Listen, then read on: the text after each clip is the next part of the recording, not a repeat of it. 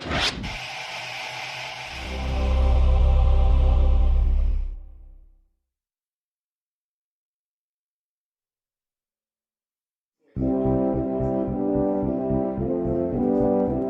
the past few years, Ricky Gervais, Stephen Merchant, and Karl Pilkington have been meeting regularly for a series of pointless conversations. This is one of them. Testing. Is that all right? Hello and welcome to the Ricky Gervais Show with me, Ricky Gervais, Stephen Merchant. Hello. And the little round-headed buffoon that is Karl Pilkington. All right.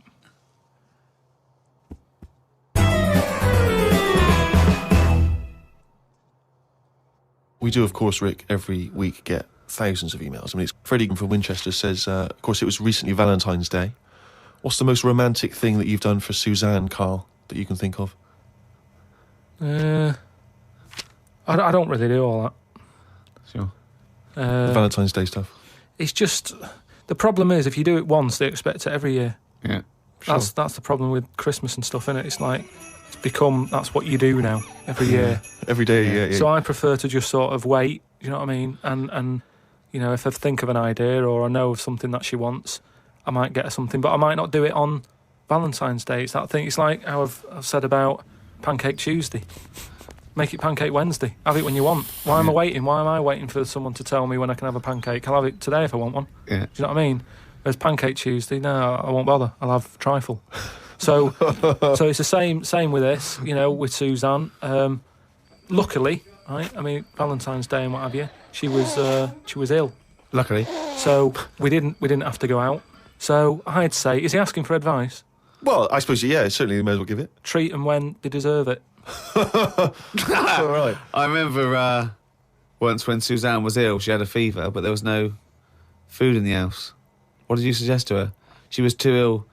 Well, it was when we were still living in Manchester and that, and you know, we needed to get some food in for tea and stuff.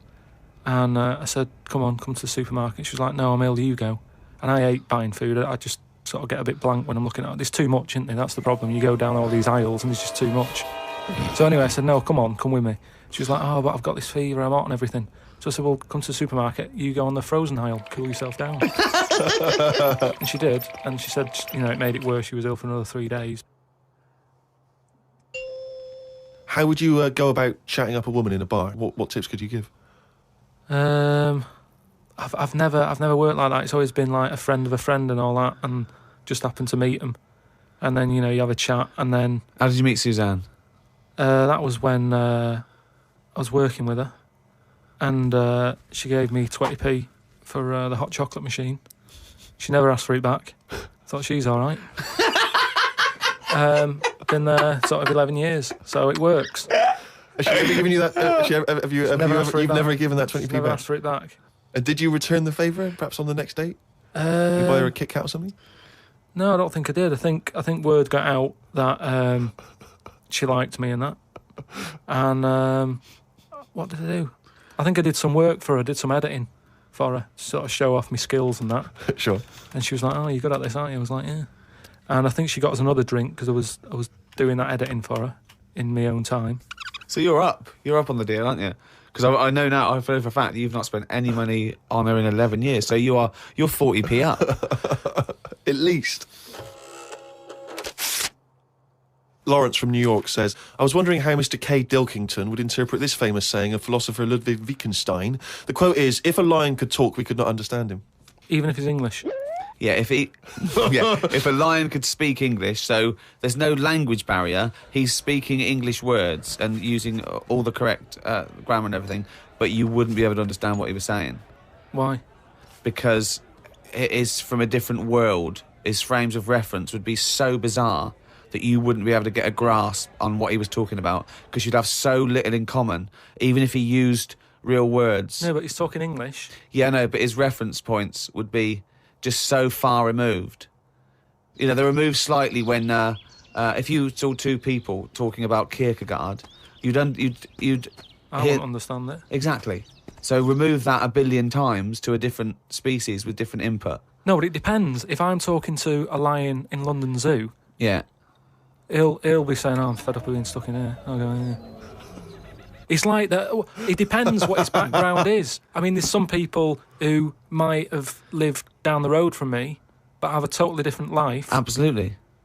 So it doesn't matter that it's a lion, does it? Well, yeah, because they're just trying to remove it even more. So now it's not just a bloke who lived a few doors away. Now it's not even a bloke. Now it's not even... Yeah, but I'd pick something smaller or something, a worm without a mouth. I'd go, definitely not. What? Definitely not what? I wouldn't be having a chat with it. I just think that a worm that's underground, what's it got to offer me? It's blind and it hasn't got a mouth. It's not going to be a good day out with it, is what I'm saying. It's not going to have that much to say to me, even if it's English. Right? Even if it's English. And how can you tell if a worm is English? Does it wear a very tiny bowler hat? Oh, Christ. But do you understand? What about a jellyfish? No, I think that's where you can say you wouldn't be able to have a good chat with them, because to me, the sea might as well be another world. Yeah. Right? Yeah. In a way, I think the fish sort of have more rights than us. What do you mean? Just because when whoever made the world, right? Say, we're just bigging up God, but if I was to have a go at him, I'd say you added too much water. Criticism 1 to God, right? So, how would you have changed that? Just more land. Fair enough. Now, why have fish got more rights than us? Because there's loads of them, and when you look at the amount of sea on the world, right? There's loads of that. You only have to I was in Malaga the other week, right? And you look in the sea, there's loads of different fish, and that's just in 8-foot water. If you go miles out, there's all sorts of weird fish, isn't there, with lights on them and everything. So, and there's just millions of different types. Yeah. Now, but why does that mean they've got more rights than us? Just because I think, rights come in numbers, don't they? If you know what I mean. Like, if there's one of you shouting, people go, oh, he's an idiot, shut up, whatever. If there's loads of you shouting, they go, oh, best listen to him, see what they've got to say. Right. And that's what I mean about fish. Yeah. There's loads of fish. Right. So... But they're not really making their voices heard, though, are they, Karl? Yeah. I know, because they're underwater. But what I mean is, I don't know what I mean.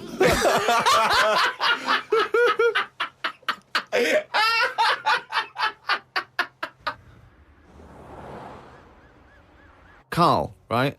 What do you think it's like being a crab? If you could go now, your mind, into a crab, what would you see? Where would you be? What would you be doing? What would you be thinking? What do you think of all the other things the crabs you'd see, the squids you'd see? What's it like, do you think? I want you to... It's like creative writing. Just think. Just let yourself go. Come on. It's got to be a crab. What do you think of a slug? What do you think to be a slug? What would you do if you were transported now into a slug? What would you do? And Suzanne, you're suddenly in the kitchen, but you're a slug, and Suzanne's sort of like there, just making tea and that. How do you let her know it's you? It's impossible. I'd just chuck myself into the salt pot or something. No, because what do you do? I'd hate that. That would be horrible, that. Oh, God. Have you ever read Franz Kafka's Metamorphosis? In which a so. man wakes up and he's turned into a giant beetle? And that's the whole story. I think it might be of interest to you. So what happened to him with the beetle? Well, I don't want to ruin it for you in case you read it. I won't be reading it, don't worry. He joined a pop group with 3 other people. He was brilliant. No, it's a really wonderful book. It's a kind of almost heartbreaking because, of course, he does, like Ricky's saying, he finds it very hard then to relate to other people, even though he still has the consciousness of a human. His parents, his rest of his family, they don't know how to deal with him, because he's a giant beetle. He becomes a freak, he becomes an outsider.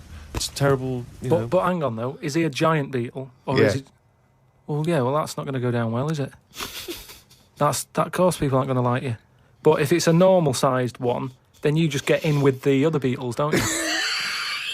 Whereas if you're a giant... How would you do that? How would you ingratiate yourself? Right, so you're suddenly a beetle. You're Karl Pilkington, right? There's other people. They're doing their business. They're scuttling around. And you go in there and they look at you as a new beetle. What's your first... What do you do? How do you ingratiate yourself? Well, for a bit, I wouldn't sort of barge into their house and that. I'd wait until they're out and about, and I'd like in life, right? Sort of help them out. I don't know what beetles do all day. I've never seen one doing anything. They just seem to be going from one place to another. Right. I've never seen them carrying anything. I don't know what they eat. I don't know what they do. I don't know how we've got them, right? But what I mean is, I'd watch them and I'd sort of help them out. And I mean, it's like going on a date or meeting a woman, isn't it? But what if there is? Whoa, a bit hang on. What do you mean? How is it like going on a date with a woman? Well, it's like I said about Suzanne with her hot chocolate. She bought me that, and I've gone, she's all right. Right. She gets me another one before I know it. She's living with me. So it's So you're all these beetles. They're scrubbing around, right? You're sort of like watching them, and then you realise that you want to mate with this female beetle. What do you do? What's your first move? Yeah, but I don't know what beetles do I? So I don't know how what you do. I don't know if you go up and go, all right. What do they do? How do they get on? Well, It's a different world. I don't know yet, do I? Because I haven't done it. would you feel bad because having your own mind in this beetle, right? Would you feel bad shagging a beetle? Would you feel that was a bit sick because you've got a human mind? Well, no, because you just close your eyes and that, won't you? Think of something else. So get round it that way. There's no point getting down about it because I'm stuck now as a beetle. So you've got to get on with it. But if you're a slug, you said you'd throw yourself in the salt pot. What would you do if you were a beetle if you got depressed? And you see all the other humans. No, you see your mates, right? They're listening to the iPod. What would you do? But no, that's what I'm saying. No, beetles are different because they do tend to hang about with each other. A slug's always on its own. It's a lonely insect, isn't it? It's not an insect. All right, what is it? A mollusk. Right, they're lonely. I've never seen a load of snails all together or slugs wandering about, whereas beetles seem to knock about in crowds. Yeah. So, oh God. Okay, all right, another one. So they're sociable creatures, and it wouldn't bother you that you've got the mind of Karl Pilkington in there? Because you can't communicate with these people, What if because they you're- don't speak English. They don't have any communication with you. Yeah, but if it's happened to me, there'll be another one in there. Okay then. Right. Okay. What would you do? Right. That's the most disgusting thing. What could it be? Right. What would you do? Right. If you were suddenly a fly, right, and you were knocking around with the flies, right, and you had to land on some, Excrement? yeah. What would you do? Yeah, but I don't have to. What do you mean? You're a fly. You're Yeah, but loving I wouldn't. No, I wouldn't be loving it, though, would I? it. Why? Because I'm me in that fly's head. So I don't think other flies would be going, come on, join in. I'd just be like, no, I'll wait here, wait, watch and that. Because I don't see why they have to do that.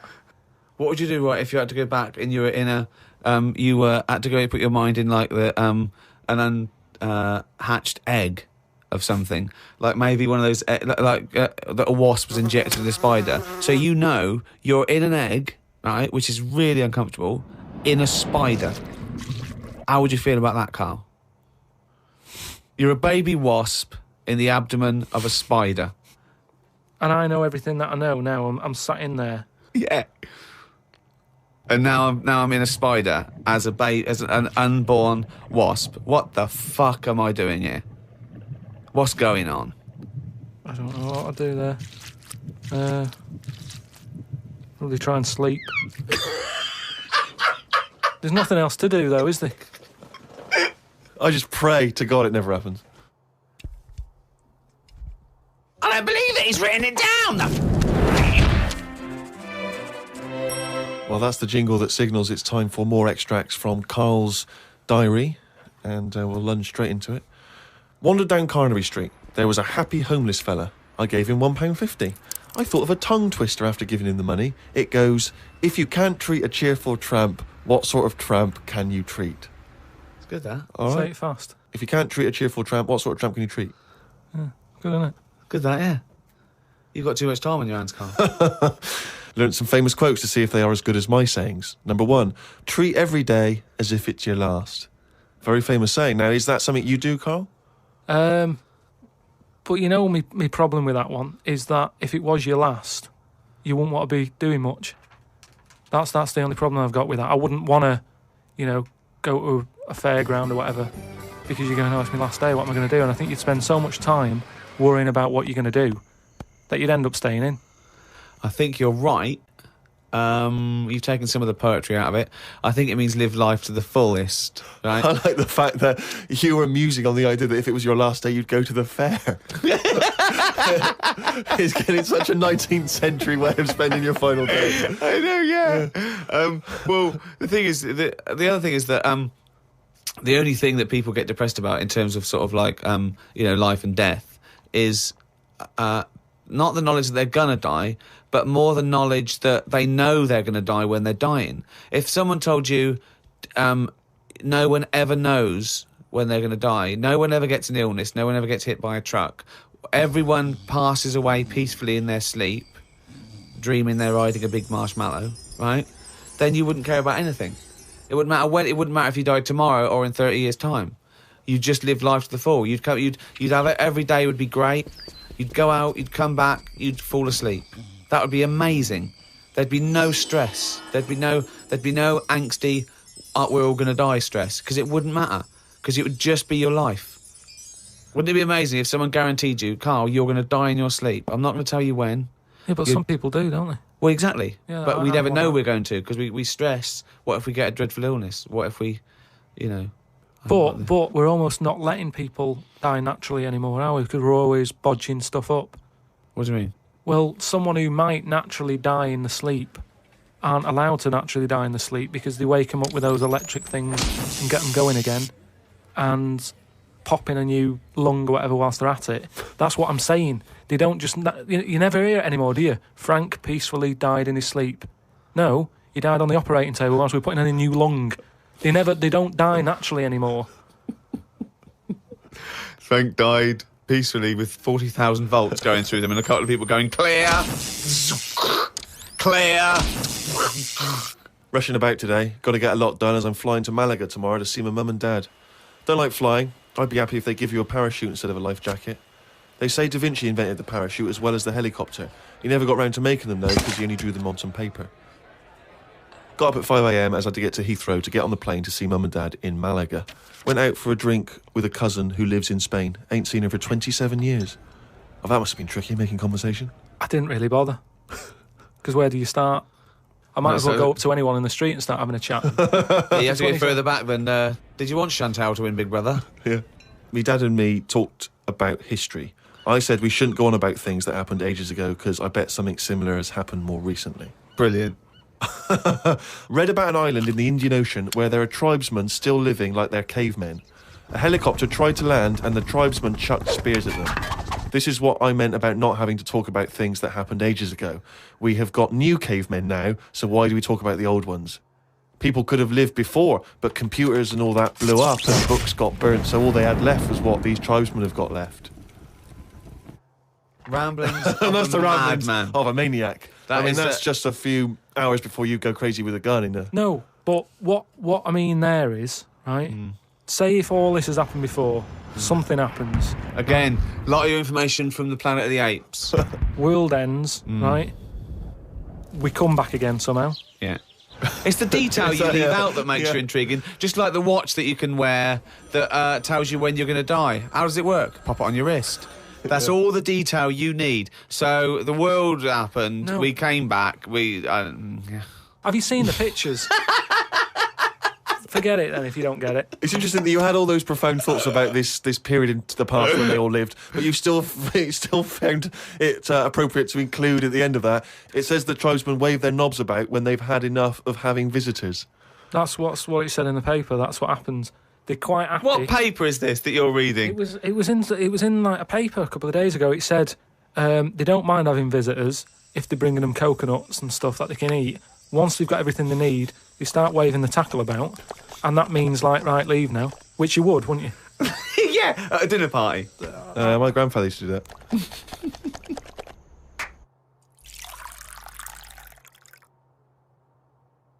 Oh, did fancy that fucking news? That jingle is getting more annoyed by the week. Well, this is the final monkey news, right? I'm not doing this anymore, right? Because we've covered it all. All the monkey news has been covered? It has. We've done loads of them. I think all the news that needs to be sort of known has been told, right? That is the end of the news. Jesus Christ. What? Get on with it. Right, do you know we chatted about the monkey that went into space and stuff? This was the one that was fed by bananas that came out of a little chute on the spacecraft. Yeah, it went up there. He came back. He could never get that the high exactly, again. Yeah. You know what I mean? He tried other things. I think he tried to get a band together and that. Right. So anyway, there was loads of monkeys that were signed up to this NASA program, and it was 1961 when this little monkey called Ham, that was his name, as well as him, there was one called Enos. So anyway, what I found out about it since then. Am went up there, did the left-right business with the bananas. Enos, they didn't put as much work into the trip when he went up there, and something went wrong with the machinery. And do you know how you get a banana for the left button and all that? It's official now. There's 2 buttons in this spaceship. Banana dispenser and everything else. The right button is everything else. But it worked the other way. The machinery went weird. Oh, no, really? So it meant that the right button would give him a banana. Right. The left button did everything else. Oh, no. How does So that what- how so does what that had been happen, taught- though? What? This is the problem with electronics, isn't it? Well, no, I don't think No, that's... apparently this is the problem. But the good I mean, honestly, look it up if you want. This is all online, by the So way. what happened when it all went haywire? What occurred? Look, Carl, this is online and it's bollocks. Luckily, Enos, because he'd done a few trips, Right, so he was like, experienced. well, I know this isn't right. As much as I love bananas, this isn't right. That was his thinking, of course it was. So anyway, so he came back. They were all like over the moon with him. He you said, know, I going, can't work with these conditions. good mission and everything. Well done on working it out. He sorted all that out. It moved on a few years. Armstrong's gone up there. Buzz and that other fella, they've been up there. The monkeys aren't needed anymore. But they were like, we've got all these monkeys who have done NASA training. What are we going to do with them all?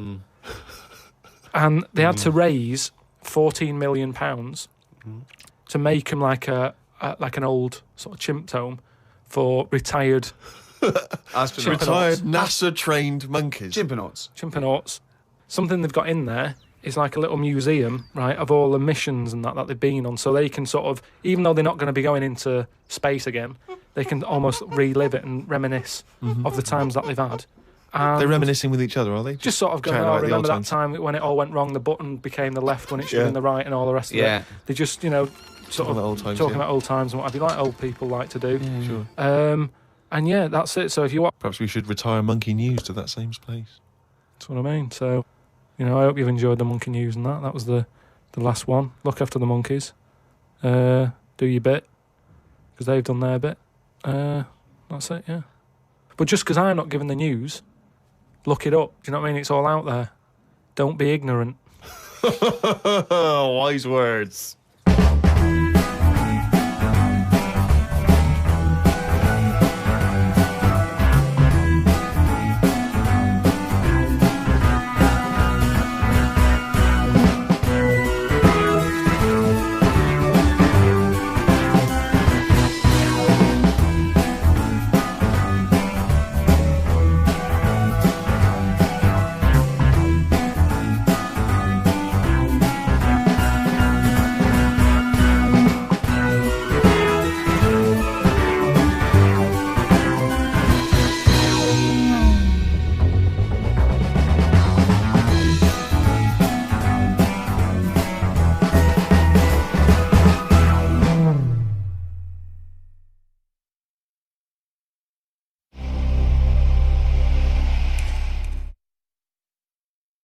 Well, here we are again, XFM, on a Saturday. Just gone 1 o'clock, Steve, if I'm very much mistaken.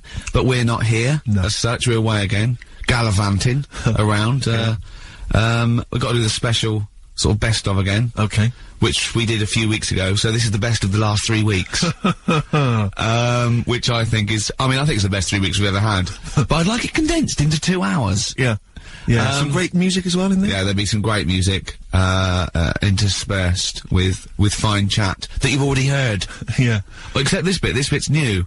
We've actually, out of the kindness of our heart, we've come in last week. Yeah. Yeah. And we've done a few clips, just because we felt a bit guilty about shooting off. Yeah, And leaving. even now, having heard this link, I'm beginning to wonder if it was worth our time. Oh, dear. You know, I've said in the past to you, Rick, that my grandparents, so I love them dearly, but it's like, for the last 30 years, they've been waiting to die. I know, It's yeah. like they just sort of, it's like, you know, the novelty wore off of life. Life in the Yeah, they 50s. got kind of bored of it. Life, yeah, in the 40s, it was brilliant. All sat around the old Joannas, the bombs Yeah. fell, singing, they loved that. The 50s, you know, that was great as well, because that was the post-war years. It was, you know, it was a bit tight in the pocket, but it was alright, everyone pulled together. And then the 60s came along, all the crazy music, the funny hair. Let's stay in bed. Exactly, and they basically stayed in bed. And it was one Christmas when my grandmother said to my dad, what do you like for Christmas? What do you fancy for Christmas? And this must have been I don't know, 20 years ago. She said, what do you fancy for Christmas, Ron? And he went, well, you know, I could do with a nice big kind of warm winter overcoat. She said, don't worry about that. Don't worry about that, because your father will be dead soon. It's right, you can have his. Meaning my granddad. Well, to be honest with you, my father's still waiting. Which is good news. Good news for my grandfather. Less good news for my dad. He's freezing. He's freezing. He finds out, how is he today? He's fine. Oh, okay. Oh, I'm freezing. It is such a weird mindset, that. I think that, to me, is what sums up people from that older generation, the 40s and 50s. And it seems to me that you've got that kind of mindset. It's like you were born in the 30s. And whenever you talk of your childhood, it's like you had, like, a baked potato to take to school. And a poop and a stick as a Christmas gift. The other thing is, I think that that sort of generation, it seems that the man is dependent on the woman. There's a total dependence. Oh, absolutely, If she dies, he's done. Yes. He's done for. Yeah. Just pine away. If he dies, she's got 30 years of pottering. Absolutely, yeah. Do you know what I mean? And going to, like, you know, the youth club and the church. I know what you mean, It's sort of like that. It's sad. Of course, it's sad for them, but it's not the end of their life. No, sure. And it sort of is the other way around. I don't know why that is. Yeah. It's terrible. That's a little melancholy thought for. I know. Christmas I've really time. you brought it down. You've brought it down. I've brought it. This isn't a nice show at all. This is terrible. Well, we're gonna have people just killing themselves. What? Well, I didn't really want to make it a Christmassy type show because I don't really like it. Oh, he's done it again. Well, he did Christmas once, didn't like it. No, my dad always said... All right, steady on. Dad said Christmas morning was for, like, you know, for me, so he used to stay in bed. So he never... That's brilliant. That's a great thing to say, isn't it? Yeah. Christmas morning's for you. Run wild, do what you want, just don't bother me. I'm going to Honolulu for 2 weeks. That's great. Dad, it's Christmas. Do I have to do anything? No. So my mum used to get up, because she used to like to see my face light up, you know, when I open the presents. And then, fireworks. And then I'd have to go to my bedroom from about 6 o'clock onwards, because, like, my mum and dad were into having big Christmas parties, and I wasn't, like, old enough to go. Right. So they'd say, right, you know, you've had your fun there, you go up to your bedroom, stay in there. Really? Yeah, I remember one year, right, I got a train set, that's what I wanted. Yeah. Right? It's brilliant. Playing with it all day. I thought, I don't mind about the party, I'm happy staying up here, playing with this. Brother comes in, he's had a few, right, he's going, yeah, give us a go on your train. How old is he? He's a bit older than me, so he might have been like, let's see. Well, let him be 18. Yeah, probably about 18, 19, and how old something were you? like that. I had a train set, so, I don't know, about 14. something like that. Yeah. Right, so I'm playing on that, loving it and stuff, and then he comes in and goes, oh, give us a go. He turns the transformer up to, like, 14. He went really fast for about 5 seconds, broke it, and then he went back downstairs. Wow. So Christmas, I hadn't even got to Sounds Christmas like Day. the Conservative government with British Rail. Satire, that is. Rick, I just thought that there's satire. If there's any satirical shows listening or magazines. It doesn't work in any way, because there's the analogy falls down apart from there being a train. Think it through, though. British Rail was trains. Yeah. And the government broke the trains in many ways. They didn't break them, like, not officially breaking them, but they kind of... It does work, it's perfect. Oh, I'm pretty pleased with that. And I can't, and no one's asked him to be on Have I Got News For You. It's weird, isn't it? Because it's strange, that, when you've got a satirical mind that's as quick as that. Yeah. Right. And then he's broke your little train set, and so what did you do? I just, like, watched telly and had some sausages. I bet you were happy with that, though, weren't you? It's a bit annoying, though, isn't it, when your main present of the year has been broke. And did it ever get it fixed? No, that was it. Put away. I'm intrigued why your parents wouldn't let you come and join in the festive fun. Was it, like, really debauched down there? Was it, like, eggnog everywhere? And well, no, but I mean, that's fair enough. 6 is a little bit early, but I just think, you know, if you're a kid, you know, he had his fun, put him to bed at 8, maybe. And you think so on Christmas Day? I thought that was a day for family. Well, not if there's a party going on. Well, don't have the party on Christmas Day. Well, that's another option. Yeah. Your parents are weird, aren't they? A strange breed. Well, I think that was the year, right? You're talking about buying presents and stuff. I think I did treat my mum to... I didn't buy my dad anything. I think that was, like, when I got a bit older, he used to get me dad something, because he wasn't that bothered anyway. No. So, got me mum, there was a cheap shop, right? Of course. Thank God for that. Called Snips. Right? So I went in there and I thought, let's see what I can get her. And remember Victoria Plum? I don't think so. Well, it's like a fairy character. Right. Right? And my mum's into gnomes and stuff, right? So I thought, right... She must be pleased with you, then. Victoria Plum. I was thinking, is that one of the neighbours? Is it like a brandy liqueur? Do you remember Victoria Plum? Victoria Plum? Victoria Plum, yeah, it's like a little fictional sort of character, right? Okay. So I saw it, I thought, yeah, she'll love that. right? So I did my paper round, saved up for 2 weeks, right? Got that sorted, went to Snips, bought the Victoria Plum. Next day I'm in town with her, right? So I think, I know what I'll do. I said, come in here a minute, right? So we go in and we're looking around, and I tested her, right? I went, look at that there, that's alright, innit? And she goes, oh, it's bloody awful. Oh, Karl. Oh, Karl, oh, God. So then, Christmas Day comes, I said, don't bother opening it. She said, no, why? I said, Oh, no, why did you still give it to her? So, well, it was too late, I'd already bought it. Oh, Karl. So she opened it, and I was like, and she said, oh, that's nice. I said, why are you saying that? I said, the other day, she said, it's bloody awful. She said, oh, no, I thought you were pointing at something else. Oh, no. So that's why I don't get anyone anything anymore. Oh, God! Play record! Oh, God! Oh! XFM 104.9, we're not here. This next clip is one of my favourite clips. Look, it needs no introduction. Here it is. Something else we're giving away. Go on. The Shining. It's more throwing away, isn't it? Once again, is it on video? Once again, it's on VHS. Just because you buy it out of your own money, Karl, stop being so mean. And I want to watch it tonight, 'cause it's one of those films that, So you're gonna watch this video, and then you're gonna send it to someone as a prize? yeah, it's one of them films that... Oh, sorry, you just said yes to that without blinking. Oh, yeah. You don't think, like, Les Dennis doesn't have a quick go in the car on Family Fortune before he gives it away? It costs Jim Bowen has $5.99. a go at those his and her towel racks. It costs $5.99, Karl. Okay, this is Karl in the classic The Shining. And what's the question? Well, we might ask that afterwards. Okay, then.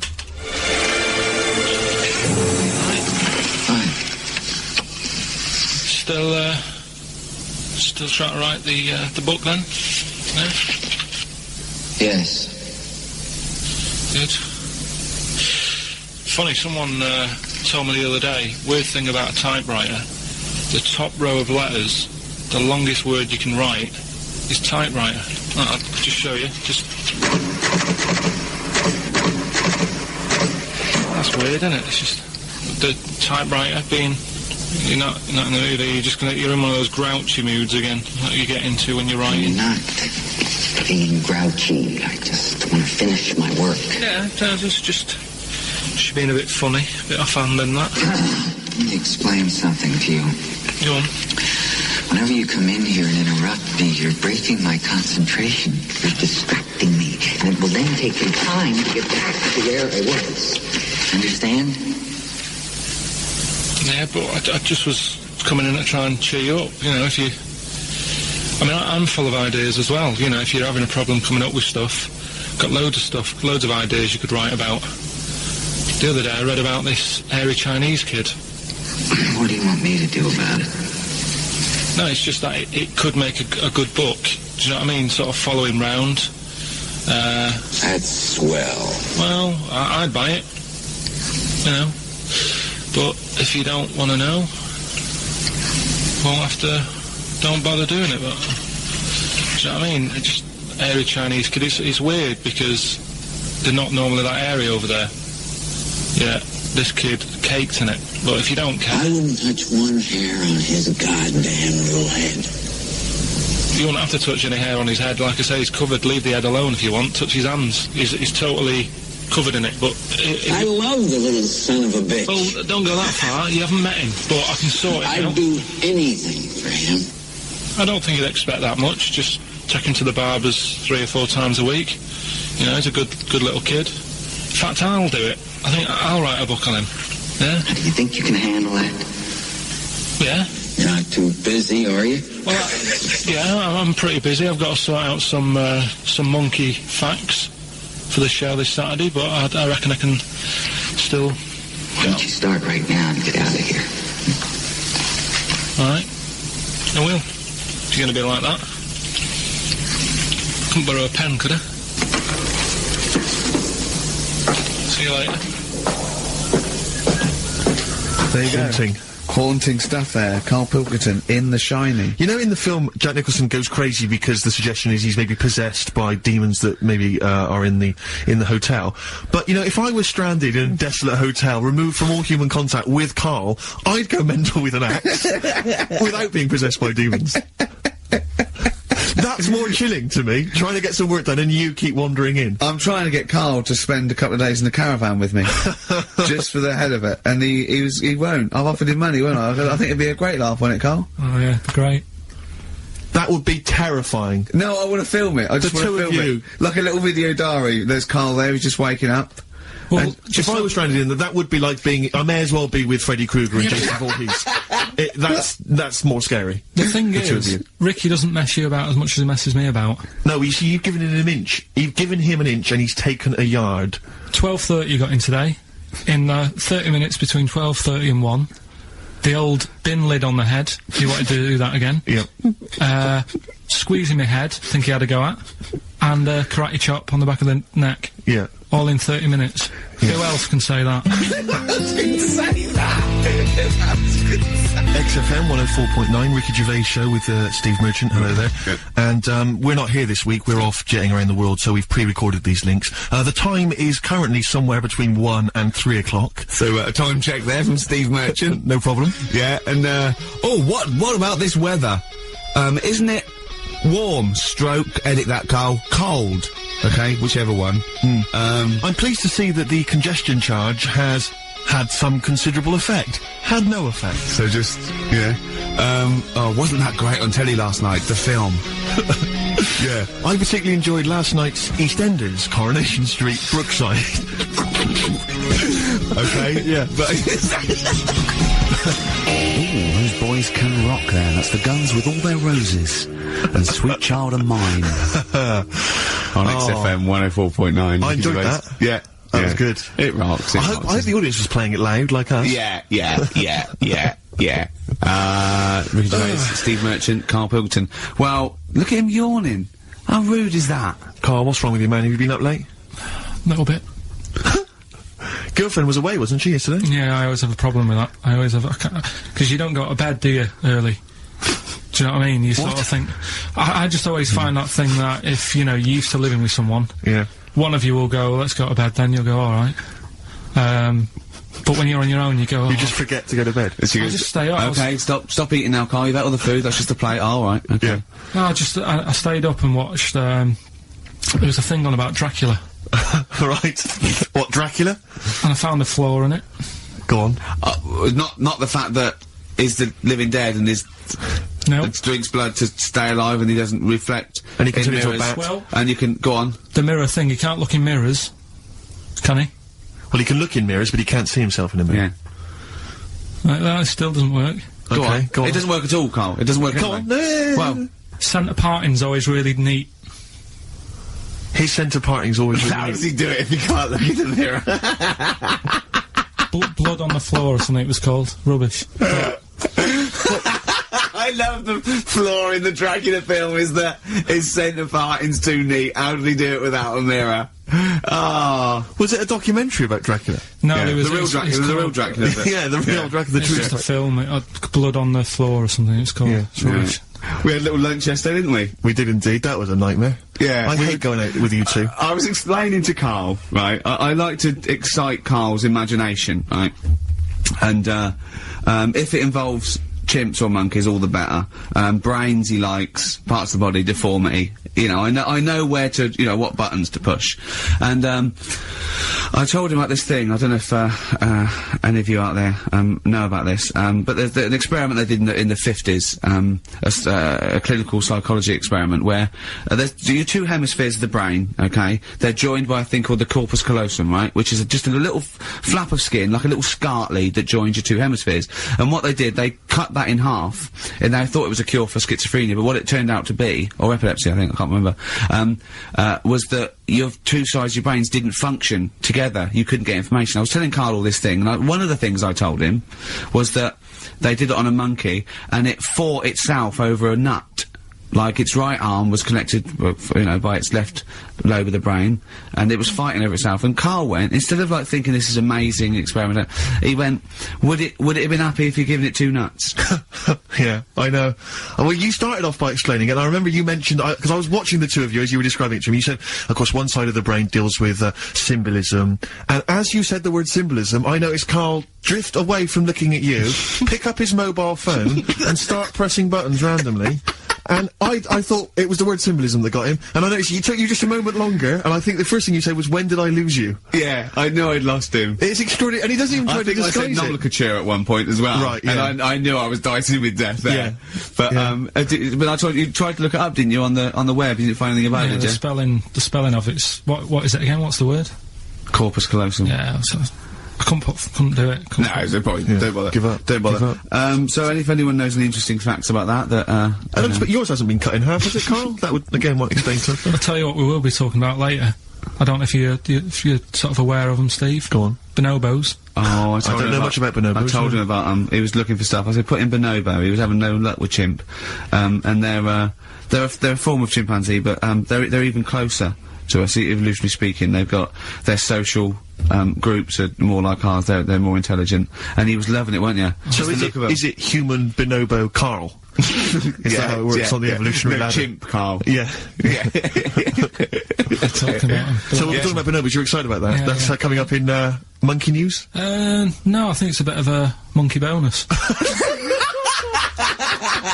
Oh, that was great. That was very, very funny indeed. What a wonderful clip that was. I enjoyed it. Do you remember that? Yeah. Wow. It was a few weeks ago, wasn't it, really? I mean, I think it was last week. we'd have to have very, very bad memories not to remember that hilarious clip. I'd like to hear that again maybe in a couple of weeks' time when I'm away. Yes, absolutely. It's embarrassing, isn't it? And we, but the good thing is, on telly, I feel a bit guilty about putting out shoddy rubbish because I'm getting paid an awful lot. Yes. But here, I don't give a They can bleep that. They will do. They will do. Bit of David Bowie. When's that ever hurt anyone, Steve? Never. Lady Stardust off Ziggy Stardust and the Spiders from Mars on XFM 104.9. I'm Ricky Gervais, Steve Merchant. Karl Pilkington is in the middle of educating me. Educate me. Did I tell you the time when the doctor said I was going to die? All right, keep talking. Right, ages ago, must have been about 15, right? And at lunchtime there was this. We used to have a choice of stuff to do at lunchtime, right? We used to have like a burger place that had an arcade machine in it, right? So we used to go there and play on that and have a burger. Or there was this baker's, right, that my mum worked at, and did great cakes and stuff, right? So she used to like bring some home and that, but she couldn't always bring them home every night because, they cost money, and she used to get them for free. And they used to say they'd rather chuck them away than give them to the staff because there's a chance that the cream might be off. Right. Right, so they used to chuck them round the back. So I used to go round the back with my mate and eat a load. Brilliant. Yeah. Eating out of bins. No, it wasn't out of bins, they were still in trays, but they just stacked them up near the bins, right? So this got out, I mean, it used to be chocker. Once the school found out, everybody used to go there, and it'd be like, well, have a cake. Headmaster Chronicle fighting the kids off. Right, so I'd have, you just eat, I don't know, 6 jam donuts or something, and then you'd spend your dinner money on the arcade machine. Brilliant. Right? So it was a good afternoon, really, right? So you'd do that, and this one day I must have had 6 or 7 jam donuts, a few Congress tarts. What's the Congress tart? I love them. It's I can't get them in London, right? So I'd have some of them. And if anyone can get a Congress tart for Karl in London, please let him know. So anyway, this day, that was just a normal day. Do you know what I mean? You'd once, twice a week, you'd have a load of cake. In your life, yeah. Yeah, a normal day in your life. Were the frog boys there with the webbed hands and the big heads? And the horse in the settee? Yeah. But the day after one of these days, I had really bad cramp in my belly. Right? I was like in agony, could hardly walk. So I said to my mum, you could hardly stagger to the free cake. So, I was in absolute agony. I said, I don't like doctors, but you'll have to get a doctor in because I don't know what it is, I can't walk. Just gets the doctor round. I won't say his name, but he said, well, doesn't look like he's got long left. Blimey. So I was a bit like, hang on a minute, I've only had a few cream donuts. Yeah. My man was panicking. Sure. He went, my dad came in from work, she said, oh, something's really bad with Karl, I think it's serious, you know, the doctor said he ain't got long left. So he said, what, he said that and just left? So she said, yeah. He said, I'll have to call him then. So he called him up, said, what's all this about, you know, Karl hasn't got long left, how long's he got? So he goes, oh, I was only messing. It's just had some bad cream. Can you believe that? Well, the thing is... I like the fact your mum didn't ask any questions. I know. She didn't go into detail. Well, can you explain more, Doctor? No, I got to show off. No, but she doesn't. You know, I don't want to diss you or your family, but I imagine if I was there, I'd have known the doctor was joking. Yeah. That's all I'm saying. I mean, I sound very arrogant there, but I imagine he went, what's he done? Yeah, I had about 6 cream cones. Oh, right. Oh, wow. He hasn't got long to live then. I'll see you later. Yeah. That's what I think the doctor did. Yeah. I just love the idea your mum just let him go. Yeah. Terrified, thinking, well, I'm not going to probe him, that's it then. Dad comes in. Hi, honey, I'm home. Anything happened? The doctor said Karl's gonna die and then left. Did he? I'll call him. But anyway, that's why these sort of things fascinate me. So we'll move on to this next one, right, which is brilliant. Dead short story. So, right, old woman, about 70 years old. Yeah. She's normally fit and healthy and stuff, nothing wrong with her, she's having a good life. And one day, she goes for a check to the doctor's, just to check herself out, 'cause she's getting on a bit. Yeah. Says, take your clothes off and that. So she does, and checks her out, says, yeah, you're looking good, you're looking good. Turn round, he said, oh God. He says, you got a tumour on your buttock. Right? So she goes, oh. What, can you do anything to sort it out? So they go, yeah, we could book you in for an operation, it's best if we remove this. Books her in for an operation, operation day comes, strip her down and that, they're all stood round, the doctors, start to operate, it only turns out it's a pork chop that she sat on 5 years earlier, and it had stuck to her buttock. Right, Karl. I can forward you. I'm not. Right. No, listen. Serious. Right, okay, Karl. I'm telling you now. I'm leaving. I'm never doing this show again. No, I'm serious. Honestly. You're talking. I've never had such. What do you mean? You couldn't believe it? No, when I read it, I said I've got to tell Ricky that. This woman had a pork chop stuck to her arse for 5 years. You mental case. Of course she didn't. That is a blinding record. And before that, Rick, what do you make of those adverts? They were great, weren't they? I like them. Yeah. I'm going to buy all them products on the way home. And that's endorsed by Ricky Gervais. He's won awards. Yeah. Rick, do you remember this? This was a hilarious one. No, you'll remember this when you hear it. It was when Karl said something that was basic. Well, I think for a lot of people it sounded like a lot of old bollocks. What have we got now? Right, so we're looking into animals that we get rid of. I've spoken to someone about snails, I spoke to someone about jellyfish, and that, and looking at cockroaches today. She's an expert, she's just not just some random person. No, she works in a museum, well, a good museum, I said I'd give it a plug. It's the one near Knightsbridge, it's got dinosaurs and that in it, it's worth seeing. And Natural History Museum? Yeah. So, It's not sure. He's not sure. This is what happened.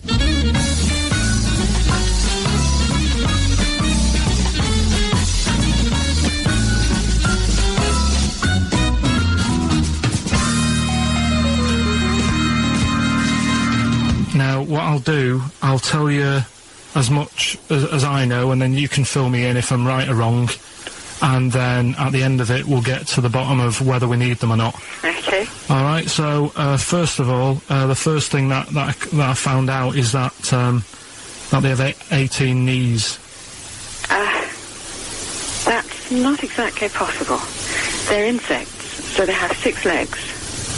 Yeah. And a knee is usually the junction between femur and tibia. That's sort of classic human knees and every other animal knee. So with 6 legs, you can only have 6 knees. Could somebody sort of got mistaken for seeing one that was a bit double jointed?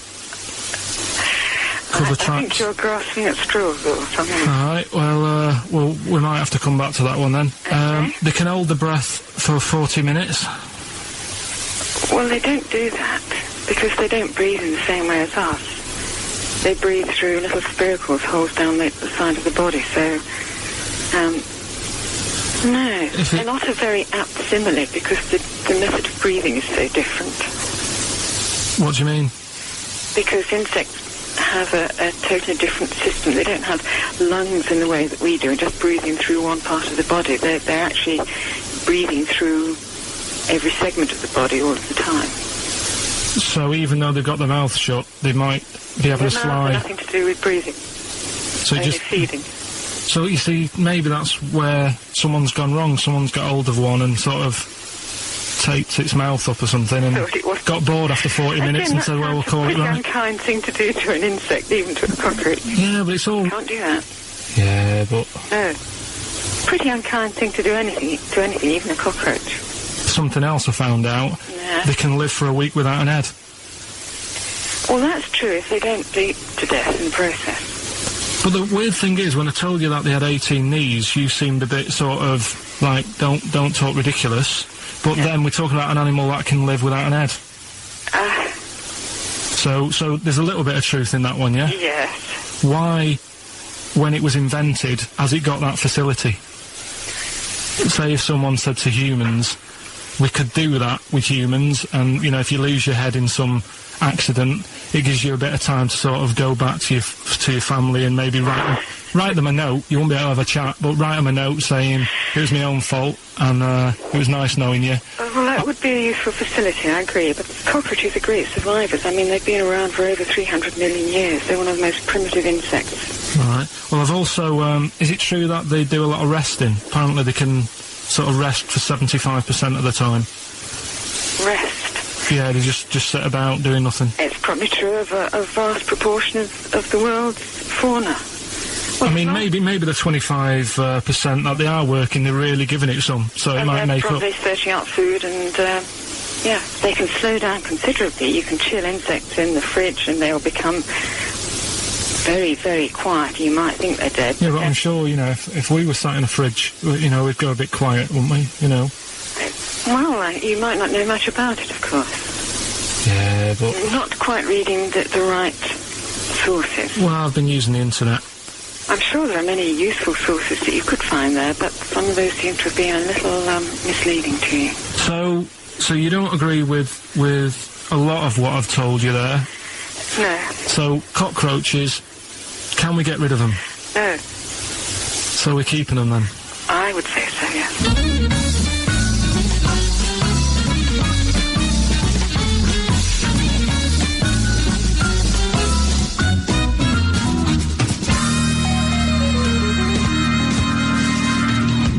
I think we should get her on more often because she sounds like she'd be a bit of an ally, really.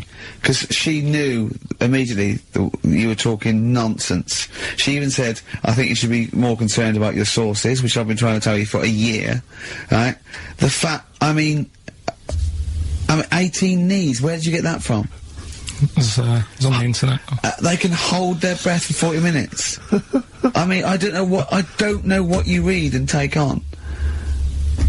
Mad world, isn't it?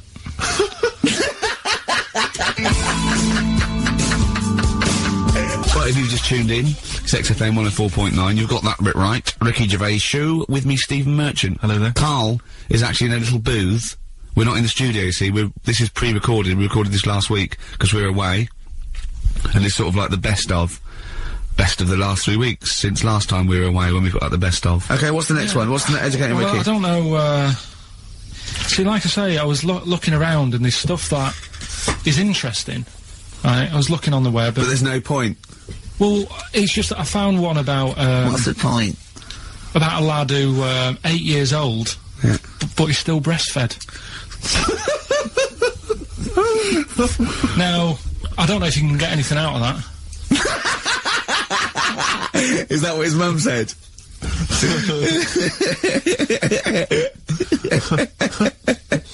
What do you mean I don't know if I can get anything out of that? You don't need to. No, it's just that, you know... Where did you read that? That was on the internet. Oh, well, yeah. You're always unspecific when you mention it. It's just it was on the internet. Well, I'm trying to think what I put in. I think I put in Y to see if I'd confuse a computer. And then, Karl, you are... No, I did no, honestly. I did a search, put in Y, and it came up with funny things that, like, why is this person doing that? Why is that? And it had a picture of this 8-year-old lad, sort of, you know, on his mum's nipple. and it was saying, you know, is this healthy? You sure that wasn't asking you that question? What? I put in why? Just to confuse the computer. Like, what do you mean? Yeah. Stop it. Yeah. Oh, look, yeah. Last week, I was walking, home with him, and I went, he was saying something stupid, and I went, I've got a competition for next week. Let's do a phone-in, and it's called Karl Pilkington, Genius or Fool. Yeah. Right? And he went, no. I went, why not? He went, well, it'd be confusing, because they say there's no difference between genius and being a fool. You do though, don't you? No, but it's rubbish, and people say there's a fine line between madness and genius, and, you know, it's a ridiculous soundbite. They don't say there's a fine line between a genius and an idiot. Well, the people who do are idiots. Yeah.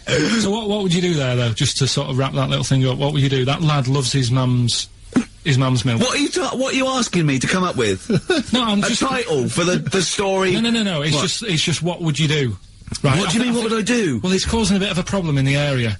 Right? What area? In America, I think it was. Oh, America are a problem, are they? George Bush is worried about this kid who's breastfeeding at 8. Imagine it like this, right? Right. No, so, Carl, what are you asking me? About this spurious story you saw on the internet? I saw it on the internet. There's an 8-year-old lad, he likes his mum's milk, and it's saying, is this right? Should it No, be it's going not. on? But what do you want Ricky to do about it? It's not his responsibility. Yeah. No, but the little town that he lives in, they're all causing an uproar, right?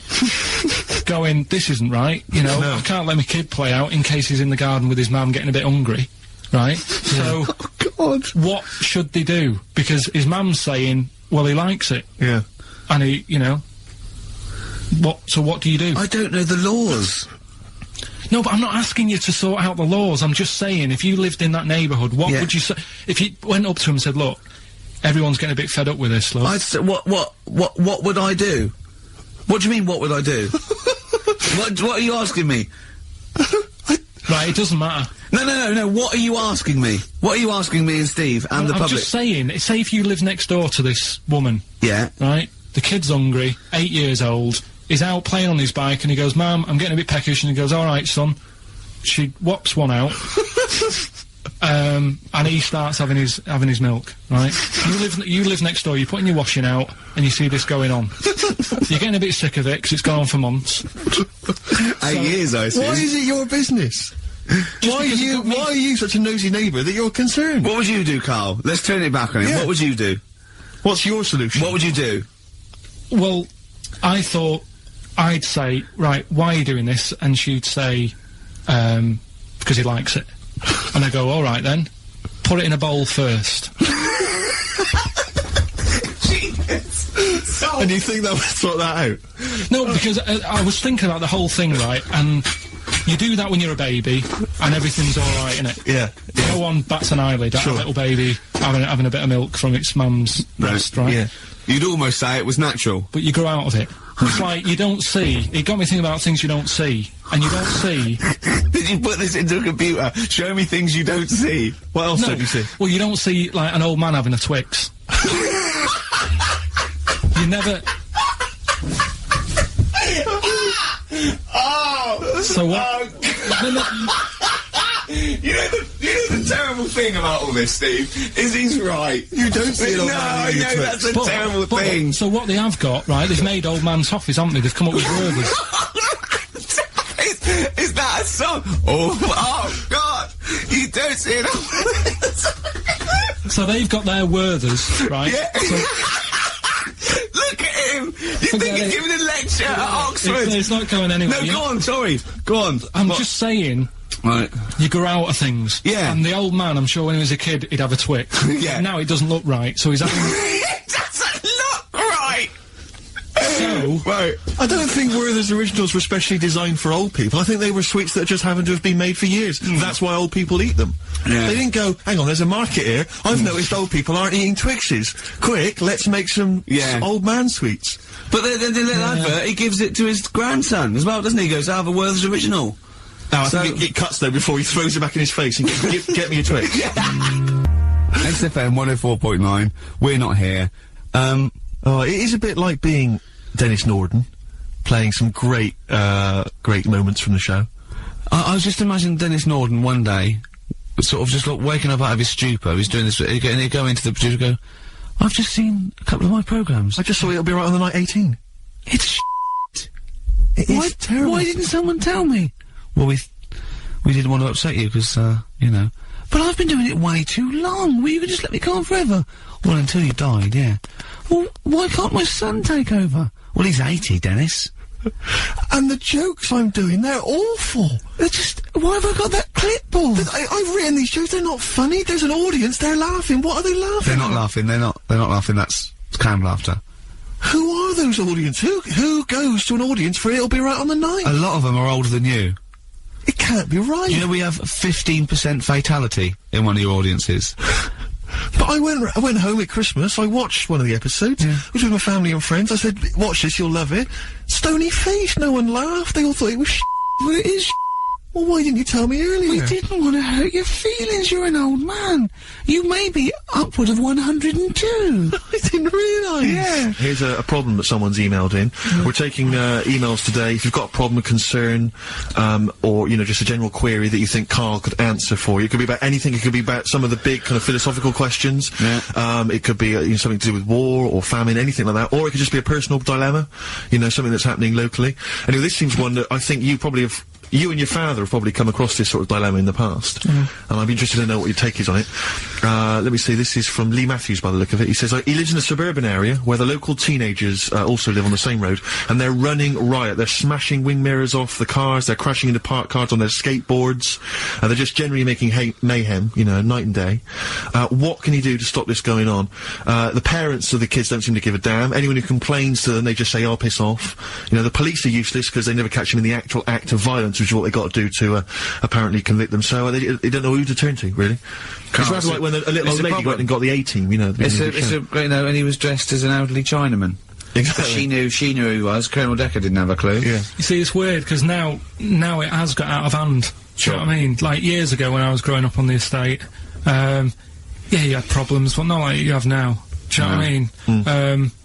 You know, Summers were nice as well, weren't they? Well, right. And police are getting shorter and younger. But you yourself kind of admitted in the past that you were something of a tearaway. You didn't do anything like these kids here. I mean, the thing is, I was scared that if I got caught doing it, my dad would go mad. Yes. And I remember smashing a car window by accident and legging it in the lounge and sort of pretending to go asleep on the settee. Right? Genius. And I heard a knock at the door. He chloroformed himself just to be unconscious when his dad came home. And there was a knock on the door, and I thought, oh god, this is a fella, he saw me. I was chucking a stone in the air, seeing how high I could throw it. Of course you were.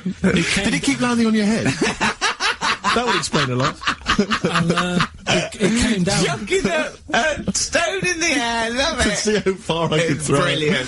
So, you know, I wasn't bothering anyone. Did you invent that game? Right, Did you get the stone for your birthday? Go and play with your stone. He gave one to Suzanne. Karl, go and play with your stone.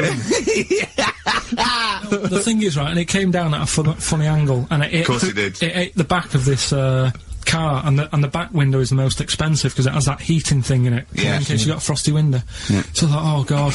So I legged it in, got on the settee, went to sleep, knocked at the door. Genius. It's a brilliant plan. It's a brilliant plan. I couldn't be guilty. I'm asleep. So I love the idea. So the thing is, our lounge used to sort of you could see in from the door, right? So this family who saw me do it saw me asleep on the settee, and my mum said, "Go and get the door," and I sort of went, "Oh," as if I'd been asleep. Yeah. And went to the door, like rubbing my eyes, and the fella said, "What did you run off for? I saw you." I was like, "Oh no," and I didn't see my dad. I went out. It was when he was working sort of evenings, so I went out so I didn't have to see my dad. And then the next day I came home from school, and my dad said, 45 quid. Ooh. That's all he said when he looked at me. And then you fell asleep when he went, wake up, you know what I said? No, 45 quid. Now the thing Karl. is, he didn't have to do £45, Karl. Now, I know you were saving up for a brick, but you can't have it. Yeah. Just equally, if you're doing a bigger crime, you know, a bank job or a murder. Remember to take the stocking off your head, because they wake you up and go, why have you got a stocking on your head? Just go, oh, I had a weird dream. Right. Okay, look, quick query for you. This is from Jay. He's got a problem here. He says, my parents won't let me ditch my studies. He's currently reading modern languages at London University. Sure. He wants to follow his dream, but his parents won't let him, of being a dancer. Karl. Worse than that, he says that they're trying to arrange a marriage to a bunch of minging daughters of people they know from good families. He doesn't know what to do, so he's got the arranged marriage coming along, and he's also got, he basically wants to be a dancer. His parents are forcing him into something more practical. Well, the first thing, right, I don't think Live your dreams? the arranged marriage thing is such a bad idea. Okay. Because I think too many people go on looks. Right. And then you soon get bored of that, and you find out the person who you're knocking about with, it's actually not your type. Right. Why don't you arrange marriages for people? Well, I'm just saying, right, so I'd say, Jay, go along with that. I wouldn't worry about it. Okay. I mean, if they're really ugly, then, don't go along with it. But if they're half bad, put up with it. That's Sure. right. The dancing. Brilliant. Right? That's that solved. Brilliant. I wanted to be a dancer.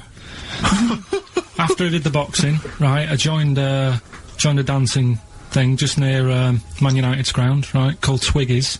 Went along, I wanted to learn some moves. How old were you? Well, it was when Michael Jackson was, like, pretty big, so about 83, 84, 85, something like that, around there. Wanted to do it. When I went, it was shut, and I'd become like a warehouse for toilet rolls. So in a way, I wonder what would have happened. Sorry, how is that an anecdote about you going through dancing? You've told me before, you did boxing for a while, you did dancing for a while, you had a true fight in the boxing, you didn't even get in the that's not an imagine if that was a film! This is a boy's dreams of becoming a dancer. Oh, it's shut. Next on. I mean, how is that a story? Yeah, that was Billy Elliot. Do you think he would have won quite as many awards? Yeah, brilliant. Footloose. All right? Yeah. I'm fed up they banned it. Let's go. Oh, it's shut. Flash dance. First, there was... it's a warehouse. Never mind. I'm just saying, you'll find something else. I think I got a go-kart after that. I bought a motorised go-kart and kept myself busy with that. So... There's always other things. Just think, Alan Bennett has to sit down and really sweat over his stories. Yeah. He just opens his mouth. You are a living Alan Bennett character. So that's solved. Well, Jay, don't worry about that. There's no emotional problems I can foresee if you follow that advice. So the advice there is do an arranged marriage. If she's not ugly. minging, she's not completely minging. Yeah. And don't worry about dancing. Get a go-kart. Cheers. This is XFM 104.9. I'm Ricky Gervais with me, Stephen Merchant. Hello. You're listening to the best of basically Karl Pilkington. You don't talk to anyone, do you, in the week? You just hide in your little sound booth thing, and you really don't talk to anyone, do you? Much. Not really. No. I mean, you might call up. Yeah. But no, I keep myself to myself. Yeah. Then you don't get bogged down in the office politics and stuff. Yeah. Is there a lot of office politics here? I don't know. I don't get involved in it. Oh, yeah. Proved your point. So when we're away and we're like out of action, who, other tthan Suzanne, who will you talk to of the day? How will you get a sort of feedback from the world? How will you get sort of like input and? I always, if ever I've got like a question on anything, the internet's sat there and I can just go online and find out. The internet is good. It's brilliant, but it's not all verified. It's not all necessarily factually accurate. Anyone can put things onto the internet. It's it's freaks and things that put on. Well, here's things one, right? like here's one that I read in the week. Right? Go on. About this woman. Yeah. She was a bit of a punk, and to get her hair done like she wanted it. Super glue. Right now, she got lard. Apparently, it's a popular thing. You might know. Put lard on your head. Yeah. And you put it in the oven. Now, apparently, the heat that you get from the oven is different from the sort of heat you get from an hairdryer. Right? And she had to do that to get the style that she wanted. But anyway, she comes into money or whatever, treats herself to a microwave. Right? It's not true, Karl. Opens the door, jams the things, like the little catch, so the microwave works. She jams it with a screwdriver or a knife or something. Yeah. Puts the microwave on, sticks her head in, boils her brain. Don't be ridiculous. Right? Well, why is that ridiculous?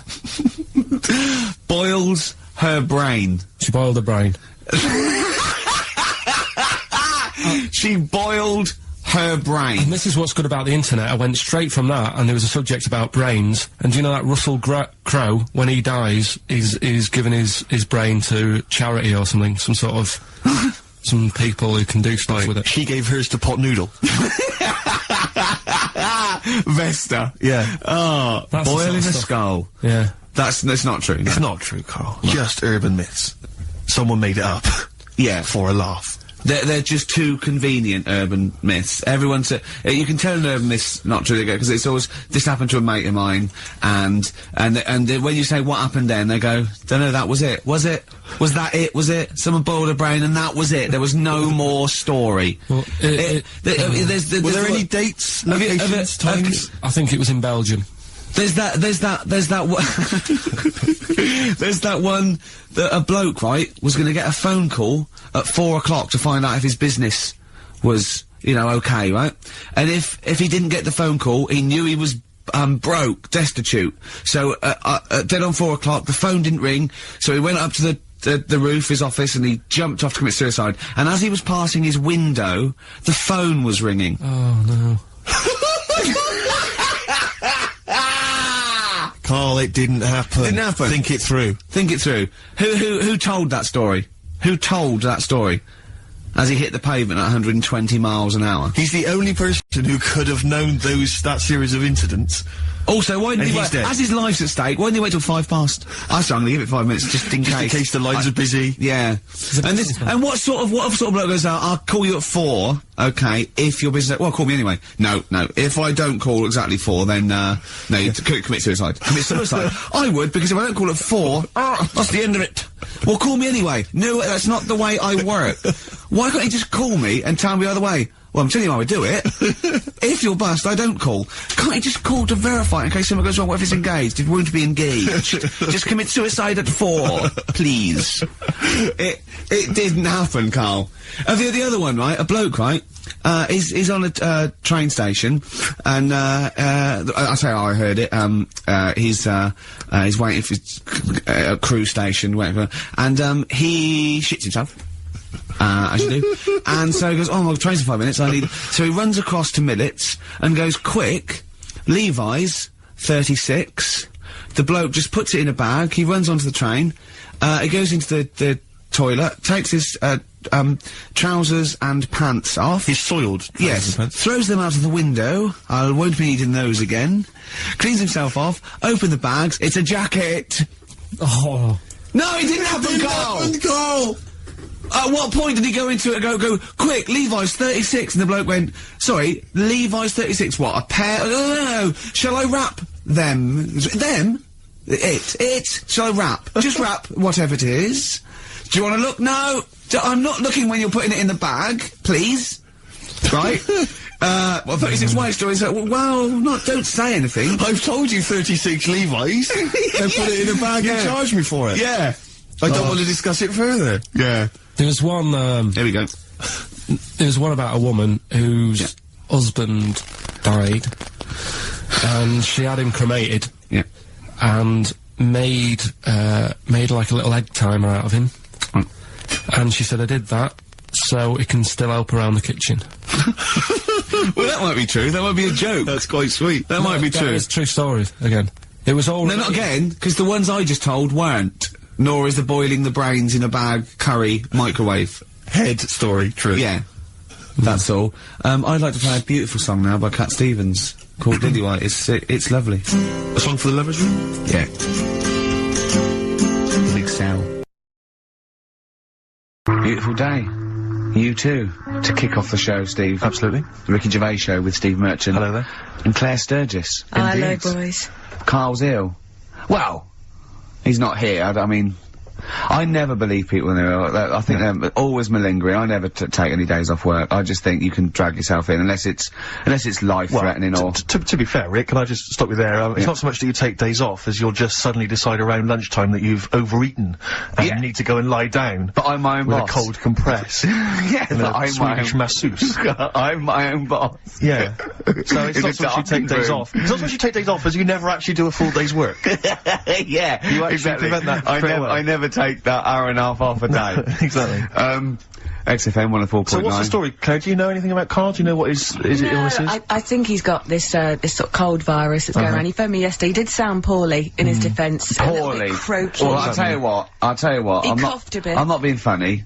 He better be in hospital. To miss this show. To miss this show. flagship show of the week on XFM. Do you know, you are right, because, and you've been away, haven't you? You know, Been away you've 2 missed you. weeks. We had the best of again. But let's start at the best of. Yeah. Let's start at the best of the last 2 weeks, Yeah. shall we? Yeah. I mean, we're going to try and get him on the phone. We're going to phone him, and I want him to really explain himself because, you know, I think he's malingering, to be honest. Well, he phoned me in the week and he said, Steve, don't forget, there's a documentary on Friday night about Oliver the Humanzi, the human monkey. He said to me, it's gonna be brilliant. And it wasn't. And it wasn't brilliant. It was. I especially stayed in and watched it. I taped it and watched it afterwards, and I've never seen so much hype and desperation. They kept showing the same clip of this, definitely, this chimpanzee that walked upright like a lot of chimps can. Exactly, right? yeah. It lost its hair, so it was half human, because all humans are bald. Yeah. So that's the half human bit. It didn't have hair. I'm sorry, humans do have hair on their heads. Yes. The other thing was, this desperation to go, could it be half chimp? No. It's a chimp that superficially looks less like a chimp than other chimps. So, Lee Evans looks a bit like a chimp. Is he half chimp, half human? Yeah. No, he's a human who looks a bit like a chimp. That's libelous. Yeah. That's a bit insulting, Evans isn't could it? have you Should we there. just play some music Yeah, now? I'm really sorry about that. I'll get back to you on that. Yes. TikTok, that's Coldplay and Clocks on XFM 104.9. Actually, can I tell you a Coldplay coming in a couple of weeks' time to co-host Zoe Ball's show? Right, one, don't ever interrupt me. Two, don't tell them about other people's shows. No. Okay, moving on, thank you. Please do not mention that there are any other television celebrities on this channel, on this station. We don't want to convince people it's only Ricky. But the interruption was the main thing. Sorry. Well, we can't get hold of Karl, right? We looked, it's got his old number out there. What, his home number? Yeah, it's a hold on. So, we went to the new records. He hasn't even given him this new home number, so something's funny going on. He doesn't want to be contacted. He hasn't given me his home number. I've tracked down a friend who's looking it for us. That phone might ring any moment. I apologise for that. But why is Karl not available? It's interesting that neither you or I, and I like to think of ourselves as being fairly close friends of Karl. Yeah. We have made him the man he is today. We cannot get in touch with him. In We the cannot same way, contact in the him. same way that bloke bought Oliver. Sure. I think that Karl is now ours. Yeah, Yeah. exactly. Well, exactly. I think very much that's true, yeah. Yeah. Karl is very much like a humanzi. If we look, we're going to lose contact with him and find him 5 years in a circus in Manchester. Exactly, they're doing experiments on him. Yeah, yeah, and they're We going, can't figure him out. Yeah. Well, there's something wrong with He his looks like a chromosomes. human, He acts like a, because usually humans stand upright. Yeah. And Karl likes to walk on all fours whenever he can. Yeah. It's He's not interested in other human women, he's only interested in apes. Yeah, yeah. It doesn't make sense. Oh my god. And he's bald. He is bald. Oh look, there's as much evidence for Karl being a humanzi as Oliver. Yeah. I think there's more. And, Well, Karl barely walks upright. I know. Scared of fire. Yeah. I know. It is interesting, isn't it? Oliver was built, wasn't he? Yeah. I don't know. He was a- yeah, Why he were you was- looking, Rick? I'm interested that I couldn't, what, your eyes were kind of uncontrollably, drawn Steve, they were towards just his... there. No, I didn't say anything. I was just looking at his face. No, Sorry, Rick, but if there's something you want to get off your chest... yeah, and that was the human part of it then, was it? Being built like that? Because Yeah. that's humans, but... Yeah. Although Karl's is very tiny and hidden behind. And he's got... I've noticed something else as well. He's got a big red arse. That's true. Hasn't he? Yeah. Yeah, it's all beginning to slot into place. And I've seen him climb up a cabinet and eat a banana as well. Just over lunchtime. And peel it with his toes. It's all coming together. Yeah. Right, we're gonna track him down, because he's malingering. He's definitely Yeah. I'll tell you what, he's at home now, in the garden, swinging on his tyre. He's not ill. I think more truthfully, someone said to me, that I said Karl might be ill, they said, right, are you not going to do the radio show then? Well, that's what annoys me. I mean, that's the biggest problem, is that, let's be honest, we haven't got anything without Karl. All we've got is the hook. People are staying listening because eventually they think we might get through to him at home. Yeah. And there'd be fun on this show to be had. If we don't get in touch with Karl, I think we may as well just shoot off and leave Claire to do the show. I've got some great music. Is that not a... Well, it's a small, Well, you could small, leave the music with conversation. me. I could just play There's not really That is any true, reason isn't for it? us to be here. Okay, well, play some great music now, play a Steve. great tune. Okay, Sure. wedding present, Steve. Yeah, I'll explain what it is afterwards. Just play it. It's a joy. There's a monkey theme. There is a monkey There is a theme. monkey connection. Call in if you know the answer. Doing their cover version of Pleasant Valley Sunday. That's from this new compilation of those. Remember they brought out a load of 7 inches. Of course I do. Of course I do. Of course I do. It was my favourite day. Yeah, absolutely. And on the B, do you remember on the B-side of each one there was a cover of a different song? Steve, I even played the B-side of each one and listened to the song. The connection there that we're talking about was, of course, it was by the Monkeys. Indeed. Yeah. Brilliant. They turned up in yesterday's episode, didn't they? A lot of people, I'm sure, won't have seen this documentary. It was on Channel 5 after all. So I always feel like we should remind people that what we're actually talking about. If we just happen to mention Oliver, a lot of people don't know what that means. Yeah. If we explain that it is the primate version of Karl. Yeah, that's exactly. a sort of shorthand, isn't it? Yeah, the half. Yeah. Yeah. But they were on a the Human Z. The Human Z. He was on a Japanese TV show. They were doing experiments on him to find out if he was half human, and the monkeys happened to be there. Yeah. Mickey Dolenz saying, I'm quite interested to find out because I'm a monkey. One of the monkeys. Excellent. It was absolutely bizarre. Of course, we've been off jetting around the world, Claire. I don't know. I don't want to boast. I'm sure you don't want to boast either. Karl told me you'd been off, off to the States. Yeah, that was the reason we weren't here the last couple of weeks. That we went to Los Angeles. Business or pleasure? It was a little bit of business, a little bit of pleasure. I like to combine the two. Nice. It was. We were meeting a company about doing The Office for America. Actually redoing it. Not redoing with it with Ricky or any of the cast, but with American actors. American actors too. Yeah. But the thing was, they were flying us over. It was like the whole business class trip. Spending a little bit of money, and Virgin Upper Class actually. Virgin Upper Class. I'd like to recommend. Excellent. It's brilliant. Very good service. Definitely get free flights now. Yeah, definitely. Easy. Brilliant. Yeah. Richard Branson, lovely bloke, and I love It's Tubular brilliant. Bells. I don't think he owns it anymore. Does he not? But he's still a lovely great bloke. guy. He's still a good. What does he own? He must own something we can get. Oh, does he involve with Virgin Records anymore? Wouldn't have thought so. No, V2. Well, what does he do? V2 and Virgin V. What's that? Right. Virgin V's some Is that phones? beauty products or Brilliant. something. What about what? Virgin underwear? Brilliant. Whatever. Yeah, give us some of that. Give us some of that, Branson. Give us some of that. But I was going to New York before going on to Los Angeles, where all the meetings were, just for a little, just meet some friends over in New York. And it's amazing, because Virgin Business Class, they pick you up in a sort of chauffeur-driven car, they drive you down, there's no bot, you don't have to check in with all the wishful... Virgin Upper Class, it's like, Yeah. It's, you don't need to sort of queue up with the great unwashed, with screaming kids, with ordinary people. Basically, they just send your information ahead to the airport, and you just drive through, a kind of drive-through McDonald's-style check-in, they take your bag, they check your passport, boom, they drop you at the executive lounge, where there are, I swear to God, lovely free plums. I had 2 lovely juicy free plums in the executive. I haven't eaten plums for years. He forgets the bloke's name, but he had lovely juicy free plums, alright? That's the sort of wit that I'm capable of. I heard the word he is flying first class to America. He meant a succulent fruit. I changed it, I transposed the whole thing, so suddenly he was sucking on a man's testicles who he'd never met before. Exactly. For money. Exactly. That's the sort of things I'm capable of. Which is only half true. So he's used his comedy mind. No money involved. Right. That is why he was being jetted off to America to talk comedy. That is the kind of quality. But it was great. It was a really lovely flight. It was a lovely car, luxury car. And the flight, it was like the advert. They've got those beds that sort of just the seats kind of recline, so it's almost and you got anything you want as much. And I sort of I was falling asleep, and I sort of woke up, and one of the heiresses was like covering me with a blanket. It was like the advert. It was just brilliant. All the lights came down. A woman comes around and says, "Do you want a massage during the flight?" You can have a you can have as much drinks, although you can't drink. You have a drink and then you fall asleep because it's so comfortable and they take the lights. So anyway, it's brilliant. I can't believe my luck. So I'm driving down. I get to the airport in my chauffeur-driven car. Right, I'm sat there. I'm phoning people, my mum and dad. You never believe what I'm off to. I'm just in a car, just chauffeur-driven car. And I get to the airport and you just hand your passport through the window of this car to this little woman who comes over. And I'm just there. I'm just sort of buzzing the window down, handing it to her, buzzing it back up. Like I don't want to talk. Check the passport. Take my luggage. I don't want to discuss things. You know who I am. And she hands the passport back through the window. She says, "It's expired." I went, what do you mean? She went, "It's expired." I said, "It's business class, what can you do? Can you do anything?" And she went, "No, we can send you to America, but 8 hours later you'll have to just turn around and come back. They won't let you through immigration." I was like, "What am I gonna do? I gotta go to Los Angeles and talk about, like, the office and that." And she said, "Well, it's up to you." So, the chauffeur-driven car drove me straight to the passport office down in sort of Victoria, which I have to say. Back into town. So I had to come back into town. I didn't get on a plane.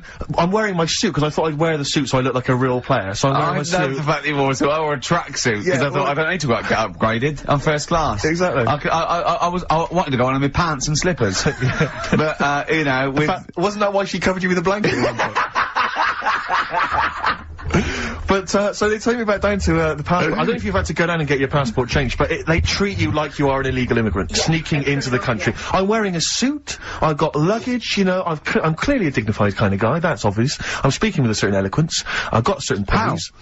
I've just been working on it in the car. Oh, right, okay. And, and they said you've got to come back that night, so I had to come back, I had to get my passport photos done, I had to buy a sandwich, I had enough change for the machine, because it was an absolute nightmare. I began the day in a chauffeur-driven car on my way to Los Angeles to discuss business with Universal Television Pictures, and I ended the day on the tube in a suit with my luggage, stood next to one of the posters advertising this radio show, which was just embarrassing because people kept pointing and staring and laughing. He called me, like they said, Rick, I've really much. I go, go on. He went, my passport expired. I went, oh, so what are you going to do?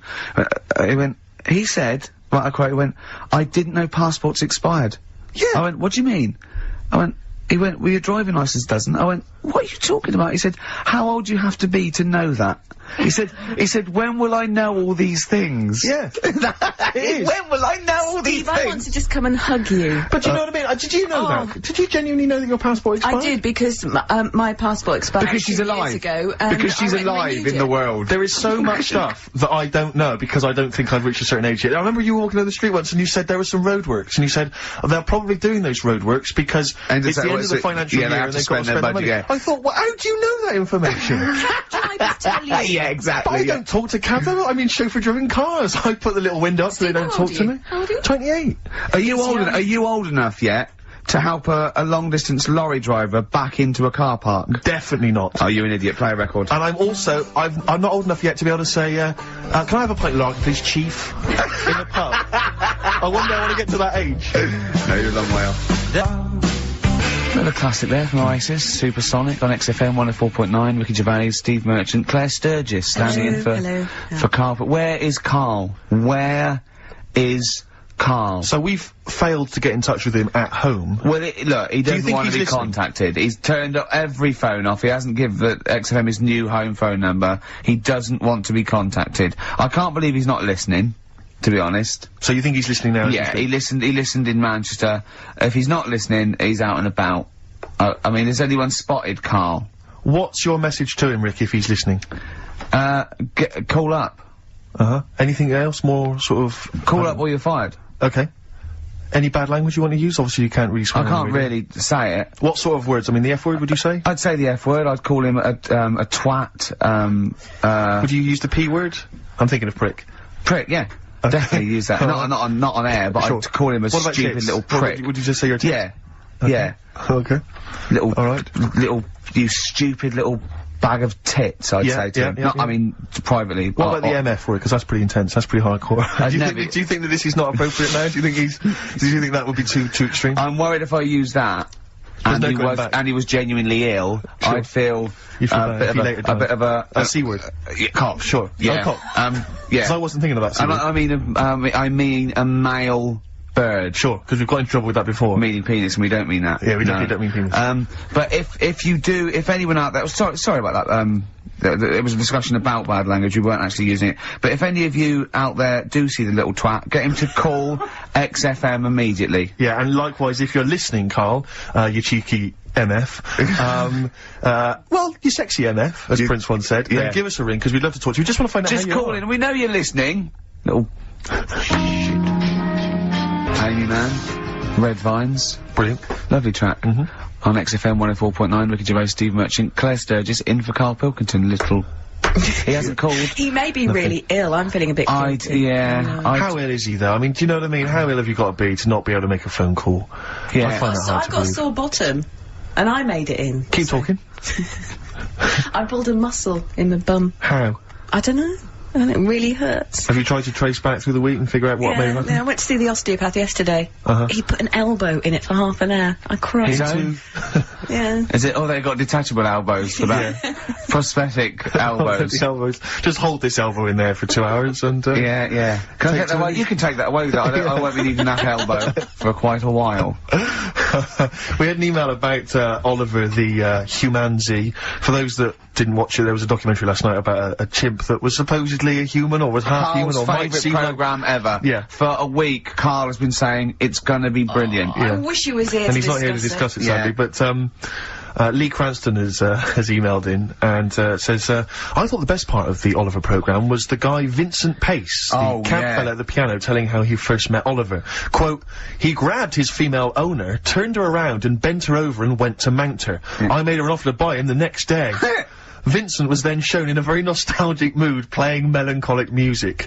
He obviously wanted some monkey action. He really, that's, I mean, it is potentially liable. That's liable.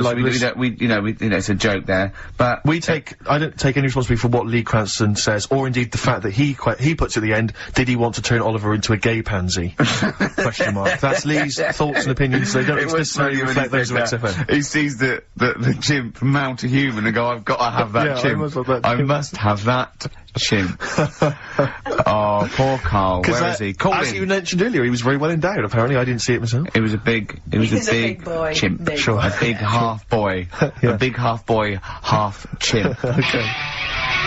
Honestly, Juan on XFM 104.9. Right, I just called Karl again. I've been calling him all the time, trying to get through to him. Right, he's changed his message, so he is listening, and I've got proof. So, can you just call the number, Claire? Yeah. Right, call this number. Now, listen to this. This is really annoying. We should tell you now that this is not an amusing sketch or setup. No. What's happening there, Claire? Not quite happening for you? No, it's alright. We'll try that again. Try that again, Claire. Yeah. I'm livid now. I'm genuinely annoyed, because you'll see, when you hear the message, you'll realise why. Right. Okay, right. Let's try again. I don't know who he thinks he is now. I'm beginning to wonder if his minor celebrity is going to his head. All this nice write-up in Heat magazine. Yeah. It's changed him. Richard Anderson, incidentally, has emailed in. Go on. Dickers Anderson. It's not happening, is it, there? Is it? Why not? Because I'm a bit stupid. Why can't... I can't work it out, can I? Can't figure it out. How would you call someone normally? Well, normally I just pick up the phone and dial it. Sure. No, I don't mean... I mean... But it's like I have a problem getting it through the desk. I tell you what, can I play an ad break and practice? I'll pretend this didn't happen, and then in a weird way, it's like having Karl. It's like having Karl. Play the ads. I'll get back to you. Bit of Snoop. Never... And when did a bit of Snoop ever hurt anyone, Steve? Absolutely. Never, right. I don't think. Okay. Karl's away. He pulled the wool over Claire's eyes. There's a few people out there that believed he was ill. I knew he wasn't. In fact, at one point I thought, maybe he is ill. His message on his answer machine has changed in the last 5 minutes, and listen to it, and this is evidence that he's not ill. Right. Okay, here we go then. Yeah. Who don't read out? Yeah. Richard Anderson, I should just say, has got in touch. Okay. Here we go. Hold on. Oh, Claire! No, I can do it. Just tell me Anderson. This is ludicrous, yeah. So, obviously, Richard Anderson, he's emailed in his thoughts. Dickie Anders, Randy Anders. Yeah. Dickmeister General. Dickmeister General. And he says there's something making... Have we got it, Claire? He says there's something making strange yelping noises in the thicket at the end of my garden. Shall I go and prod it to see if it's Karl? Sorry, I'm not in today, but not well on that. No more Rockbusters. I think that's what's affected me. It's got me down a bit. So he's joking, yeah. The doctor said I'll be back swinging on my tyre in no time. So... See you later. So he was listening. He's clearly listening. So he was listening, because we said about swinging on the tyre. Message. At any time. Right. Karl, call me. In fact, I'll tell you what, we've played a little game. Karl would appreciate this. Call me, Karl, or I'm going to give out your number. What's the first 5 or 6 digits, Claire? Well, it's 07968. 07968. Okay. Phone now, Karl. Start calling now. Right, give the next number, Claire. You said, give the next number. 1. Make a One, note of this, because okay. if you want to call Carl yourself... 07968, and the first number to be given out is 1. He's not ill. How do you feel now, Claire? Because he's made a fool of you, because you believed him. I actually He's felt made a monkey really out of sorry you. for him Yeah. last night. But now, passed out, I feel a little bit let down. Right, okay, so we give a number out every 5 minutes until Karl calls, because we know he's listening now. He's taking the piss. He's not ill, obviously, you can hear that. That was as long as a link, so he could have been here. He could definitely call. Are we leaving this message? Is this a message we're still leaving on his phone? Yeah. We're still leaving it. Good. Yeah. Good, yeah. Why don't we leave the rest of the show on his phone? As a message? Leave it up. He's got to listen through it all so he can delete it. Yeah, exactly. And the other thing, of course, is that he's not going to get paid for this. No. So he's thrown away 80 quid. That's £80. Now, in Manchester, that's a week's wages, so he's obviously been spoilt. So for all his mank charm, he's down here, he's living the life of He Riley. thinks 80 quid's nothing. He thinks 80 quid's nothing Up there, already. you could be buying you could buy yourself your own horse. Yeah. You could probably get yourself a deposit on a flat. I'd have thought so. Up I'd there, have thought so, easily. yeah. And so, you know, or sun lamps, because it's always dark. Yeah. He could go mental up there. Now, Dog piece of string. So what's the first few digits we've given out? 07968. Yeah, That's and the then code. and then We've got 1. Okay, we give out a Another number of Carl's phone number digits. So take that down, because we love calling him. Shall we have a little bit of feed or Let something? me just tell you what Dick has said. Yeah. He said, Richard Anderson, he also said, P.S. the show's still rubbish without Karl. Still rubbish without Karl. Now, is that a compliment? It's still rubbish without Karl, which suggests he thought it might be better without Karl. No, I think he means it's equally rubbish. Right. Brilliant. Nothing Thanks. changes. Thanks, Dickers. Yeah, he's Beautiful nothing Dick Meister. That's Feeder. Just the way I'm feeling on XFM 104.9. Ricky Gervais, Steve Merchant, Claire Sturgis. Well, he's defying me. He's not calling in. We're going to give out his number, and he's not calling in. That's even more annoying. Who do you think he is? I don't know who he thinks he is. I'll tell you I'll tell you who he is. Yeah. He is a little bold Mancunian. Let's never That's let him who he forget that. is. I don't know who he thinks he is, but there's the fact. Just, Karl, call in, because you're annoying me and Steve. He's been slagging you off as well, Steve. Well, go on. What's In the week, you know, he was slagging you off. I mean, in the week, I was joining in and laughing along, but now I'm thinking but now I'm thinking that you're more on my side than he is. Thanks very much, Rick. I'm glad to see you've come round. He said, I was in the pub with him and, Johnny. Oh, right, so there's a little audience, good. And he went, have you seen Men in Black 2? I went, no. He said, have you, Johnny? He went, no. He went, there's a thing in it that looks just like Steve. And I went, what? He went, it's a thing, it's got really gangly arms and bulbous eyes, and it just works really fast in the, Aliens registration thing. And I went, alright. I said, well, bring that up Saturday. Since he's not here, you know, what do you think of that? Well, the reason is that I think the problem I have with is this, that if I was to say things like that about Karl, I'd destroy him. He'd be a broken man after I'd finished with him. Call in, Karl, or Steve's gonna say a few things about you. I'm gonna get a couple of home truths out there. I can't believe it. I cannot believe it. Yeah, we were, you know, at the time I was joining it, we were having, you know, slagging you off on other things as well. Sure. But now I'm thinking, maybe maybe you were wrong. Maybe I was taking the mickey out of the wrong person behind their back. Because the Night from Patti Smith, co-written, of course, with Bruce Springsteen. Oh, it was a co-write, was it? Yes, I thought he indeed, wrote yeah. Wow, there you go, learning something on XFM 104.9. Ricky Gervais, Steve Merchant, Claire Sturgis. No Karl. Well, Karl's annoyed me. He's not playing. He's not ill. Another digit from the number? Yeah, just do one more digit, Claire. You serious? Yeah. Five. Yeah. 5. Good. 5, so 1 5. Okay, great. We'll keep doing that. But I'll tell you what. The best revenge is living well. Indeed. Why don't we just do a brilliant remaining 50 minutes of show, and show the people that we don't need Karl. High five. Let's do it. You don't need Karl. Right, let's go. Starting now. Some brilliant stuff. Oh. You're gonna say something? Yeah. No, I remember when I was growing up in Manchester. No, you can't. So it's funny to me. I'll tell you. XFM 2.9. I said no. I saw a weird thing. I saw we're in Leicester Square. I was coming through China. I saw a hairy Chinese kid. No, I don't. It was weird because they're not usually hairy, are they? Did I tell you about me Auntie Flora? Is that supposed to be Manchester? Did I by Eck as like? Did I tell thee about me Auntie Flora, who shot herself for 3 hours once? Did I tell you? Oh, I don't... there was a woman born Karl, once... you have to phone us, we've got nothing. Oh, God, he's so annoying. Little twat. That's the, new one from Blur. Out of time. Only 3 now. Probably had a sort of Karl equivalent who sort of thought, well, I can't be bothered. Graham Coxon there, probably at home, listening to that. Exactly. Playing guitar, and they called him and said, well, you could play along. He went, no, I'm ill. Yeah. Oh, I'm ill. Come on, Graham, if you're playing, I can hear you playing guitar now. No, I'm ill. Yeah. Have they replaced Coxon?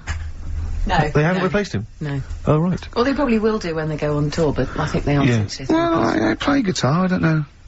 That's true enough, you're pretty hot on the, if, Diamond, you want someone to, Oh, actually, Steve, strum along? in answer to your question, for the live dates, it's one of the blokes from the Verve. Oh, Ex-Verve, remember? Did she interrupt me again? I think so.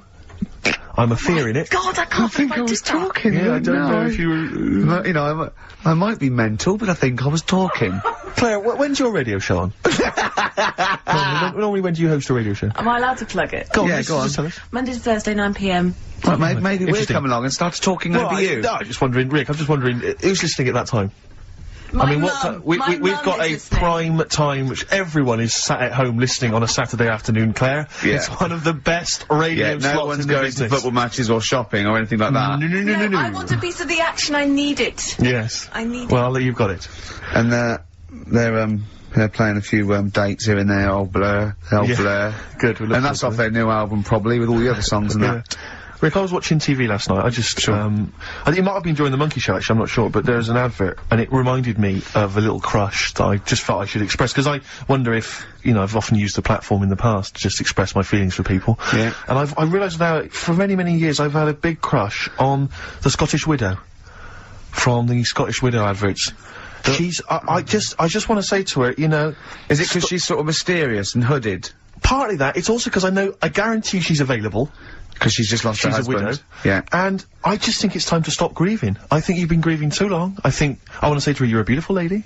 And she's probably got a big lump sum. I'm thinking she's probably got a sizable amount of cash. Yeah. She's obviously got a lot of spare time on her hands, not working or raising kids, because she's wandering across the moorlands most of the time. Her kids are probably grown up.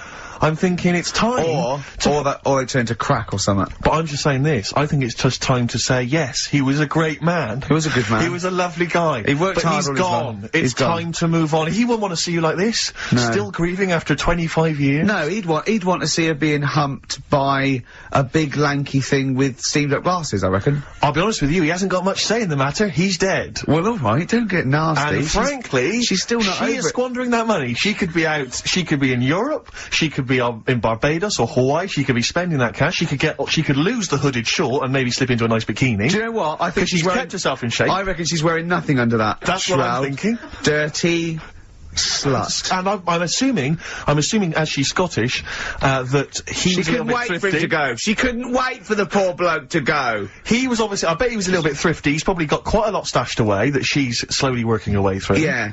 And I want to find out. I want to find out how he died. Yeah, I'm intrigued. Because if I find it's like, there was a roller skate on the top of the stairs, exactly. I'm going to reopen the investigation. If it was in any way suspicious. Yeah. Yeah. Questions. So, your husband's dead, and she went, oh no, where's the money? Yeah. Steve Merchant's outside. Exactly. Yeah. Built like a donkey. Yeah. He's built like Oliver the chimpanzee. Yeah, and he wants to get at it. Yes. He's bought his tandem. Hop on the back. We're going off to the moors. Yeah. He's gonna fly executive class. Yeah. His passport is valid. I know he that. knows that much. He's got another 10 years on the passport. Well, I'll tell you what, the boys from Blur, they don't rock. Sure. Should we show them how to rock with a bit of Bad Company? Do it. It's a classic. Turn it up, Claire. Bad Company. Can't get enough of your love. I'm in a rock mood because Karl's made my blood boil. Yeah. Really. I might even play a song, you're probably too young, called Spirit of the Radio by Rush. It's sort of like, for rockers, a bit of that, it's like the ultimate sort of pomp, rock, progressive pop song ever. It's classic. Yeah, You might hate it, or you'll love it, or you listen to it ironically. I love it. Well, you know, I was listening to Led Zeppelin recently. I never really understood the rock phenomenon before, but I just understand it now. It just gets in your blood. It's extraordinary. Crank it up loud, and it is just visceral and amazing. And, I wish I could play the guitar. Sure. Do you know what I feel like doing? What? Writing a little sort of hymn or a ballad. About to Karl? To Karl. Yeah. We've tried threatening him. That's not worked. Give out one more digit. We got half hour to go. Right, because they're 3 digits, so it's what is it? 07968. Yeah. 15. Next digit, please. 7.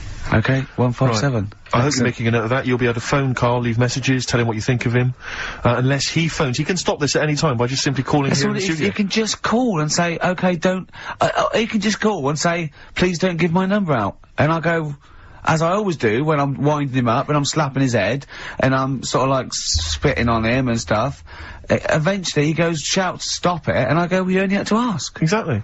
So if he calls, I go, you only had to ask. Yeah. Flaming Lips on XFM 104.9. Well, we got through it without Karl. I think so, yeah, I've enjoyed myself. Didn't mention him much, did we? No, I don't think so. I don't think we need him. I always quite enjoy it when he's absent, actually. I know, because we can have a nice chat as opposed to him just going, remember when I had Chinese hair and there were old woman eating her own legs and the dad put a Forrest Gump in a wheelie bin. Yeah. Claire brings a certain kind of level of class to it, dare I say that, you know. She's inept in her own way. In her own way, yeah. I mean, there's no one, there's no one any good working. No, I mean, no, I don't want to no, there's no, like, proper, the only proper DJ is probably Camfield, I'd have thought, because he's nearly 13 now, and he's been in the, he's been in the radio 12 and a half years. See, he took, they tested him, and he's half human, half Vance. Which is quite... Yeah, he's got quite a lot of... I think he's got the 48 chromosomes that Tommy Vance has got. Yeah, that makes one Tommy Vance. Yeah, Tommy Vance, and a little bit extra. Yeah, because one of those chromosomes is pure Jack Daniels. It's just Jack Daniels chromosome. It corresponds exactly to a Jack Daniels. And there's some Lemmy genes, I think you'll find... In there as well. In there. But, although, I'll tell you what, I share with Camfield a couple of loves. I agree that one of the greatest programmes of all time is Columbo. Columbo is brilliant. It is amazing. Yeah. And they're showing them all. There's so many channels showing them now. I think Granada Plus show them. I think BBC show them. I think everyone's got a bit of it. I think he's made 18,000 episodes, Are apparently. they still making them, though? I think they keep turning up. No, they did in the 90s. They're not quite as good, but I think the original ones, they're great. He's got this great character, and I share that with him. I do like a bit of rock. Should we play Rush? It's just Spirit of the Radio. I mean, we get canned by people who like new metal and Blur and that and those trendy bands, all that, the kids bands and that. But you think this is pure? Yeah, I don't think this would feature in X-Ray magazine. They've got some great bands in them. They've got Kaloop, they've got Demp, they've got Flap Nibble coming out with their new single. It's an EP, and Strep, the early, not the latest Strep, the early Strep, the unrecorded years, which is the only ones I like by Strep. And that guy in it, you know, the drummer Kibble, he's got his own fringe. He's in for a chat with Christian on the Breakfast Show, where you could win a trip to O'Neill's in Camden. This is Rush. Rush and Spirit of the Radio, everything in that. Let's put every type of music. Okay, go to reggae, into rock. Okay, opera, go mental now. Go mental on the drums. Double that. Double the. How many bass drums have you got? Just the one. Go mental on it. Right. It is obscene. That is everything in that, isn't it? How long is it? Like 4.5 minutes. Yeah. It's crazy. That's lovely. People don't play music like that anymore. There's only 3 of them. I just think of them. Yeah. There's that. Just one day in Canada. Yeah. They just went right. We're only gonna make one single. Yeah. So let's put every type of music into that single. It's almost like a Stars on 45 version of music of all time. Of every music rock they've heard. Exactly. Yeah. Brilliant. Are they still going? Do they still play? I don't know. I've no idea. But that was for Camfield. There was Bad Company there and Rush for Camfield. Columbo. That was for Camfield as well. The A-Team. Do you remember once when we were talking about the A-Team, and I was slagging it off on your show in the old XFM. Yeah, yeah. And I was going, I mean, I quite like the A-Team, but sometimes it's too far-fetched to enjoy without it being ironic or it being for kids. And, I could hear fuming from outside. I could feel him going, he didn't know who to call. He wanted to call Vance or someone or Lemmy. He didn't know, right? And then I said, if you can't find the A-Team, they outwit the might of the FBI every single week, but an old woman who's having trouble with her landlord can find them. Yeah. And the door burst open, and Campy went, that is because Hannibal sometimes disguises himself as an elderly Chinaman. Yeah. And that was his explanation for the whole series. Yeah. Ah, that was for Camfield. That's lovely. That's for his 12th birthday, which is coming up very 13. soon. Oh, he's 13, yeah. Teenager, yeah. Oh, he's gonna rock, Steve. Indeed. Oh, the phone's going. Play that break. I'll answer the phone. It might be Karl. Well, here's a bit of a turn up for the books. Karl Pilkington on the line. Right. Yeah, where you been? I'm off ill, aren't I? Right. Okay, what's the matter with you? Just, a bit bunged up and that, and got the shakes, got that sort of, that shaky thing to get. Yeah, that's because you didn't eat last time when Suzanne was at work. Yeah, well, I think that's what brought it on. Plus, she was away in the week and I put some wet jeans on. And I think that's what's caused the problem. Well, when did you put them on your head? No, they were just on the Maiden and the legs felt dry, but they Just on the what? On the what? Have you got the Maiden? What was she doing there? What do you mean? On the Maiden that you put clothes on. What? Your clothes horse. Maiden. Your clothes horse. Well, yeah. Right, okay, so you put wet jeans on, yeah? So that's why I'm ill and that. I'm Right. not having a good time. I've been watching the football. So you're just sitting at home watching telly where you could have been sitting here? Well, I would have been better off there because I've got a chair there. I've got no chair at home at the moment because I sold it last week. Why did you sell a chair? What, you only had one chair? What? Look, can't we just, I just was calling up to let you know I was alright and that. We're not interested in that, we want to know about the chair. I sold it. I had a little two-seater and I sold it because I'm getting a new one, but I've got to wait another month. So you've got to sit on the floor for a month? So you sold a chair before you had another one? Well, she might not have wanted to buy it in a month or something. So I got rid of it whilst I could. She was alright, buddy. We'll talk about that next week. Oh, you're going to be in next week? I look forward to that then. That's a dynamite piece of radio to tune in for. The Yeah. day Karl sold a chair. Brilliant. Alright. So you alright then? It's going alright? But why did you take this long to call? We asked you to call since the very beginning. We've been phoning you. Why is your phone switched off? I heard the beginning. I heard the beginning of the show. I thought, yeah, it's going alright. They're there and stuff. Turned it off. You turned it off? No, I put a tape in though, because even though I'm ill, I'm still showing an interest in it. Well, you're not, if you're watching football and shaking. Yeah, well, I'll listen back to it later, so I hope you haven't been dissing me. No. Right? Definitely not. Don't listen back to it, it's not worth it, but we haven't been dissing you, no. And I've just been watching, a bit of football, right? Did you watch the Monkey programme last night? You told us to watch the Monkey programme. We all stayed and watched the Monkey programme. Alright, wasn't it? What's rubbish, wasn't it? Obviously not half chimp, half human. Well, I mean, they missed out a lot of the interesting bits. They didn't have any interesting bits. Those are bits that you made up to make it more interesting. The bits that I told you about 3 months ago before they decided to make the programme. Yeah. What were the bits that you came up with? Well, they missed out the bits about, the zookeeper. Right, there wasn't a zookeeper, yeah, go on. Well, there was, but they left that bit out. Well, okay, fine. And they left out the bit where it ran for mayor in 1975. In terms of those that did research, they actually went and filmed it, you read it on the internet. Yeah. Yeah. Chances are you're the one with the facts wrong. Yeah, I think they also left out the bit when it jumped over 3 double-decker buses on a motorbike. On Evel Knievel's motorbike. Yeah. So, I can't believe it. I cannot believe it.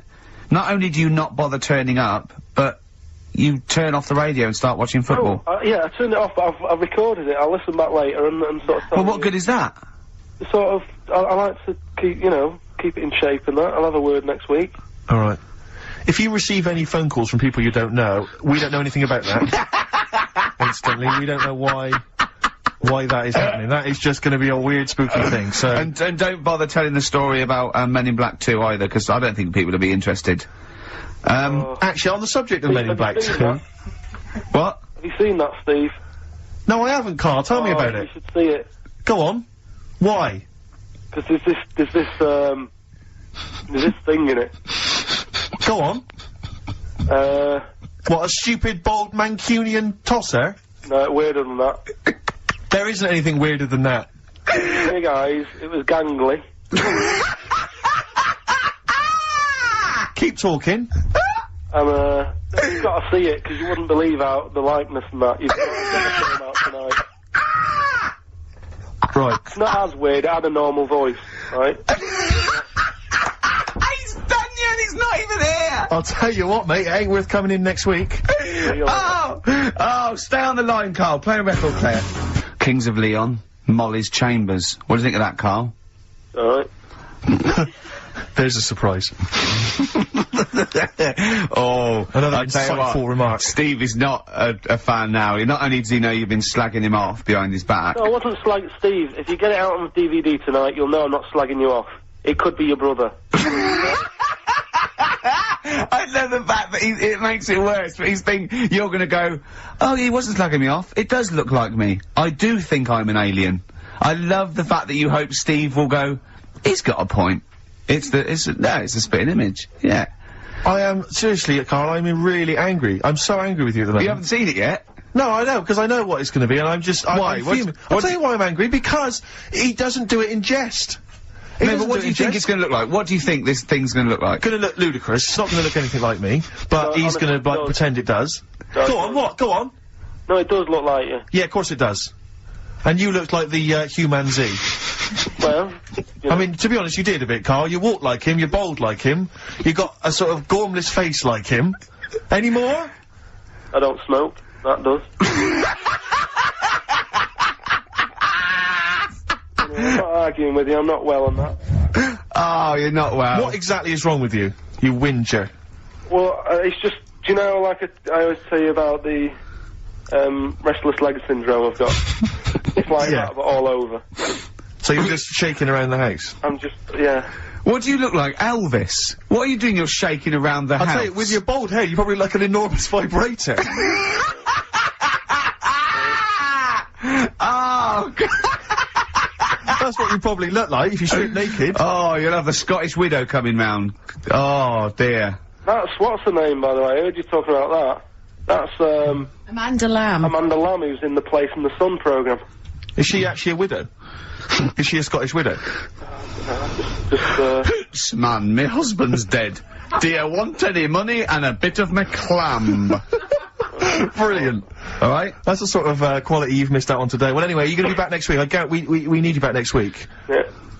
Yep. Well, how do you know? Also, how did you know you were going to be ill today? Because you phoned and arranged this yesterday. Convenient. And I spoke to you yesterday and you didn't sound very ill. I felt ropey yesterday. You've got a bit of a bunged up nose. Even though I have a bit of a bunged up Even though I was ill, I still sorted it out. Yeah? I'm a little bit sweaty. Even though I was Carl, ill, sorting out does not mean you phone up Sturgis and send her down. That's not sorting it out, that's making things worse. Have you learnt nothing?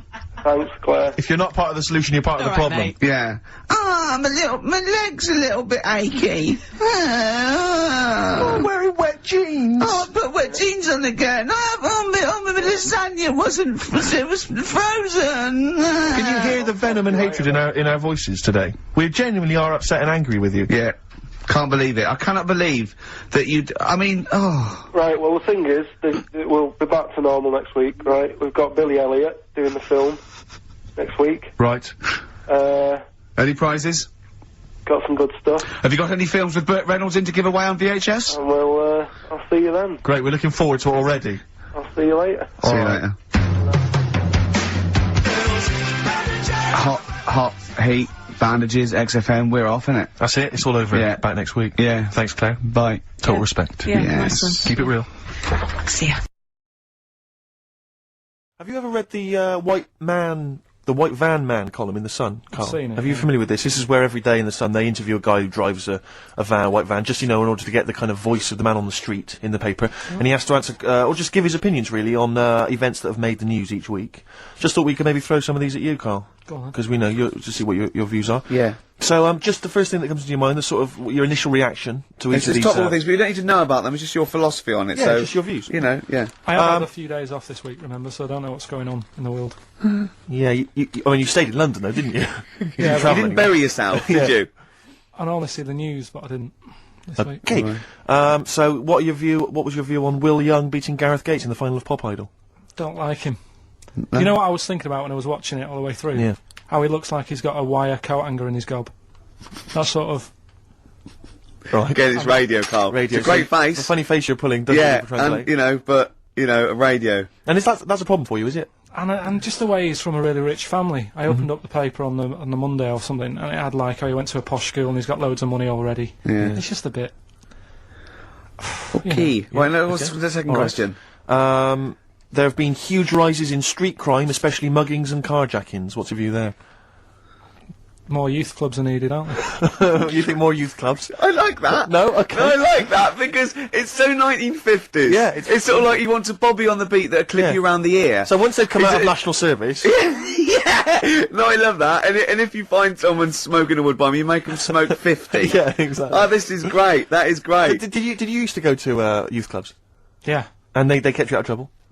You used to get into a fight afterwards when you came out. But for the sort of hour and a half you were there? You had a bit of pool and some boxing and a bit of pop. Yeah. So more youth clubs, that's good. I love him. I love him. If you're at home, just make notes, because this is brilliant stuff. Honestly, you won't hear more honest, from the heart stuff opinions. than this. This is great. Go on. This is not pre-planned. These are your direct responses now. I promise you, Karl did not know what we were going to do. He never knows what we're going to do, and he always answers honestly. That is the beauty of Karl. What is your it's not view, an act. What is your view, Karl, on New York's former mayor becoming Sir Rudy Giuliani?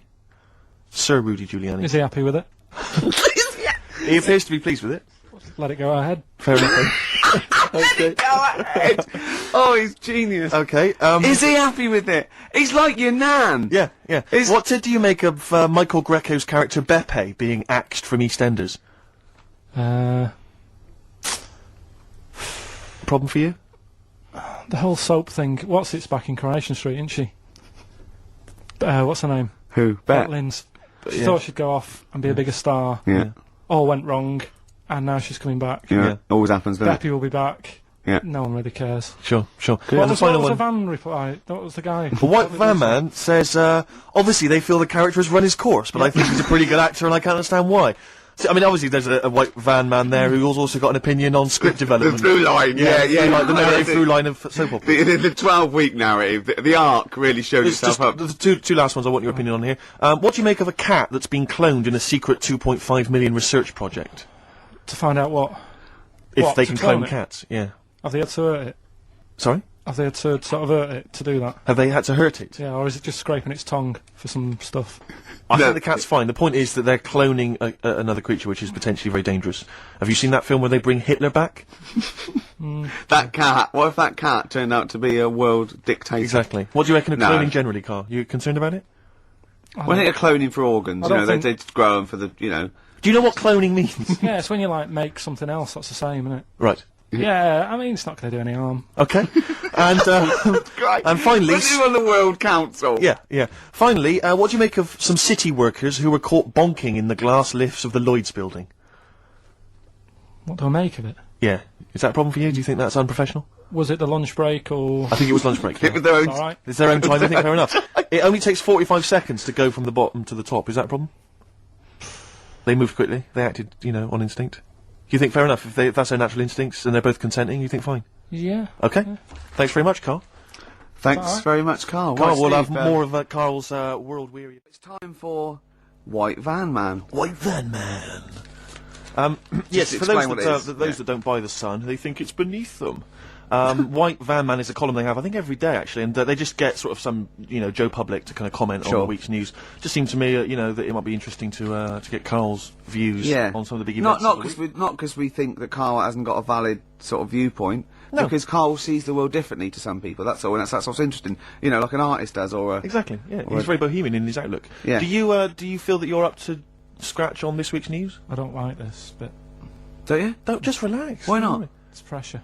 No, because you just have to give us your first opinion. For your honest answer, that's all we've ever asked of you, Karl, and it's all you've ever given us. Your honest, your first from the heart view, yeah? Don't worry, just relax. Just chill out. Are you worried that people are listening and thinking you're an idiot? If my girlfriend's listening now, go and have a wash or something. Go and have a wash. Not very nice, is it? Is it the opposite of Napoleon and Josephine? Yeah, go on, go on. If you're going to visit me again, Josephine, for Christ's sake, what? Well, I'll ease you in with something fairly easy, a music-based question. Kylie Minogue versus Dido as Queen of the Brits. What's your view there? Go and have a wash. It doesn't really matter, does it? What doesn't really matter? With the Brits. I was watching it the other night, and I think Kylie will be a good-looking old woman. Okay. Do you ever do that sort of thing? I want to, Steve. I want to celebrate with you every time he opens his mouth. It doesn't matter. I want us to open a bottle of champagne. I know what you mean. Do you know what I mean? It's sort of like we did that. Yes. No, do you ever do that though? Look at people, and another person who springs to mind, Jenny Powell. I don't think she's that good looking now. Who's Jenny Powell? Is she that girl that used to be the assistant on Wheel of Fortune? Yeah. Yeah, I think she's a bit over the top for a young woman, but when she gets older, I think she'll look. Be a bit of a stunner. Okay. So for you, Kylie Minogue, whereas you don't feel that about Dido, is that right? She's alright, she's normal. I prefer Kylie's sister to Kylie. She looks, I could imagine her being a hard work to live with, and who, Kylie? Not being washing up and that. Right, sure. Being a bit fussy. Okay. And what do you make of taxes rising in the next budget to pay for NHS improvements? Well, my dad went to hospital to have an operation once. Yeah. So I feel like it's worth paying it because I've got something. Because people might have to go to hospital. Yeah. Yeah. It makes a change when it's someone in your family, doesn't it? Yeah. Because you sort of realise. Yeah, a change is as good as a rest. And the weird thing is, if it weren't for me dad, I wouldn't be here doing this show because when he was in hospital. Well, no, I'll stop you there. Yeah. To be honest, that's all you need to know. You wouldn't be here, true, but no. But well, no, because this was after I was born, so I would be here. But for his more direct involvement was what? Yeah, because when my mum was seeing me dad in the hospital, I got a bit bored, went for a wander, found the hospital radio station, and got a gig.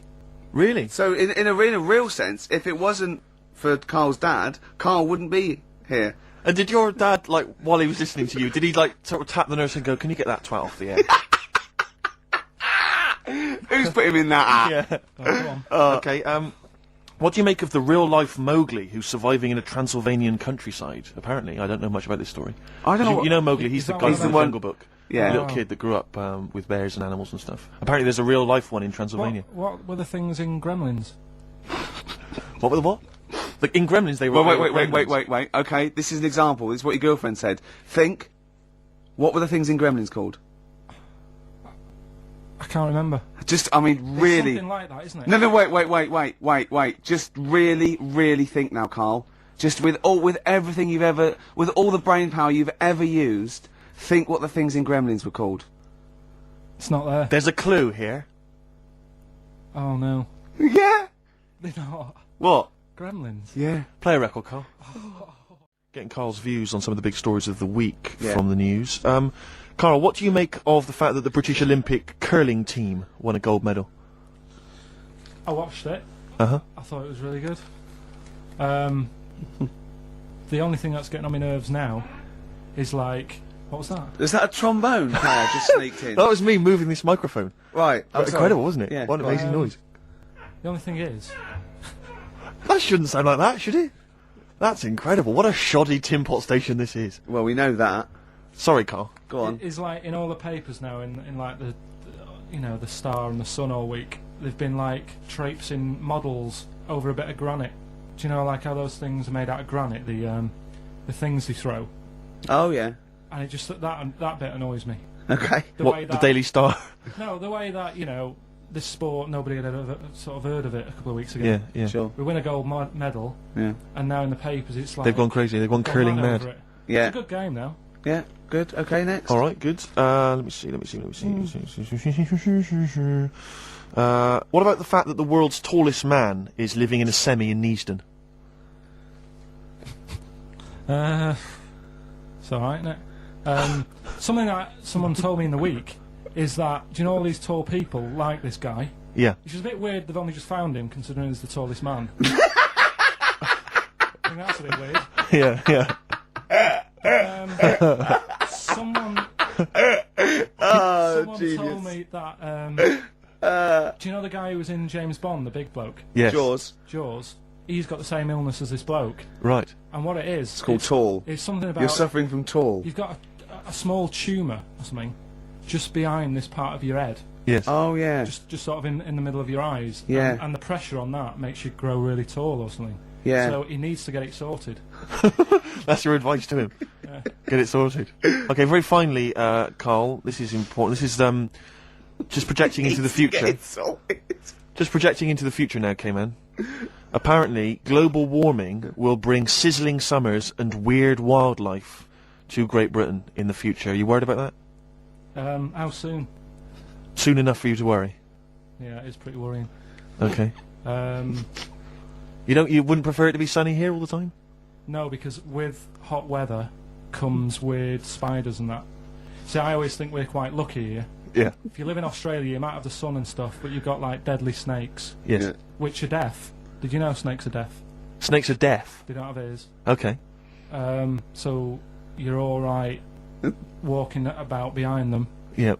But if they see you ahead of you, you're in trouble. But yeah, with places like Australia, you know, people go, oh, it's great, it's sunny, but they don't talk about the spiders and they keep the spiders, lizards yeah, and stuff. quite. So I think we've got a bit of both the best worlds. So you're worried though about in the future, vultures flying through the sky? We've got various creepy crawly snakes. You concerned about that?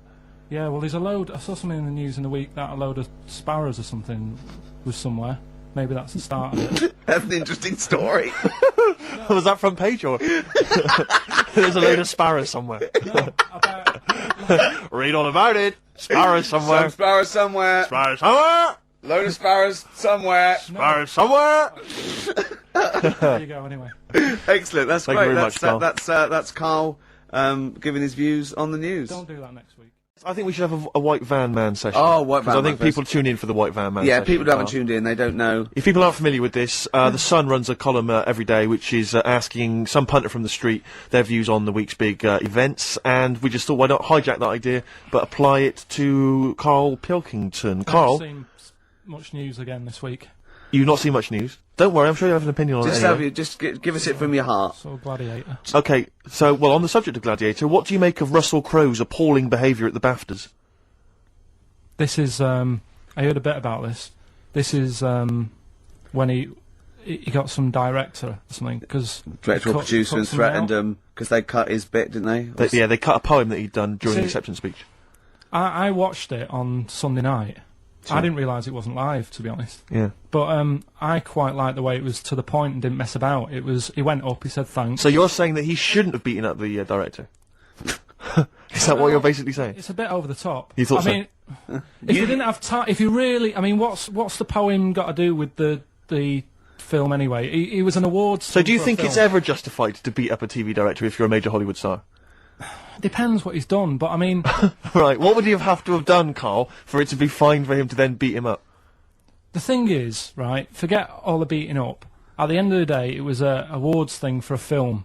The poem had nothing to do with the film. Yeah. So go up, collect your award for that thing. And if you really, really wanted people to hear about this poem, he could have photocopied it and left it at the entrance and said, on your way out, this is a really nice poem, pick one up. No, but the thing is, he knew it was televised, so he knew by saying that poem once, he was reaching 5 billion people. That's a lot of photocopies. Do you see what I'm saying? I'm not saying it was justified. It wasn't a poem award. If it was an award show for poems, you'd say you can't cut it out. It'd be like doing the top 40 and then going, number one's good, but we haven't got time for it. But it's a films thing. Okay. And he went up and he got the award for the film. Which film was it for? I don't know. But when I wanted to give you results, I said, let's give Karl his results. Steve went, no, we should introduce people to Karl again, just remind people what Karl's like. And he's so right. I'm so glad we did this first. Am I right, though? Carry on, Steve. Okay, the next topic. What about this big debate over whether Kylie Minogue's had a bum job? I'd have to see it. Next. Okay. What do you make of Will Young's single? He's the Pop Idol winner. It's going to net record-breaking sales, apparently. It's going to go straight to #1. He's had millions of copies sold. I heard last week that you had to, if you wanted to buy it from Woolworths, you had to go in and put £1 down to guarantee getting a copy. Wow. I think that's stupid. But what do you make of it, though? Do you think... as a song? Both as a song, and are you excited about Will Young and his future? No, he'll do all right. I don't think we have to worry about him. Okay. He'll do all right. It's not my thing, but he seems like a nice bloke. Okay, jolly good. What do you make? Yeah, one final one then. What do you make of our scientists getting the go-ahead to clone embryos for research? We have discussed cloning before, and obviously there's the pros and cons of that. Christopher Reeve, former Superman star, he's behind this. Are you behind him? Yeah. I mean, with everything, you have your good and your bad, don't you? Yeah. At the end of the day, if you didn't have bad things in the world, then you wouldn't enjoy the good things. I think, you know, it's like if you didn't have robbers in the world, policemen wouldn't have a job. So it's the same thing. It's like, it's an illness. Yeah. What are they messing with? It's probably a bit too detailed to go into there, really, but, Do you know what I mean? Yeah. It's good and bad. You can't have it all. Yin and yang is what you're saying? Yeah. Okay, Carl, I can't argue with that, mate. Let's have a little quick session of White Van Man. For those that don't listen to the show regularly, The Sun, as you may know, has a section called White Van Man where a member of the public gets asked their opinions on the week's big political and social hot potatoes. Carl, we just thought it would be fun if you answered some of the questions. It's not so much questions, it's just your views, really, on these big news stories. What do you make of Olympic ski hero Alan Baxter testing positive for drugs? What did he do? Well, he won a gold medal in the Olympics, and he was a skier, right? And he won gold medal, and they've just tested him positive for some kind of illegal drug. But what? I mean, if he did, why take drugs to ski?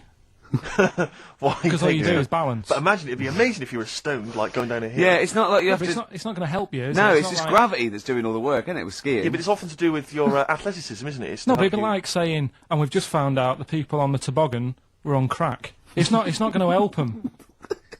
You sit there and you go with the flow. Yeah. And you could I say the drugs he was taking? That's his defence. Probably it probably wasn't jacking up H or dropping a few E's or getting stoned. He was probably taking more sort of performance enhancing drugs as opposed to him just like scoring some shit around the corner from someone, getting off his tits and jumping in a toboggan. Doesn't mean that, does it? He wasn't. Yeah, he wasn't off his nut. Yeah. You tested you pissed out your head. But why doesn't he just say, "Don't be stupid. Why would I do that? It's just not going to help me out." But it is, isn't it? Because performance-enhancing drugs do. Wait a minute, Steve. Wait a minute, Carl. Right, look at this way. Okay, look at me. Yeah, have I got his attention? Yeah, the lights glinting off your ring there. Yeah. You're attracted to him. Okay, right. Now keep concentrating. Right, some athletes, you're aware they take drugs. That's to build up swimmers muscle and stuff. Yeah, swimmers. Runners, yeah. Not only do they help build muscle, right, but they can actually, give them a boost performance-wise. They're sort of like steroids and all this sort of stuff, right? So that's the sort of thing we're talking about, okay? Right. So again, he wasn't on a bong would that help before. You? What? Why would that help you when all you've got to do is balance on skis? Not when you're at the Olympic level. Yeah. There's a lot to do with your body and your legs. It's practice, isn't it? It's like if you've skied for years, then you've got good balance after a bit. Oh, do you know what, Karl? Do you know what? You've made a mockery of drug taking. Well done. Right, next one, Steve. I hate this bit. I hate this. I don't know if you saw it. What did you make of Posh Spice's Warts and All documentary? Yeah, I saw a bit of it. What did you make of it? I mean, people are slagging them off, aren't they? Saying, she's daft and that, but... Don't make you. She's... I think they're all right, honestly. Yeah, she's all right. I mean, I think David's really a decent bloke. Sure. Would you agree that he's quite a simple man? Yeah, but he's a footballer. He doesn't need to be... Do you know what I mean? It's like me. Yeah. Like, all right, I only got an E in history. Sure. But knowing about the Tudors doesn't help me press these buttons and put the next CD on. No, sure. Do you know what I mean? Yeah. So, good luck to him, and he's done well out of it, and it's just jealousy. Yeah. I remember, though, when I was back in Manchester, I was in Piccadilly train station, and he was there, right? Not as big a star as he is now, back then, but he was stood there, and I was so close to going over to him and saying, "Did you go to my school?" Because I recognised his face, but I didn't know who he was. Do you know when you sort of go, "Sure, I went to school, it's not the one with the big head." Yeah. But I do recognise him. Then my girlfriend got off the train, and I said, "I'm sure I know him." She said, "Yeah, it's David Beckham." And I was so thank close. God for your girlfriend. Does she get an awful lot of scrapes, does she? She does, yeah. Okay, what about the fact that the pension crisis is going to force Britons to work into their 70s, Karl? You might have to carry on working into your 70s before you can claim a pension. I think it's a good thing. Because you see a lot of old people who look bored. Okay. And I honestly think if you keep your brain busy, you'll live longer. Yeah. It's only when you actually shut down, right, that's when your body sort of dies because it doesn't feel it has a purpose. Yeah. It's like if you've got flu, keep going to work. if you have a day off, you just feel worse. You'll mope about at home. It doesn't do you any good. What about whatsoever. where do you draw the line there? What if you say lose a finger? Pop into work? Depends. If you can't concentrate because it's painful. But what if you're a typist? Or You're not going to pianist? type as many words, but you'll do more at work than you would having a day off at home. Sure. Okay. Tony Blair turning trendy with his Paul Smith designed naked lady shirt. I don't know if you've seen this. It's the one with the pictures of naked ladies on the cuffs. And, you know, I mean... Okay. And finally... How's that? See, this is what annoys me about this feature. It's just, what's that? So what? Yeah, but it's the Prime Minister of this country wearing a trendy shirt with naked ladies on the cuffs. All right. Okay. And finally, what do you make of the fact that Top of the Pops have banned Will Young singing both tracks on the #1 slot, and consequently he wasn't on there at all? They had to show the video. It's the first time anyone's ever made this demand. He wants to sing both the A and B side. Well, he can't. It's double A, yeah. Double A side. That's what he wanted to... That isn't how it works, is it? Yeah, I agree, yeah. And the thing is, which one... I mean, at the end of the day, loads of people have bought it, haven't they? Isn't it like one of the best... So it doesn't really matter what it does, because people have got it, they can listen to what song they want at home. Doesn't matter about what Top of the Pops do. Yes. And it's just annoyed me now. It's... Who's annoyed you? Just what goes on in the world. I'll tell you, you're better off not knowing. It's better being in my little world. If that's what people are talking about on the streets and asking the white van man, do you know what I mean? I think you're right, Carl. I think you're right. For those that don't know and aren't familiar with this feature, basically the Sun runs a white van man column where it asks just people who, you know, every men and women, their views on news stories from the week, and we decided we'd just ask Karl his opinion on some of the same issues. This week... Not like us to rip off another idea and just use it for our own... No, but this time... The white van man in the Sun this week is Herbie Crossman from Harrow in Middlesex. Herbie. And he's asked his opinion, Karl, and what's yours, on pop idol Will Young admitting he is gay. Come on, Karl. I don't understand what the big deal is, to be honest. Okay. No. Talking to different people about it, and they've said, oh, it could affect the sales, you know, girls won't like him anymore, which I think is rubbish. Yeah, because it finished George Michael's career, didn't it? Well, yeah, and I was thinking when I was growing up, right? And Freddie Mercury. I was into Kim Wilde, right? Sure. Now... And her kids. You're not going to tell me she's gay, are you? No, but if she was, if they said, oh, she's you know, a leather, yeah, right, I wouldn't say, right, that's it, I'm taking kids in America back to the shop, I'm disgusted. Sure. I liked her. Yeah. I don't think I'm ever going to, like, meet her and marry her and that, so what does it matter? Yeah. Will Young, he's a good voice, he's gay, you know, a lot of gay people in the world. Georgie boy was gay, I guess. There you go. Nothing more and nothing less. The kindest guy I ever knew. So Do your Bowie. No big deal. That's one of your favourite songs, isn't it? Brilliant. Kidding of Georgie Parts 1 and 2, isn't it? Yeah. Okay, what do you make of the police protesting to Parliament over reforms? That's not the band. Before you say. Right, what's all that about? Okay, well, the police have had various kind of gripes and grumbles which they've taken to Parliament, try and get them sorted. Like what? Well, it could take ages, basically. They don't like the pointy helmets anymore. Yeah. They want flat caps. They feel that their powers are restricted. They get a lot of bad press. They're not being paid well. They're under resourced. They actually demonstrated, didn't they, outside? I think they may have done, yeah. Well, at least they're doing something about it instead of just sitting there moaning. You know what I mean? Okay. They're going to the top, trying to sort it out. Yeah. I admire that. Yeah. What do you make of the police generally? Are they doing a good job? They've woke me up a couple of times at about 4 in the morning when I was a kid. Right, was that because they were looking for your brother in his tank? Yeah! Did a Sherman tank just come through here? Yeah. No, my mates nicked cars and gave my name and all that. Right. Were they friends of yours? Right. Yeah. Okay, what do you make of fears that dumped Britney Spears, she's been dumped by her boyfriend, there's worries that she may be cracking up, Karl? You concerned? What are the signs? Well, I'm not entirely sure, I'm just reading from this section, but I would assume that she's obviously showed signs of depression, maybe? She'll be alright. I remember, like, you know, Zoe Harris, when she sort of got bored of me when I was a kid. Yeah. Get over it, I don't even think about her now. What, and how long did it take you to get over Zoe Harris? How long did it take To be honest, right, it was like one of my first girlfriends, and she was a pain. I remember, I went out with her because she wouldn't stop hassling me, right? Yeah. I remember... I love that. Oh, go on, I then. never talked to her, and then the bit that really got me, I thought I half liked her, and then I remember, right, we're at a school party, sort of infant school. Infant school? Right, Are you sure it wasn't junior school? Well, it's on the cusp. Yeah. Like when you're about to leave infants and go to the next one. Yeah. And she was crying because You were saying, I don't think we should move in together. She was crying. She was crying. Oh, was she? Had you She stolen must her have- milk? She must have been nearly 6. Why didn't she grow up? No, she was crying because somebody had stood on a dress and put a bit of an hole in it. And I said, oh, for God's sake. I can't stand it. Oh, So God. you, I just think him. so you gave her a slap. I just think of him, he's like 6, like with clogs and a flat cap, going slightly bald, going, for Christ's sake, woman, come on.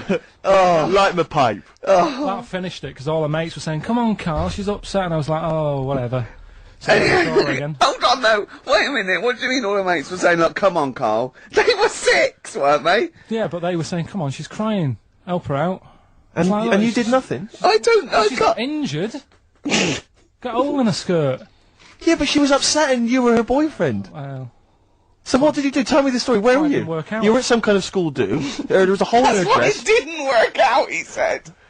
Do you treat your current girlfriend in the same way? This callous disregard for someone's feelings? His current girlfriend does not tread on her dress. Does she? Oh, she didn't. So, tell me, as far did as she? you're concerned, what was her name? Sarah? Zoe. Zoe Harris. You just felt like, well, you know, if she's going to make a whinge about, you know, a silly little hole, screw her. Yeah. You're all heart, Karl. What would you have done? I'd have gone over there and given her a lovely kiss. You wouldn't. Yes, we I would. We were playing Dead Arm. In the corner. Ask him another question. Okay, very final thought then. What do you say to the fact that a judge has decided that we, the general public, have a right to know about stars' flings? Basically, this is an excuse. This is basically saying, should papers be allowed to print tittle-tattle about celebrities? Oh, this is... Providing it's proven true. Oh, this is something about, isn't it, a Division 1 football or something? It's definitely had of Premiership football as unfair. And it is true, but he's trying to keep privacy. And the judge said, well, it's not for us to censor the press over things that are true. Right. It's up to the general public to either boycott or not, you know, that publication. What do you think, Karl? What about all this, you know, exposing, going through the, you know, the bins of celebrities? It's not right, is it? But No. people are interested in it and buy the papers to read it. Do you know what I mean? I mean, like I said to you the other week, everyone has a go at Beckham for not being that bright. But at the end of the day, he's a good footballer. Doesn't really matter what goes on off the pitch, does it? You know what I mean? Yeah. So, But what if you were I a don't celebrity really- and they sort of splashed over the front page the fact that you just, you know, didn't care Left less my for Zoe girlfriend Harris because- Yeah. and her torn dress? Zoe Harris is still upset. Yeah, they dug her out, you know. The night Karl Pilkington reduced me to tears. Nah, I haven't done anything that bad. Sure. I wouldn't be worried. Did you win the dead arm contest? No. I was thinking about that the other day. Do you think there's a chance I could get blood clots in later life? Did you play that a lot? Yeah, a hell of a lot. Did you ever do it, but like kind of headbutting? No. Okay, because that would have explained something. Dead arms. Sure. Any more? No, that's it, Karl. And Thank you very it much was indeed. with people's blessing, was it? You had to give them a go? Yeah. And you played it with girls? No. Alright. Oh, with my mates. Right. So you were Okay. playing dead arms while she was off dancing and getting her hole ruined. Yeah. You romantic, you. That's great. And you haven't changed a bit, have you? You still do that to this day, don't you? At functions and events. Oh dear. Steve's got the Sun. Yes, I'm He's just looking for we're the just White going to be Van, doing column. White Van Karl, where we ask Karl the questions the Sun asked some other bloke. That's right. Because we think Karl's got more to say than anyone on anything. Karl only tells the truth, by the way. Just remember that, listeners. Off you go. Yes, well, today's White Van Man in the Sun is John Slade. He owns his own door maintenance company. His answers are very informative, I have to say. But, Karl, what do you make of the Channel 4 producer, aged 30, who duped a school into believing he was a teenager for a documentary? Are you familiar with this story? No, go on. Well, basically, a 30-year-old guy kind of fooled the school into thinking he was a pupil for a secret documentary. The school's outraged. Do you think that that's, you know, for you, you know, should anything go when it comes Well, to making TV? I think I've said to you before, there's loads of kids at my school. I remember being in the first year, and kids who... What year do schools go up to? I was in the first year. What is it? 11. 5? Oh, sorry, first year of infants and juniors. No, secondary school. 11. Right. Year 11. Kids No. have beards and No, stuff. not year 11.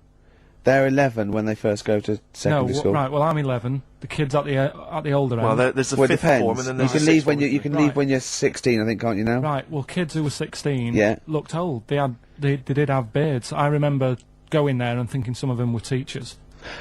I think he's answered that. Next one. What's the next one? Tattoos and everything. I think they had kids in the earlier years even. What do you make of the fact that Mariah Carey's £38 million payoff has cost EMI staff their jobs, and we're talking 1,800 EMI staff who have lost their jobs? What do you think of that?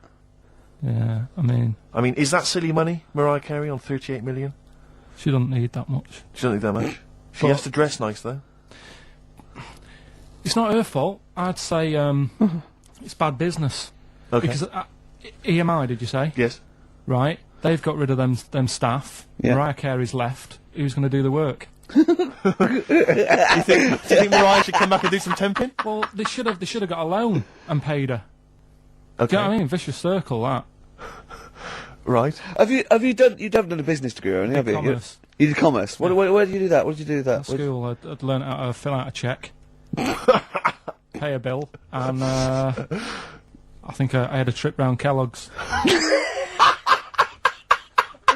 Did you get an O level or a GCSE? We know he didn't. You know. But was there a commerce exam, or was it just a division of Can't maths? remember. What did you fill out a Was it check? a subset of It maths? was an option. It was like, if you want to do it, you can. What do. was it? Fill out a check. Fill pay out a bill. cheque, Pay a bill. Have a visit And round round Kellogg's. Kellogg's, and I saw my sister's boyfriend there at the time. He sorted me out with some variety packs. Really? What was in them? You know, Rice Krispies and Good stuff. Cocoa Pops? Space Dust or whatever it is. Space Nuts. So, sorry, that wasn't Ken Dodd, though. No. That was someone else. That was an aunt. That was it, yeah. That wasn't Special K. Oh, dear. What about this then? Home Secretary David Blunkett admits that muggers rule some streets. Weird this, because when I was out with you... I can't believe it's going to be weird, whatever you say, No, Karl. Go on. when we were in that pub that night and we got talking about muggers and that, the tip is, what I tend to do, because I nearly got mugged once, act You mental. what? You nearly got mugged once? I nearly got mugged. Yeah. But I tried this technique of acting a bit mental. Right, and how did you act mental? Well, this guy wanted me trainers. And I was in Piccadilly Gardens in Manchester, it was quite late one night, and he come up, he said, I want them trainers. I said, you want them? I said, I worked hard for these. I said, how dare you come to me asking, and I got a bit livid, and he looked at me like, oh my god, he's got a right one here, and he left me. Were you acting mental, or were you just mental? No, I put it on a bit. Were you not petrified, though? Well, you don't think about it, do you, when you're sort of in the eyes of danger? Well, not you, clearly, you're a brave man. So what did you say? I just went a bit mad. I just kind of, because he said he wanted the trainers and they were dear ones at the time, and I just, no, you're not having these. I said, I've crafted you. I said, I wanted these trainers. Yeah. And, you know, went on to tell him how I work at printers and I don't enjoy it, and, you know, I put in all these hours and that, and I have to cycle home for about 5 miles, and Did he give you his trainers? Yeah. Did he have a knife or I just anything? left. No, it didn't get that violent. Well, that's very brave of you, Karl. Yeah, it's That's good. good advice, though. Just act mental. See, Watts actually tried it the other night. Oh, Liza Minnelli. Yeah. Well, she says, I've worked hard for these diamonds. Yeah. It's not easy being the daughter of Judy Garland. You don't know what it's like.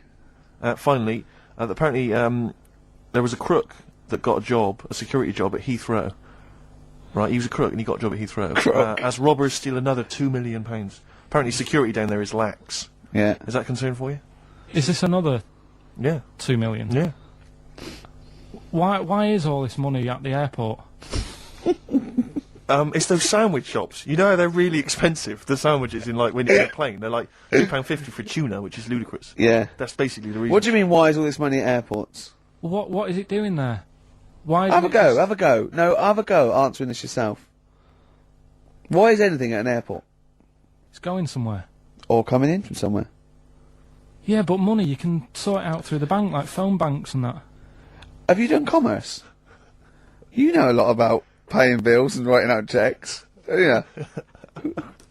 Tell us about Kellogg's. What was it like? What was in the factory? Was it just like squashing bits of corn? And Pretty boring, really. Just loads of conveyor belts, Yeah. boxes of cornflakes everywhere, just what you imagine. yeah. I So don't is know it what more, we're meant to this is learn where from you it. might be working? This is where you're likely to work if you Possibly. leave There was school. 2 trips. There was that and a trip to Manchester Evening News.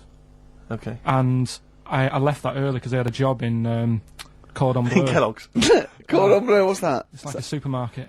Yeah? And I had to leave the trip early, and the teacher went mad saying they thought I'd got lost on the, in the building and stuff. What, you It didn't caused tell a light anyone? uproar. No, because it was like day 2 of working in this supermarket, and I couldn't be late. I thought by the time I explain where I've got to go and everything, I'll be even later. Sure. So I just left, and then apparently they were searching the building and everything for me. How old were you? Stuck in a printer. Don't know. Stuck in a printer? I don't know. What was the printer's name? You worked at a supermarket called Cordon Bleu. Yeah. Cordon Bleu! Brilliant. That's great, isn't it? It's rubbish. Oh. Got sacked. What'd you get sacked for? Messing about in a back in the car park round the back. Yeah. Right, there was a grid, and all the concrete had gone funny. So when it rained, you got like a big lake.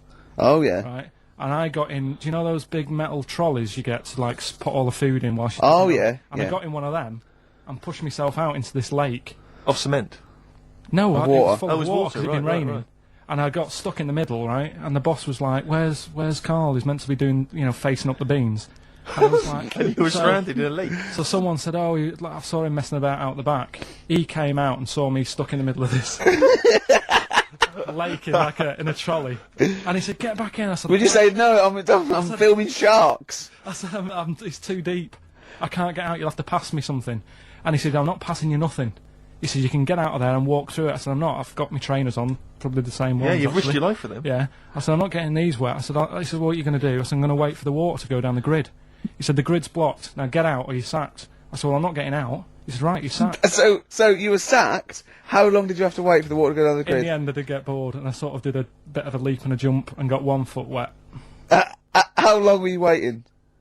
Maybe about half an hour. Just think of it. Just think. I mean, how did he get himself into that situation? Right, well, it's time for White Van Man, which is where we ask Karl the questions that the Sun asks someone else. Exactly.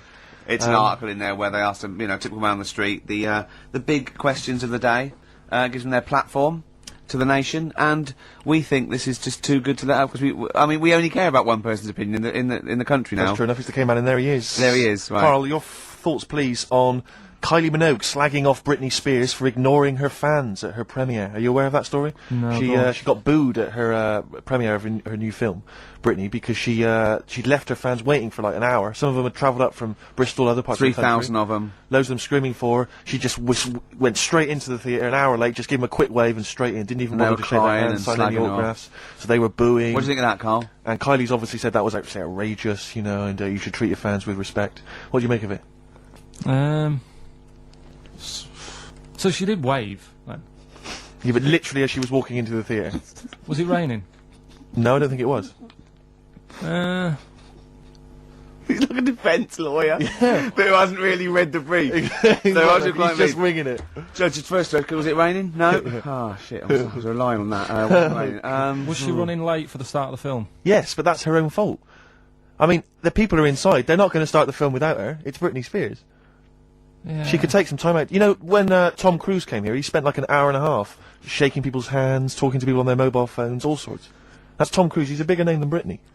I know, but He's a smaller person, but he's a bigger name. What do people want from people? Do you know what I mean? Yeah, An autograph, things like that, a photo. This one's going nowhere, Steve. Is there another one? Fair enough. It's not bad. If she had more time, she might have done it. I bet she would have done it on another day. I mean, I'm not feeling too good today. But you're going to still take time out to sign people's autographs, surely, when you leave the building. Yeah, there's always a bit of a crowd, isn't there? Next. Go on. What do you make of New York's ex-police chief saying we need more bobbies on the beat?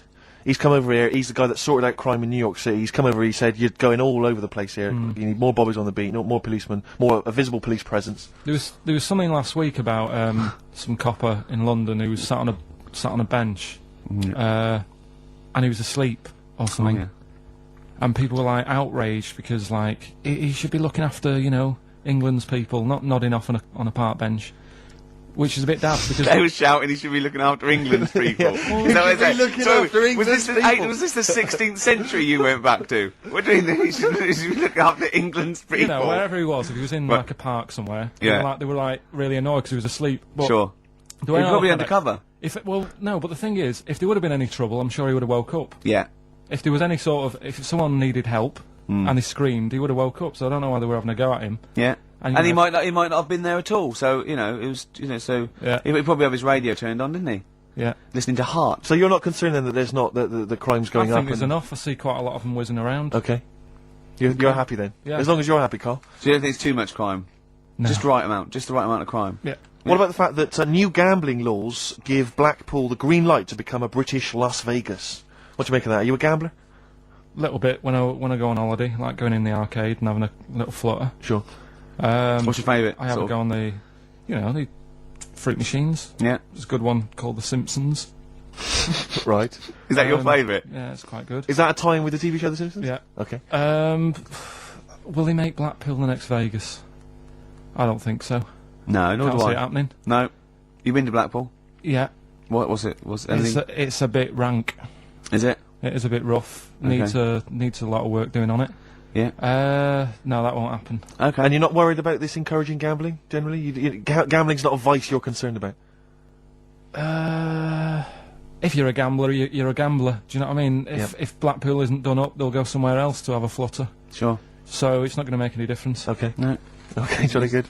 And what do you make of the So Solid crew's Ashley Walters being jailed for 18 months? Obviously not a very good example to his young fans. He should have got more. Do you think? I had a dream about him the other night. Go on. About the group itself. Okay. I had a dream that... Were they all there? Because there's a lot of them. all I couldn't remember all their faces.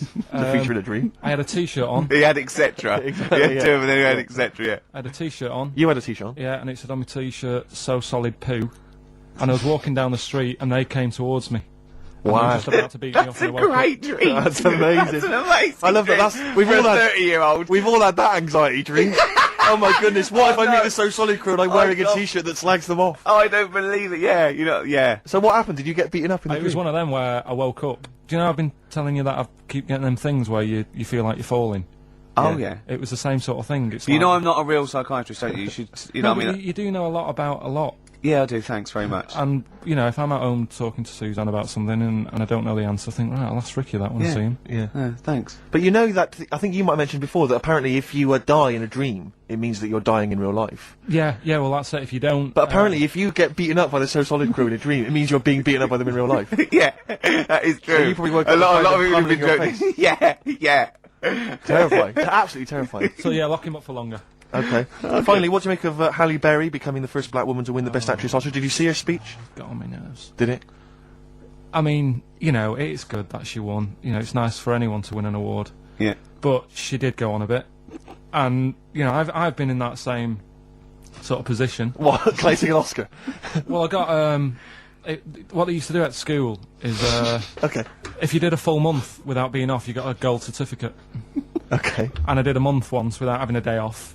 And Sure. I went up, and I didn't do it make a fuss. You didn't start crying. Can't play a record, mate. Well done, though. Were you the first kid in your school to do that? I don't think anyone else got the certificate. It was only because I was never in. They tried to encourage me to come in. It was just for you. They mounted an entire ceremony just to encourage you. With me, Karl, Cayman, Pilkington, we're into this, way into the second month of the education of Karl. As you know, Karl got 1 GCSE in history and E, and we've been cramming, haven't we? Oh, And, Rick, before you mention that, can go I on. just say something? Obviously we always do this thing with the Sun, White Van Man, where we read this thing out from the Sun and query Karl. And I was out with some friends last night, and my friend Dan always listens to the show, and he said, Karl, I love the bit when you answer the questions in the Sun. Why do you ever know what the questions are before they're asked, or is that your first answer? And Karl said, no, that is it. They don't let me see what the questions are first. They don't show them to me, and I always get really anxious and really get really paranoid. And I was just wondering, have you seen the error there, Karl? Have you seen the mistake you've been making? Right? What do You're you worried think that was you're worried that you don't get the questions beforehand, right? What? How could you maybe combat that? Do you think? How could you combat that if you're really nervous? Coming Maybe up you to wanted like- to sort of have some views or ideas Well, beforehand. it's your error, isn't it? Do you know what I mean? It's your show. If you want to take a chance with me. No. So His that's point not is the this: that if you're really worried about it, how could you get hold of those questions in advance? Is there any way you could get hold of those questions in advance? Yeah, but is it always in today's? Is it always in Saturdays? Yes, So they don't do that every day of the week? they do, but I always take it from this Saturdays. Right, well, yeah, I could, but that would cost me money. I'm not on enough as it is, Sure. working here on a Saturday. Okay, How much is the Sun? 30p. Yeah, well... You're not made of money. I understand. Yeah. Actually, it's 40p on a Saturday. I don't know what I was thinking. That time, innit? Yeah. Play the jingle. Yeah. White van man, Carl. Brilliant. Recorded at great expense, that jingle. Yeah. Yeah, this is where we just hijack an idea from The Sun, which is White Van Man, where The Sun asks, in this instance, a cabbie by the look of it. Oh no, a fruit and veg shop owner. Ours is slightly different because the Sun sort of like pick on a perfectly normal member of the public. Exactly. So that's where we've got the the upper hand. twist. Yeah. And they ask him about the the hot potatoes. This week, Karl, my first question to you, well, your thoughts, please, on the criticism of the BBC over their coverage of the Queen Mum's death. What do you make of this? You're aware of all the criticism that Peter Sissons asked some probing questions? No, I thought it was wore just a burgundy tie. I thought that's it. Yeah, he just had it didn't show respect. He just had a burgundy tie on. See, that's not really not showing respect, is it? No, it's not. You know, you show your respect by sort of doing the news on it, giving her a bit of coverage, and showing, you know, Bit of publicity. what a good woman she was or whatever. Yeah. And then you move on to sport news or whatever. Do you know what I mean? Yeah. I totally agree. I don't like the way everything's morbid. I was thinking about it. It's like, you know, the way in birthday cards and that, people always put funny things in them. I think you should save things like that for funerals, for like funeral cards and that, and try and cheer people up at times when they're low. Do you know what I mean? Because on your birthday you're quite happy anyway, so you don't need someone putting a funny comment in a card. I think, you know, when you send a card. What would you suggest? Well, you know, whoopee cushion, but on the vicar's chair. How would you liven up the funeral? Just little things in the card. I mean, you're just writing stuff like, well, you know, at least you're still alive or whatever. So as you're giving the eulogy, that'd be good. So suppose someone's husband's killed in a car crash, you go around with some flowers and a little card, and it says, "At least you're still alive." Well, maybe something funnier than that. Well, maybe, like, if you got up to give the eulogy during a funeral, just wear a pair of comedy tits. Yeah, or those glasses that are eyes on sort of springs. But why has everyone got to be so sad about someone dying? No, what annoys me is that when you see the people on television, these sort of members of the public, and they're crying about the Queen Mother, who was sad when anyone dies, sad when anyone nan dies. She was 102, and what, you know, I mean, it's sort of like, I think they should cry. Well, there's a picture in the paper today. I don't understand it. There's a picture in the paper today of various people who were lining the the funeral kind of route yesterday, and there's a picture of a very young child, maybe sort of 5 or 6, on the arms of her dad, and her head bowed, and it says a young girl there weeps for the Queen Mother. And I was looking at it, and you can tell she's just tired. Well, she's just tired and bored. It's so transparent that it's not crying. It's Most just, what are we doing when their nan dies? Exactly. You know, it's sort of like. But what is a 5-year-old girl gonna be? Why is she gonna be crying? The Queen Mum said, "Oh, I can't believe it." Yeah. Teletubbies? No, the Queen Mum. Oh, not the Tweenies. No, it's all in a minute. Yeah. It's just like, oh dear. I mean, I know. I'm sure, you know, I don't know much about her. I don't know if she was a great woman, and obviously, you know, it's always sad when someone dies. But it's like, it's interesting that there was a lot of tourists in that long line of people that are now queuing from hours upon hours to see her dying in state, because it's clearly just people who want to be a part of history. Must be gutting if you're over from Sweden and you find out that, you know, the Queen Mum's died. Oh, you must be devastated. You probably don't want to carry on with your visit. Exactly. Really. Okay, listen, Karl, I think we've covered that. what do you make of the, what do you make of the first genetically modified baby? Oh. Are you worried about this? Do you know what did they do? What?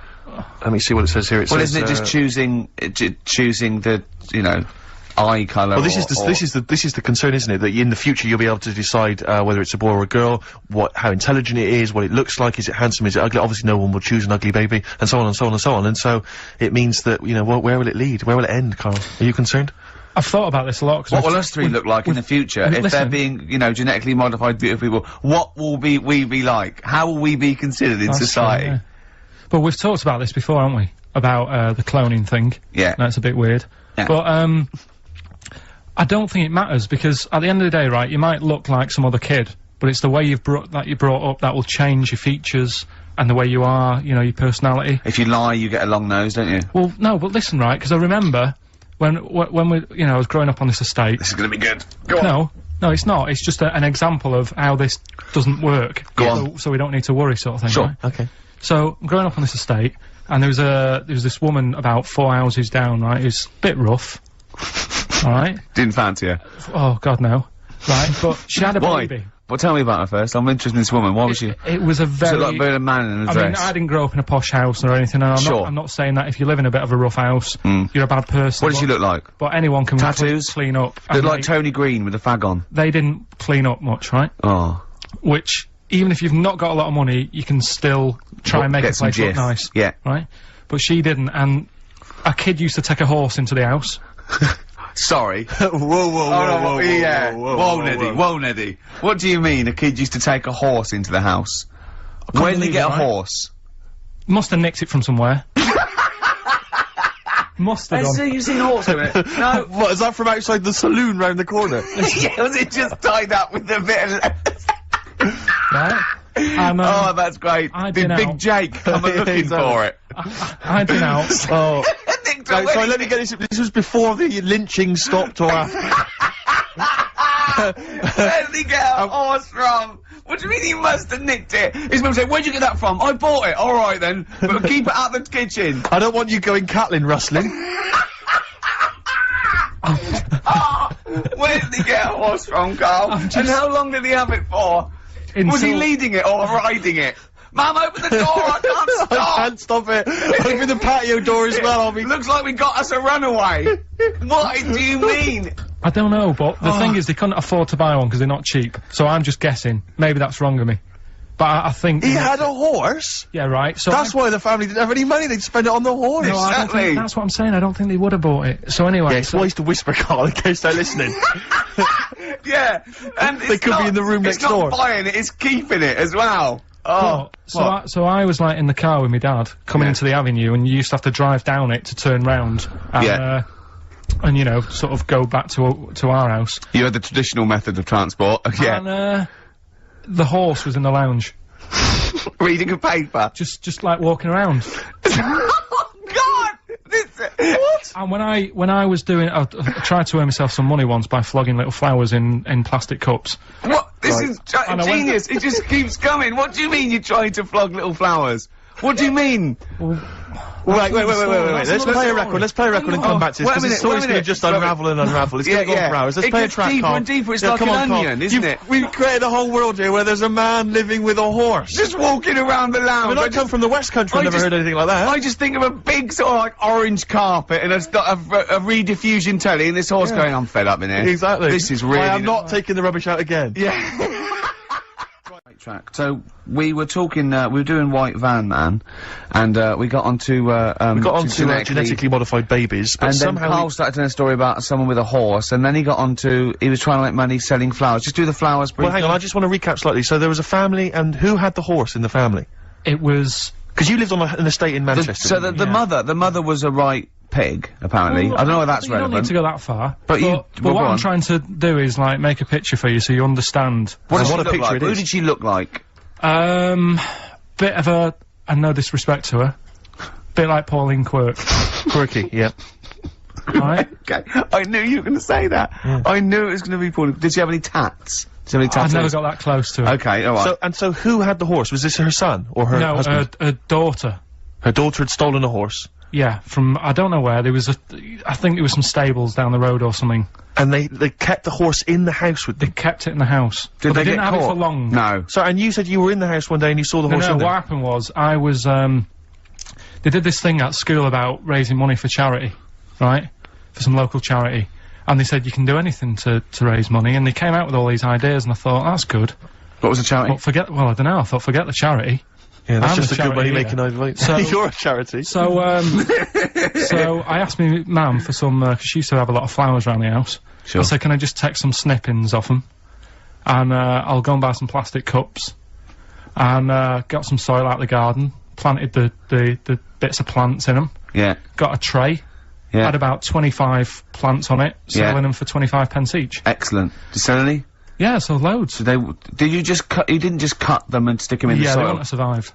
Oh. But I think people sort of thought, well, good on him for trying. But anyway, so I went round to theirs, because I thought their house could do with a bit of colour and stuff. Yeah. So it's a bit rough. So, as I went... The horse went, thank God for that breakfast. They've been feeding me kitty cat.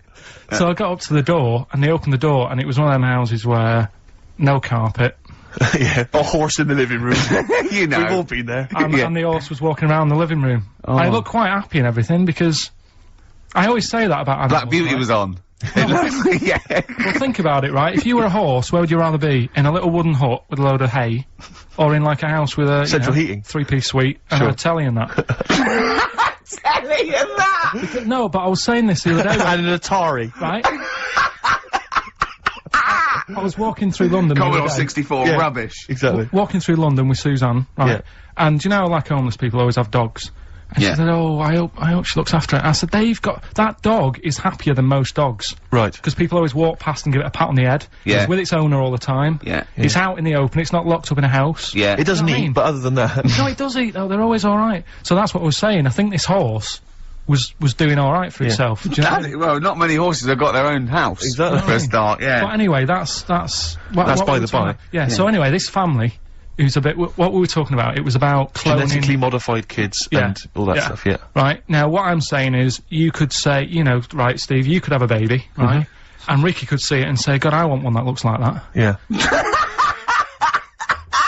Right? It could happen, Rick.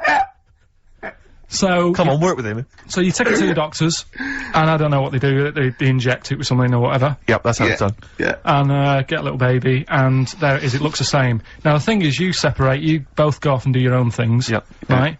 Now, you look at Stephen, you look after your baby. Yeah. You treat it well, you give it good food and I'm a good dad. all the vitamins and stuff. Yeah. Ricky just gives it cheese. Right? So, then it changes its looks, it goes a bit fat. You know, it gets tired easily, and that sort of thing. Now, when this family... Why am I just feeding a baby cheese? Right, this family had a horse in their house. Yeah. They had a little baby. And my mum went round and said, "You're not gonna believe this, but it's a beautiful looking baby." Right? Yeah. And I was like, well, you know. And, the weird thing is, it was a good looking kid, but as time went on, they didn't really look after it. And I'm not saying, like, abusing it, but it used to run around, it used to play out till, like, 10 at night. Yeah. It used to chase cars. Right. It was a bit... Did it have hooves? Yeah, no. Chase cars! Right. What sort of kid chases cars? Oh, God. No. Was it called Rover? Did it catch sticks? It's Liam, it was called, right? Right. Now, the weird thing is, it was a good-looking kid, but as time went on, and all that, like, not eating properly and its hair was all patchy. It's not Liam Gallagher, is it? And chasing cars and that, and it became an ugly kid. It's definitely Liam Gallagher. And that's what I'm saying, right? You can clone all you like, but at the end of the day, it's how you brought up. Brilliant. Wow. Wow. Life. Wow. That was a hell of a point. Oh, God. But am I right? You're always right, Karl. Finally, White Van Man, what do you make of the fact that Sainsbury's are bringing in square tins? Is that a concern for you? Is that true? Apparently so. Why? Don't It's know. like it's easy to stack. This is what the guy in the Sun has said. That should be interesting for... That should be... His comment on Sainsbury's are bringing in square tins is that should be interesting for meatballs.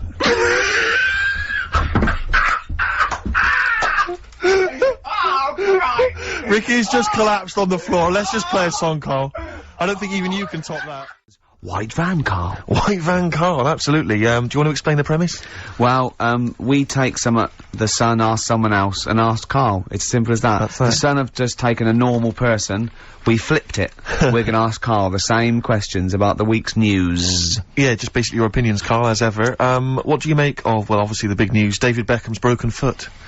Is this a big concern for you? No, I mean, it's sad, you know, it's sadder for him more than anyone, because, you know, to like, be in the World Cup is, like, the main thing for him, innit? Yeah. But he's still a young lad, and, I don't think he'll give up. I reckon he'll still turn up. He'll be alright. And, yeah, Yeah, good luck to the lad. You know I like David, I'm not gonna slag him off. Voice words. Yeah. He says that like he knows him. Like he's popping round for drinks later. Yeah, like we tried to stitch you up. Go on. But, obviously yesterday, was it yesterday? I think maybe Thursday, the Sun printed a big picture of, David's, foot and encouraged everyone to touch it at midday, because hoping that this would somehow, if we all thought and prayed together, somehow that would help his foot heal. Do you believe in that? No. Any belief in that? No, you're going down the old, like, Yoragella route, aren't you? Sure. And it's stupid. Yeah. I'm sure, I mean, it's nice effort and everything, it sort of cheers everyone up. Hold on, you believe in ghosts and warlocks and licking toads. Why is that any more stupid than all those things? It's not gonna work, is it? Alright. Fine. It's rubbish. Okay. Okay, what about this then? There's, apparently now available £1.5 million apartments available on an exclusive ship which sails around the world. Yeah, it's like, what do you make of that? It's a huge thing, and you live on it, and it's, I mean, in theory... How big is it? It's mental. Do you know it's like a town centre. Do you know how, like, people said that the Titanic was the biggest ship? Was that only then? They've got bigger ones now, haven't they? Yeah. A lot bigger. Oil tankers are much bigger, and... Yeah. No, but actual liners are big. Yeah, it was the biggest then. Yeah. Because my mum told me that there was one that was that big that it had like rough areas on it.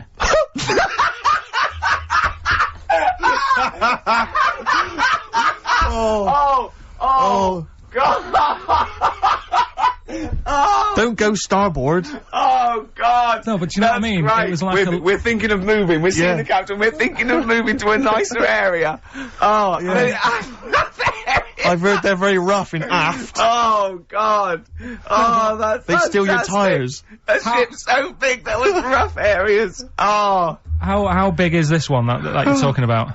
Well, I don't know. It doesn't give me the specifications here, but they're huge. They're huge. In theory, I mean, it's that thing with it's obviously marketing, but they're gonna solve the overpopulation crisis, where soon we'll all just be floating around the sea. Yeah, but yeah, I can see that, because I mean, think about it, right? I've been talking to Ricky about it.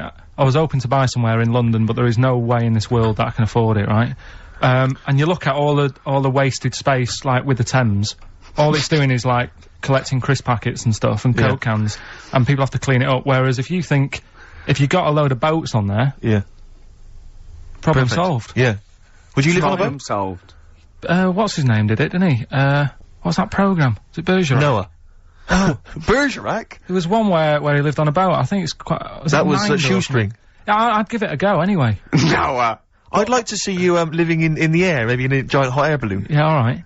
But no, the boat thing, because it is going to get bad as well, isn't it? They're saying that the water's melting or whatever. The water's melting, The ice is melting. Yeah. And there's going to be more water and less land, so in the future, it's probably going to be the way we're going to be living, isn't it? Have you seen that film Waterworld? Nah, I don't fancy it. Because that sort of predicts that, yeah. What, are they saying that the ice thing exactly, will melt? yeah. But at the same time, I was thinking about this a couple of weeks ago.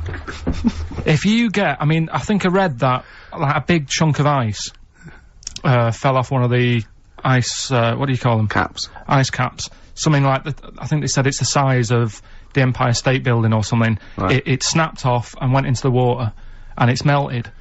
And they say, oh, it's bad news, you know, that something that size is melting.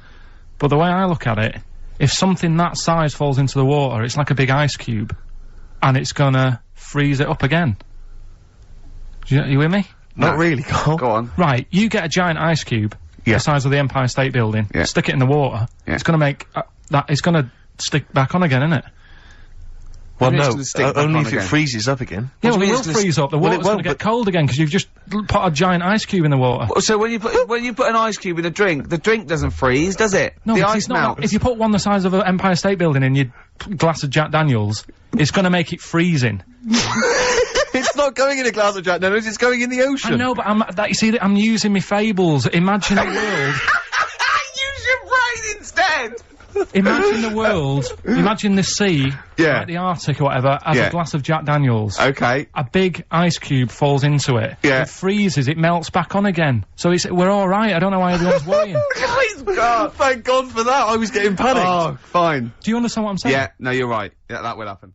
Got another one there? Well, it's just your thoughts really on the Queen Mum's very British send-off that she was given this week. Yeah. What do you make of all those people queuing up to see her? Did you think that was incredible? Right. Well, we said last week, you know, there was I don't quite understand why there was so many people there, who were, like, getting really upset. Do you know what I mean? Really upset, crying and stuff, and, you know, you can lose someone who's, like, related to you, and you don't cry like that. You sort of sit there and you think back to what you did with them and stuff, and then that's it. But, the queue thing, wasn't it, like, miles long and stuff? Yeah. It was, yeah. Right, I was sat watching this with Susan. 12 hours queuing. Yeah. It never got to 12 hours. It did, but that was the estimated time. Now, but how long is a queue when they're just, like, you know, walking along? Think how far you can sort of, like, you know, stagger in 12 hours. Incredible. It's been ridiculous. Yeah. But, again, you know, if they want to do that, it's their time and that, innit? And it was at the weekend, so they could have... It's not as if they got out of work to do it. No. You know what I mean? They used their own time, so good on them. But I thought, right, what they could have done... Remember when I studied Che Guevara? Yep. Yeah. Right? And don't be offended by this, it was just an idea, because they did it with Che Guevara. Remember when they cut him up? Yes, they cut him up, yeah. What was the reason for cutting him up? Well, they cut up Che in order to try and, you told us that they were going to send bits of his body to Fidel Castro and various other people, wasn't that right? As a warning, wasn't it, though, to all the people, like, one to... Yeah, my understanding was that they cut him up in order to, so they could bury him in different places, so that there'd be one shrine. There'd be, not one place that you could go to in order to sort of make him into a martyr. A little bit like that. I've, like, I can vaguely see where this is going. 6 queues, and it's like, number 1, you can, you know, go and pay respect to her head, or whatever. Oh, God. No, but I just was thinking the way of speeding it up. I'm not having a go, I'm not, because they haven't done it, so it doesn't matter. God. But they did it with Che Guevara. Yeah. Everybody would have felt like they've got close to her. And it would have speeded it up. No, I mean, but I can understand. Can I just say that genuinely, Karl is not being disrespectful here. This is his best idea to cut down the queues. So don't phone in. He's not suggesting we should have done this. He genuinely is. Well, but I mean, he's not doing it to be nasty or wacky or you know. He thinks this is a good idea. So can I just throw a thought at Che Guevara, who was like a powerful man, he did a lot for the world and what have you. Yeah. And are you aware that I feel slightly responsible for this, because have you heard of the quote, a little knowledge is a dangerous thing? Yeah. Okay. Steve, next one? No, just a very quick question. I can understand those that have queued for 12 hours to see the head. I'd be a little bit annoyed if I got there to find a toe. I'll tell you what, though. I'll tell you what they could do without chopping her up. They could put about 9 queues, each could see each hip she had. That's true enough. Because she's done about 9 of them, so it'd just be, if you want to see the whole body, it's a 12-hour queue. If you just want to see a couple of the hips... Here's another suggestion for you, I've just thought, right? What? Instead of everyone queuing to see her, why not put her on a trolley and wheel her past everyone else? Running. So yeah, you could have some students on Rag Week, they could combine it, like when they're always pushing a bed. You know, they could just run it along the queue. No, that'd be fantastic. That'd be disrespectful. Right, as opposed to the chopping up. So... Sure. No, right. But just an idea. Just I apologise now if anyone's offended. Anyone offended, I'm sorry, but... Yeah. Okay, finally, this is more frothy. Liz Hurley lying low, apparently, at Elton John's house to try and avoid the press now that she's had a child. That's a good place to go to avoid the press. Exactly. Yeah, yeah, Elton John's house, Everyone seems to be friends with Elton John, don't they? Every celebrity's When friends did pop into Elton John's house? What is he running some sort But of... it was like when Robbie Williams was a drunkard and a drug addict, he went to Elton John's. Yeah, and who's the other fellow that went there as well? What's someone to, you know, to recuperate and, shoulder to cry on? Is he giving out false passports? But I don't know if people have seen his history. He's not the man of, you know, I mean, I know he's cleaned himself up now, but, you know, maybe that's it. Maybe he's got this kind of insight into, how to deal with celebrity. Yeah. What do you think? I think it's just genuine mates with him. I think he's just like a friendly bloke. I think she's been doing too much lying low in the first place. That's part of the problem, isn't it? High five, Karl. That was a genuine joke from Karl there. And he's so proud of himself. Look at his little face. Too much lying low. Oh, that was White Van I agree with you. Why can't she just go around to her mum and dad's or something rather than Elton John where everyone's looking? Yeah. Yeah. Yeah. That's the point, isn't it? Yeah. Now White Van Karl? this is where we... Oh, it's too much. Seen his face and his eyebrows sort of went down while you were doing that face. He genuinely looked pained. It's like you're back at school, isn't it? He's starting to get hard work now. No, okay, we'll just do White Van Karl then. This is your opinions. You can't be wrong on this, can you? There's no right or wrong answer here. Okay. Right. But so this is where we ask Karl his views on the big news stories of the week. Basically, we've stolen an idea from the Sun newspaper, and so this isn't cruel, this programme, is it? I don't think so. Picking on me. It's not, is it? it's weird because a few people have said, "Oh, you're picking on me." It depends how you look at things, isn't it? Yeah, but you do like it. I mean, we could look at it like it's a laugh, so it's not a problem for us. You know, we like you. You know, you're our favourite. Yeah. I'm going to say thing in the world, but I don't mean that. You know, in a derogatory way. No, I'm cool with it. Yeah. Yeah. Right.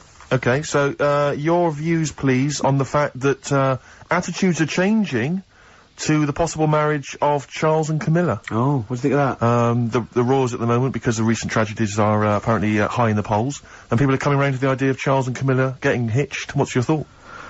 Whatever, really. I mean, if they're happy with it. The thing that comes out of it most is it just goes to show, right, that there is someone for everyone. Just because, I mean, no disrespect to Camilla, I'm not a good-looking person either. But she isn't a stunner, and yet she's gone and picked up a royal. Right? Yeah. So I think it's good for things like that to happen, because it cheers you up. Do you know what I mean? Gives you a bit of hope. Thanks, Carl. So yeah, it's good. You know, if they're happy. If anyone's happy, it's a good story, innit? Yeah. You know what I mean? Yeah. You know, he's had a bit of bad luck. And now he's got someone else in his life, so... While he's doing this, I'm just doing a list of questions to ask him what he thinks of things in the world. Okay. Is that alright? Yeah, no problem. Okay, what do you, make of... Well, now listen, this may be a non-story, or it may be the biggest story that's about to break. Ulrika Jonsson and Sven-Goran Eriksson's affair. Are you familiar with this? It's over the papers today. Apparently, Ulrika and Sven are going out, although there appears to be no evidence for this. Yeah, I don't even give it time of day. Do you not? Right, well done. Doesn't affect me whatsoever, as long as he does his job well. Yep. And what's she doing at the moment? Presenting Dog Eat Dog, I think. Like, you know... As long as she does her job well. As long as they both do their jobs well. Well, yeah, at the end of the day, that's going on with a lot of people out in the world, isn't it? Do you know what I mean? Just because he's an England boss, as long as, you know, we win the games and that, he's doing his job. If she's, you know, gets a dog winning a prize or whatever... No, okay. It's not worth it. Carry on. Do you know what I mean? Yeah. So...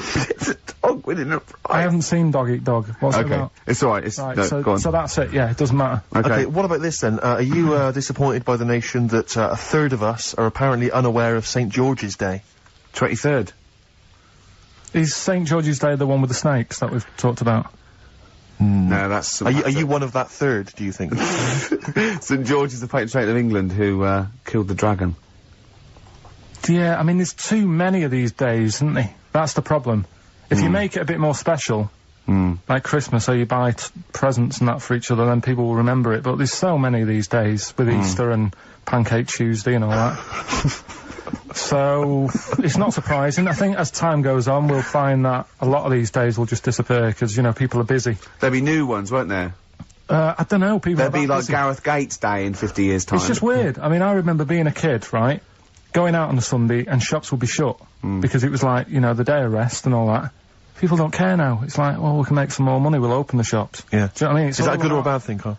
It's good, because I remember I used to have to get up early to go and get some bread if we didn't have any in. Because the shop would only be open for a couple of hours in the morning. Yeah. Whereas now I'd be able to... Yeah, I remember that. Shops and you couldn't get aspirin and stuff, certain things, nightmare on a Sunday afternoon. Yeah. So... That's right, yeah. And pubs didn't open till 12. Do you remember space operas? Yeah.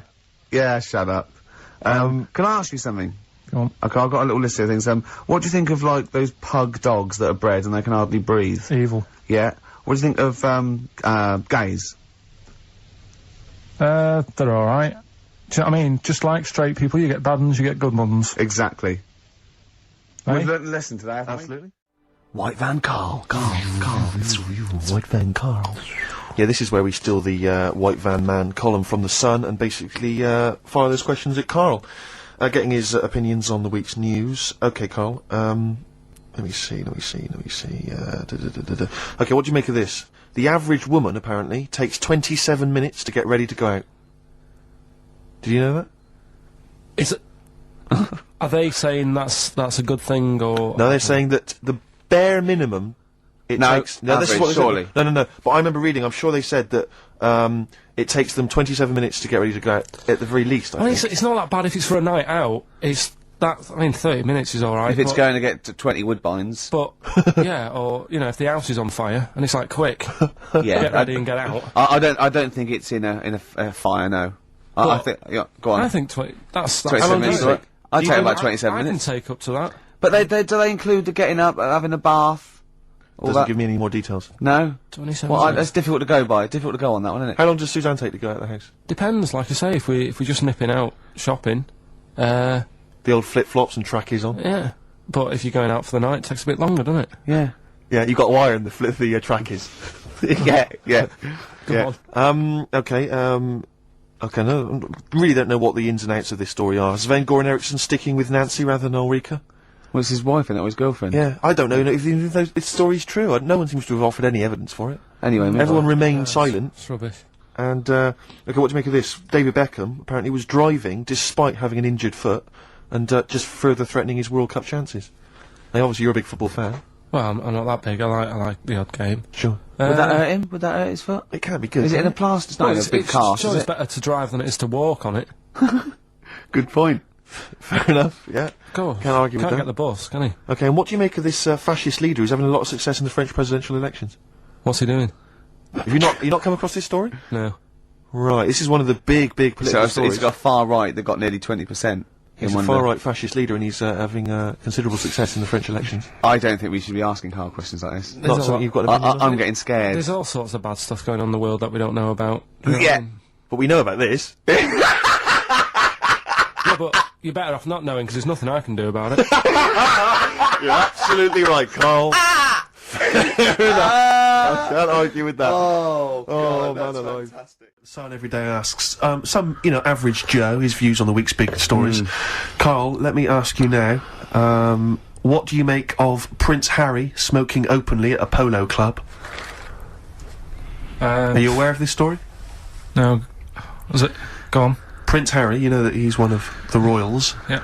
And he was seen smoking openly, a fag, a cigarette, a polo Third in line to the throne. something like that, yeah. Imagine that. Someone Hey? smoking a cigarette who's third in line to the throne. A cigarette, Carl. Is it a non-smoking polo club? Do you know, I don't know, but if it were, would that make things even worse for you? Well, No, yeah. seriously, what do you make of it? This is, the whole, the furore is he's a role model, he's a royal, should he be seen puffing away in a public place? I don't think it matters, does it? Not concerned for you? How old is he? Is he old enough to smoke? I think he probably is, yes. Right, yeah. Well, fine. I think the trouble with this role model thing, with anything that's legal, it should either be illegal or not. Yeah. I just don't think you can impose things like that, because you could say that it is bad for you, and it is bad to start smoking, and it really is bad for you, it causes cancer and everything. But everyone knows that, don't they? Well, yeah, but you should either make it illegal or shut up about it. So this is Carl you're asking, isn't it? I am indeed. Sorry, So we can throw these questions your way as well, if you fancy. Sorry, yeah. But doesn't matter. But Carl, what are your views generally? I mean, it's obviously cigarettes are perfectly legal and so on, but what about stronger narcotics? Because I know you're very scared of drugs and stuff, aren't you? You're Yeah, very- I'm not a fan. I don't No, what's your concern? What's your worry? just like you might get into them. Sure. It's like you might have them and go, oh, this is all right. Exactly, Carl. Yeah. Exactly. Although I was talking to you about it earlier, and you weren't very sympathetic about a lot of young people who have perhaps gone to crack or smack. Didn't you describe it as their own fault? Sometimes it is, isn't it? Yeah. I mean, I could have turned to it where I grew up, but I said, well, don't want to do that. It's not good for you. Sure. And I avoided it. You turn to ghosts. So you've got no sympathy for anyone who's a drug addict. It's their own fault. It depends, doesn't it? Sure. Do you know what I mean? You can be an addict if, I don't know, something. I'm trying to think of a nice way that Well, you most might end people up- start on stuff like that because something really traumatic's happened to them. Very few people go out for a laugh one night and go, let's all try it. Sure. So, but, yeah. Just say no, I suppose, is the Just say attitude no, in the end. listen to the cast of Grange Hill. Now, this will scare you. Now, Carl, you will be a little bit unnerved about this. Have you seen the film Jurassic Park? Yeah. You know what happened there? Well, according to the Sun here, it says scientists are planning to clone mammoths for a theme park. Look at his face, look at that, he looks like a dog caught in the headlights of a car, he's terrified. I love Carl. He sprung to attention Carl. there. Is that the best news you could have? Man moths.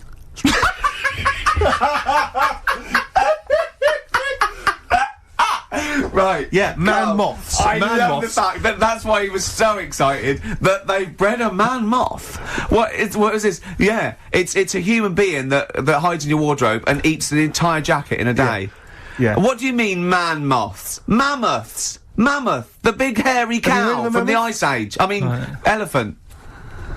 You're not so excited about that, then? You can take or leave bringing back mammoths to life, but a man moth... A man moth is a different matter. Oh. If we'd have never brought that up, he'd have gone and told someone now, you know, they've bred an half man, half moth. This is what we mean. That's how things start. This is what we mean when you hear these ghost stories. Are you slightly deaf? Is that it? When you hear these stories, you're slightly deaf. And his head was in the basket, and he went, count how many times I blink. Is it, Carl, is English your first language? Are you actually foreign? Is that the thing? Yeah. Should we speak when we say slower? foreign, we mean not of this planet. Yeah. Should we speak slower? Would that be a help to you? No, go on. Next What do you make of that? Do you think that's good? Would you think that's good to bring back mammoths? Prehistoric animals. These giant elephants. They're slow, aren't they? It's not as if they're gonna, like, get out and run fast and they can't capture them. They'd probably be a fence, to be honest, Carl. They'd probably be a fence. No, but you're asking it as if, like, oh, it could all go wrong, but it couldn't, could it? Well, really? but the point was about Jurassic Park is they thought it wouldn't go wrong, and they thought they had it all under control. Have you learned nothing from Jurassic Park, Carl? Dinosaurs would say, oh, think about it before you do it. But with a airy elephant, it's not gonna... Not a concern for you? Would you go along to see him? Would you be interested in that? If it was in the area. He's great, isn't he? I'd love a queue, Nothing right? impresses No, him. but what I'd like to do is Karl sitting like Yoda in a little cave, and I'd just like to see people like Tony Blair and, you know, Stephen Hawking in a queue, and they go and say, Karl, got a bit of a problem, and thinking of cloning a man and a moth. Problem? Not an issue. No, if I'm in the area, I might cruise around and have a look at it. Otherwise, just don't send it near my clothes. Oh, that's fantastic. So it's just for a second. As the words man moth came into your head, how excited were you? I mean, were you both terrified and excited? Just for the moment when you thought that they'd cloned a man and a moth?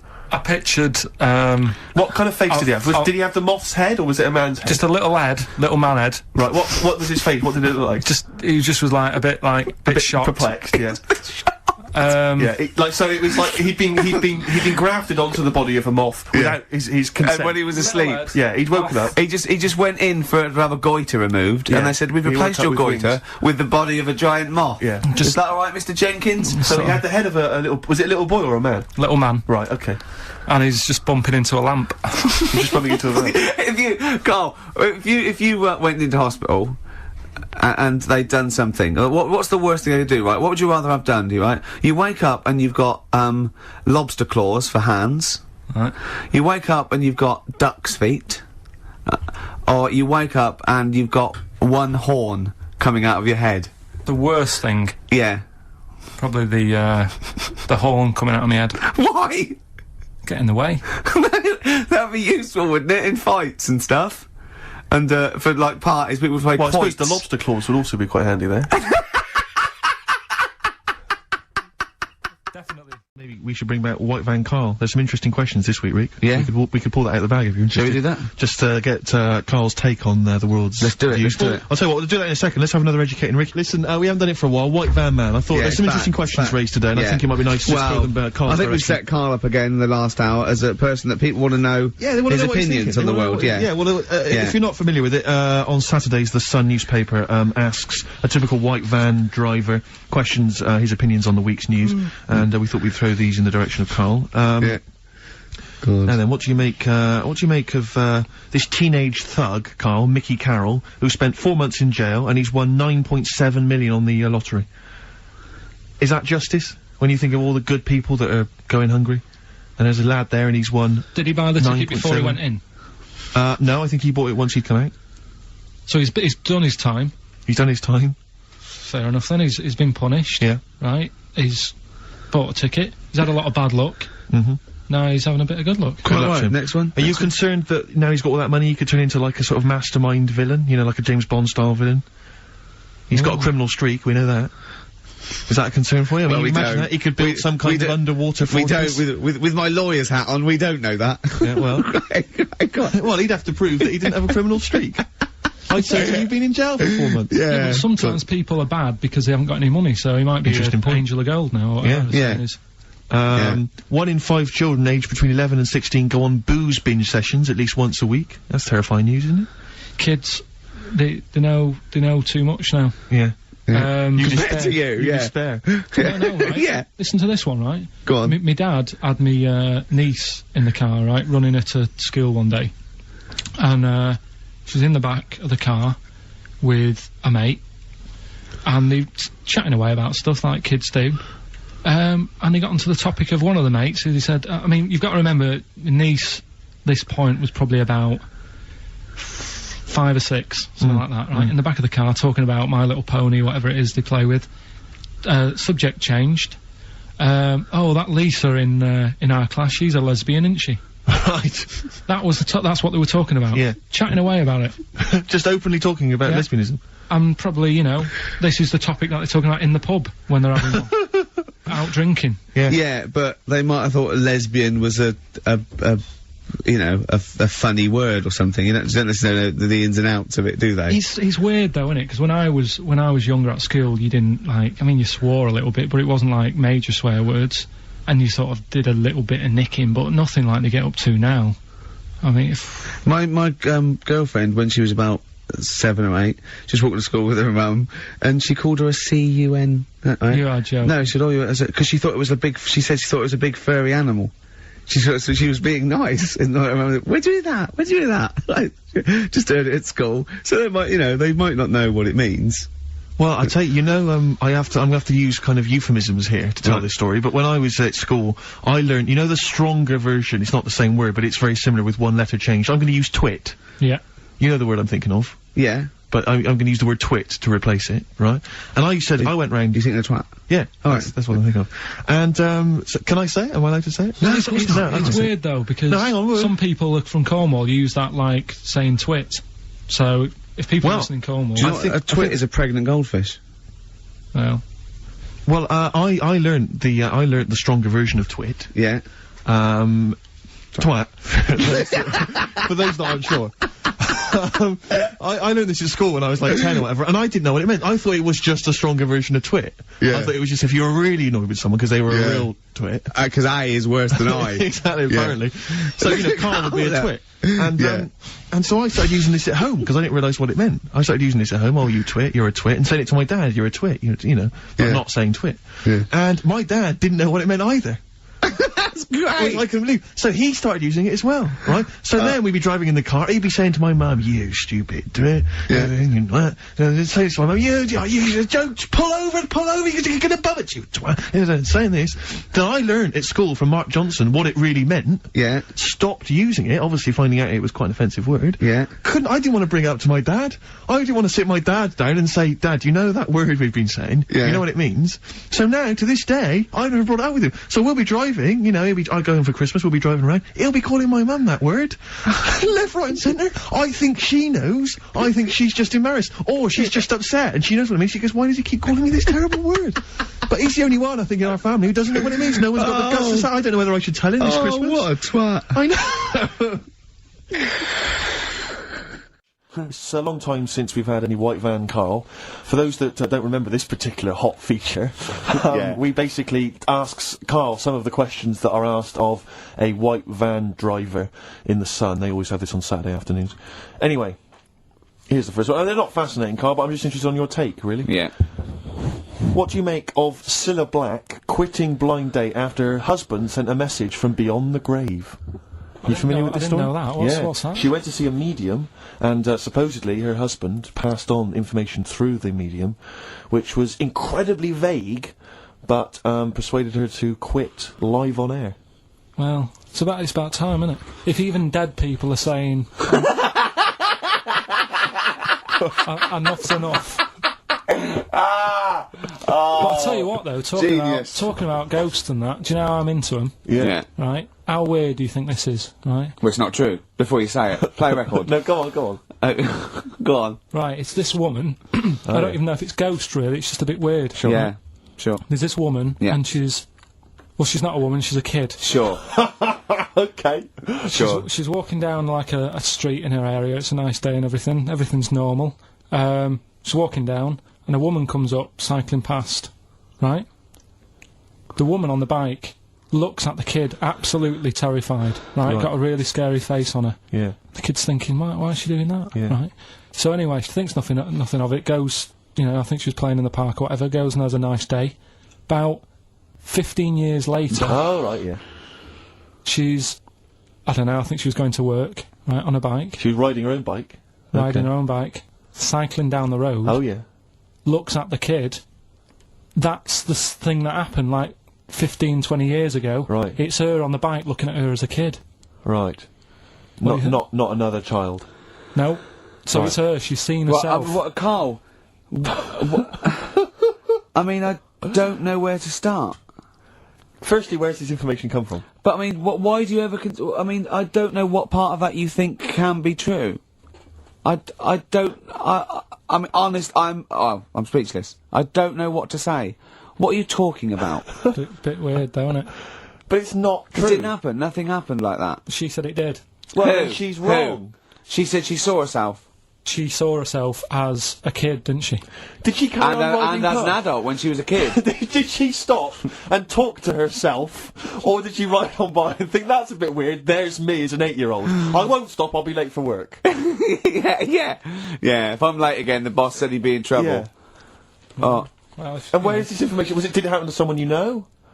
No. You overheard it on the bus? No, it was in the 14 Times. Ah, right. Well, Okay. that's the answer. Good. We've Okay. got to the bottom of that. Right, good. Brilliant. Now, what do you make of David Blunkett accusing gangster rappers of making kids believe guns are cool? It's a hot topic there, Karl, and I imagine you've got some strong opinions. He's saying what? He is saying, basically, that all this rap music is advocating gun use and violence against people, and he's very worried about it. Nah. Okay. All right. What's the next one? Have you thought about going into politics? Because I'll tell you this, they wouldn't be able to argue with you, really, in the Houses of Parliament. They'd have where would they start? Yeah. My fellow, he's an idiot. No, but violence has always been about, isn't it? Like cowboys and Indians, they didn't have PlayStations and Tupac then, and there was still violence. What do you mean? In the Wild West? Yeah. Do you know what I mean? So you can't really blame it on stuff. It'll always happen. That's the world, and it's made up of different types and that. Again, he's right. Again, he's sort of right in a way, in his innocence, in his buffoonery. I didn't hear what he said. He just said there's always been violence. You know what I mean? It's sort Even, of like, you know, dinosaurs, look at them. They caused a lot and of then he trouble. went too far and made himself sound like a fool again. But I'm just saying, it's always happened, it always will. Yeah. Don't try and change it. Yeah, just chill out is what you're saying. Do you know what we should do? We should all get on our bike, go and find ourselves when we're little and go, be careful what you do in life.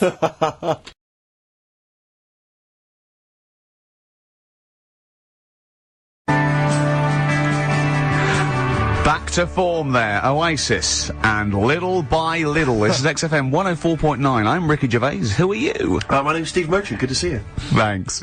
With us, the producer in the studio is Karl Pilkington, and he'll be doing the buttons. Yeah, you made a good effort there, but once again, got bored. Words of your enemy, Rick, and they defeated you once again. Just ran out of steam with the sentences. Every week I think, well, I'm really going to make an effort now. I've chosen some records. Yeah. That's it. That's it. That's as far as it goes, isn't it? Yeah. Maybe you should write out what you're going to say at the top of the show. Write that out. Get a nice big crayon. I like to keep a little bit of, you know... A little bit of something, a little bit of spark, a little bit of liveliness to it. Sure. How are you? Good to see you. Yeah, it's great. It's great to... it's great to be out of the house again. Yeah. Oh, yeah, just, I was going to say, because we've been doing this for a long time now with a little break, but XFM are bringing new listeners all the time. I've heard 4 or 5 a week. Really? Yeah. New listeners tune in to XFM 104.9. Radio 1, beware. Yeah, yeah. And, we might take it for granted the people that know who we are, know who you are, know who Karl is. Sure. Now, if you're a regular, then you know exactly who we are. But, for those of you who don't, I'm Ricky Gervais. Ricky Gervais, BAFTA award-winning actor and writer. Steve Merchant, all those. A friend of yours. Yeah, yeah. And this is the important thing. Karl Pilkington. Absolutely. Our producer. I say producer, he was the bloke who was lumbered with a job. When I said, listen, I used to run the desk in the old days when I was like, I used to press the buttons and run the desk and everything. And now I said, listen, I've been on the telly. I do not press my own buttons. And Karl said, well, I don't really work weekends. And they went, well, you do if you want to keep your job. Absolutely. And we were lumbered with him. And then we discovered that he's not just a little dork, a little manky sort of idiot. Sure. He's got nice shirt. He's got, you know what I mean? He's got something else. Absolutely. He's got He brings another dimension, yeah. Yeah. And, he started having a little chat and we discovered that he had quite a lot to say. Well, I think you're absolutely right, and I think, I was wondering we should maybe play another tune, but after that, I just think we should re-familiarise our radio audience with Karl, and any new listeners, just somehow gonna let them get to know the real Karl again. Well, if you are new, you'll find that we like some old songs, some new songs, some chit-chat. We get serious sometimes, there's some tears and some laughter. We kicked off with Oasis' new one, Little by Little. We're gonna go back in time now to Iggy Pop and his Stooges with I'm Bored. Iggy Pop on board on XFM 104.9. I'm Ricky Gervais. Steve Merchant here as well. Yeah, little Karl Pilkington. Well, to reintroduce or introduce people for the first time to Karl, I think we should have a... Yeah, maybe sort of a kind of a quick Q&A, Karl, and we don't need sort of lengthy answers from you. We don't need lots of detail. You know, it can be just a couple of sentences. Just to get a flavour of who you are. Yeah, so firstly, name obviously Karl Pilkington. Age, Karl? I'll be 30 next month. Really? This month? No, next. Where are we? I don't think we need to ask any more questions. I think we've done it. That's it. I think we've Welcome done it to the world of Karl Pilkington. I think. I thought it would take 3 or 4 questions thought it was going to be at least, to really explain that was the first question. Absolutely God. incredible. But you know, we can't really leave it there because we haven't got enough else to do to fill up the 2 hours. So let's pursue this line of inquiry. Yeah. Age. What was the age, Karl? In a couple of months. When were you born? I'll be 72. Right. What month? What day? I'm on the cusp. You're on the cusp of a day. Well, 23rd of September. Okay. 72. So anyway. Okay, right, good. You were talking there about, obviously your star sign, where you're on the cusp. Yeah. You believe in that, do you? No. You don't believe in star signs? No, not really. But you do believe in ghosts, I understand. No, because the paranormal. Yeah, but the star sign thing, you've got how many different star signs, are they? 12, innit? Right, and then you've got, like, loads of people. Yeah. So you do the math. So they're saying that, you know, there's only 12 different sorts of people in the world. Exactly. That's exactly right. It's made up. It's made up nonsense. It's non-science. It's pseudoscience. It's hairy man and dyed hair woman science. Yes. Innit? All right. Yeah. Anyway, back to you, Karl. Where were you born? In Manchester. Okay. What GCSE results did you get? I got was it an E? I got an E. You got an E in history. And how did you find out that information? You found out.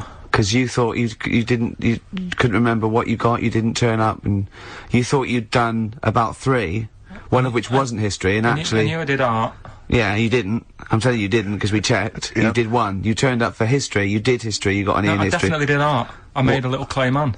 Yeah, you got to register for O-levels. You don't just do it and then phone them up and say, how was that? Yeah. And I go, I'm sending you a clay man. See what you think. Send me a grade. Yeah, there's forms to fill out and things like that, Karl. Anyway, who was your closest childhood friend? Closest? At what age? Well, when you were young, when you were I remember this. It's a fella. Is it someone making, innit? Well, he wasn't really a close mate. Darren Buckley was me. Darren Buckley? Yeah. He was me close Tell us briefly mate. about Darren. I've forgotten about Darren. He's the one who, all the girls liked him. He had permed hair. He used to have his hair like a footballer. Sure. Were you jealous of him? His dad was a copper. Did you hang around with Darren, like, in the hope of getting maybe his kind of cast-offs? Nah. It's weird with me, and I wasn't that bothered about having loads of mates and that. I sort of... Sure. I had lots of mates, but I could do without them. You had a magpie, didn't you? I was happy playing with my magpie. Yeah, what happened to him? It flew away. Yeah. But I wasn't bothered, because it was giving me grief towards the end, wasn't it? It was popping me grifter tyres and that. Yeah, sure. Flying down, pecking me head. Sure. Now, you went to school with a number of different interesting people, some of whom two were of which, freaks. I understand, had big heads and webbed toes. Is that right? Yet they were not related to each other, and they weren't friends with each other. Why weren't they friends with each other? Because that'd be obvious. Did they wear shoes, or did they walk around in their webbed? Were they good at swimming? Were they good at swimming? I don't know. I don't think they ever went swimming. Did they ever talk? Did they ever look over at each other and think, yeah, we should hang out more? I told you something in the week as well. There was another lad at school had a pigeon chest. He had a what? Can we come back to this? He had a pigeon chest. I think we should play a record, Karl, because I think we've hooked them now. Yeah. I think there's no one switching off now, Rick. No, play a record. Blair, Coffee and TV. Karl, I said it's not the best Blur song when it was playing. You know, don't want to diss it, but, you know, it's not the best one. I mean, that's fact. Sure. You know. Yeah. Karl went, like the video, though, that little milk carton. Yeah. Bit sad, it's tragic, isn't it? He went, this is all to himself, I'm not even joining in. And then he went, yeah, but it's alright at the end. He goes to heaven, he finds a little girl milk carton. Just lives out a little thing in his... Is that like you on your paper round, that little milk carton, walking around like that? I imagine you... Oh, people don't know about if you just tuned in, Karl had a paper round. It's his favourite job ever. And he maintains it's the best job he's ever had. Isn't it, Karl? Go on. I don't know what's so weird about that.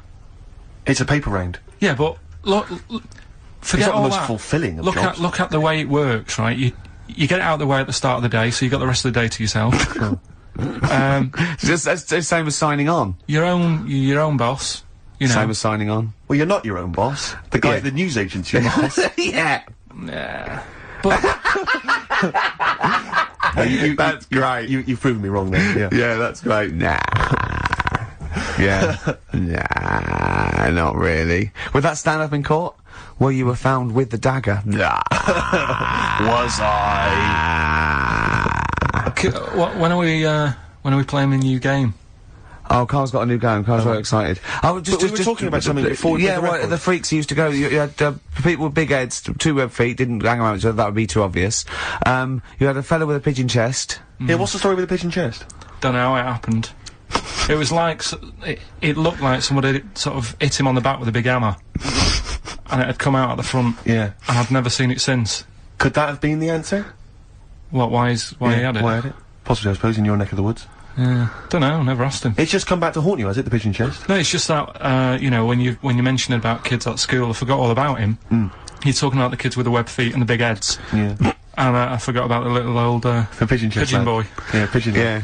Well, listen, I'm a big fan of that TV show. It's on digital TV. A lot of people won't have it, but Inside the Actor's Studio with James Lipton. Yeah. And he interviews lots of big Hollywood stars, and he always asks them these same questions at the end. Can I just run a few of them past you? Go on. Okay. So, if you could do any other profession other than the one you do now, what profession would you do? Can you just change that to apart from a paper round? Apart from a paper round. Oh. You could do any other profession, Karl? And it doesn't matter about like. Doesn't matter if you've got the skills or anything. In an ideal world, if you had the ability.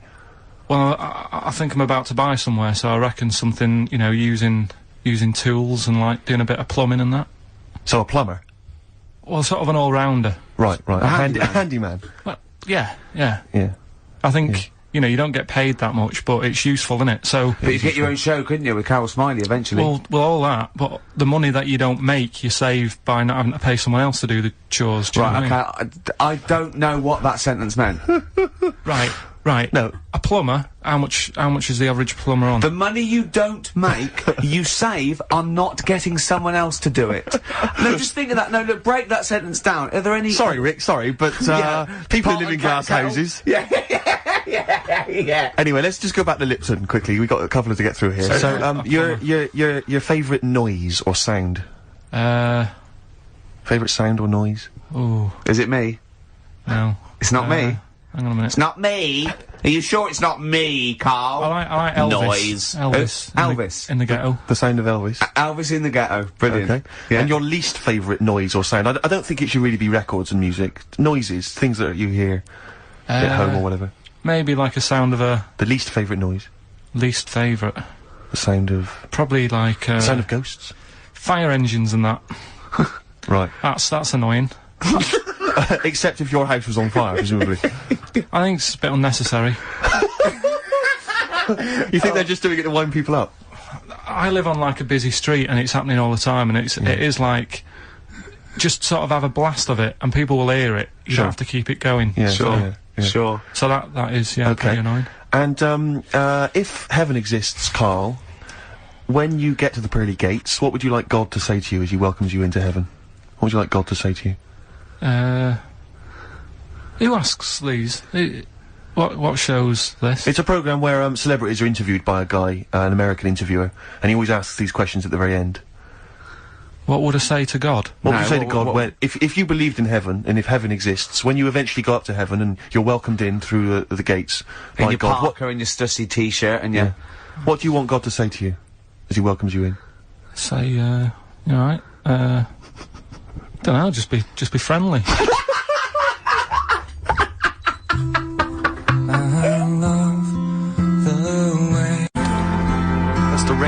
section. Beautiful. Yeah, nice stuff. It's a kind of Scottish supergroup. Lots of different artists from Ben and Scottish Sebastian bands. have got to be involved. Is it the lead singer from them? It may well be, yeah, on that particular track. There's different people. Mull Historical Society, Idlewild, Teenage Fan Club, different people from all those bands. Get together with a guy called Gary Lightbody from Snow Patrol, and he writes and the all tunes. that on XFM 104.9, Steve. Absolutely. Let me just name that track. That track was Grand Parade from their current album, Son of Evil Reindeer. Feeder. Come back around on XFM 104.9.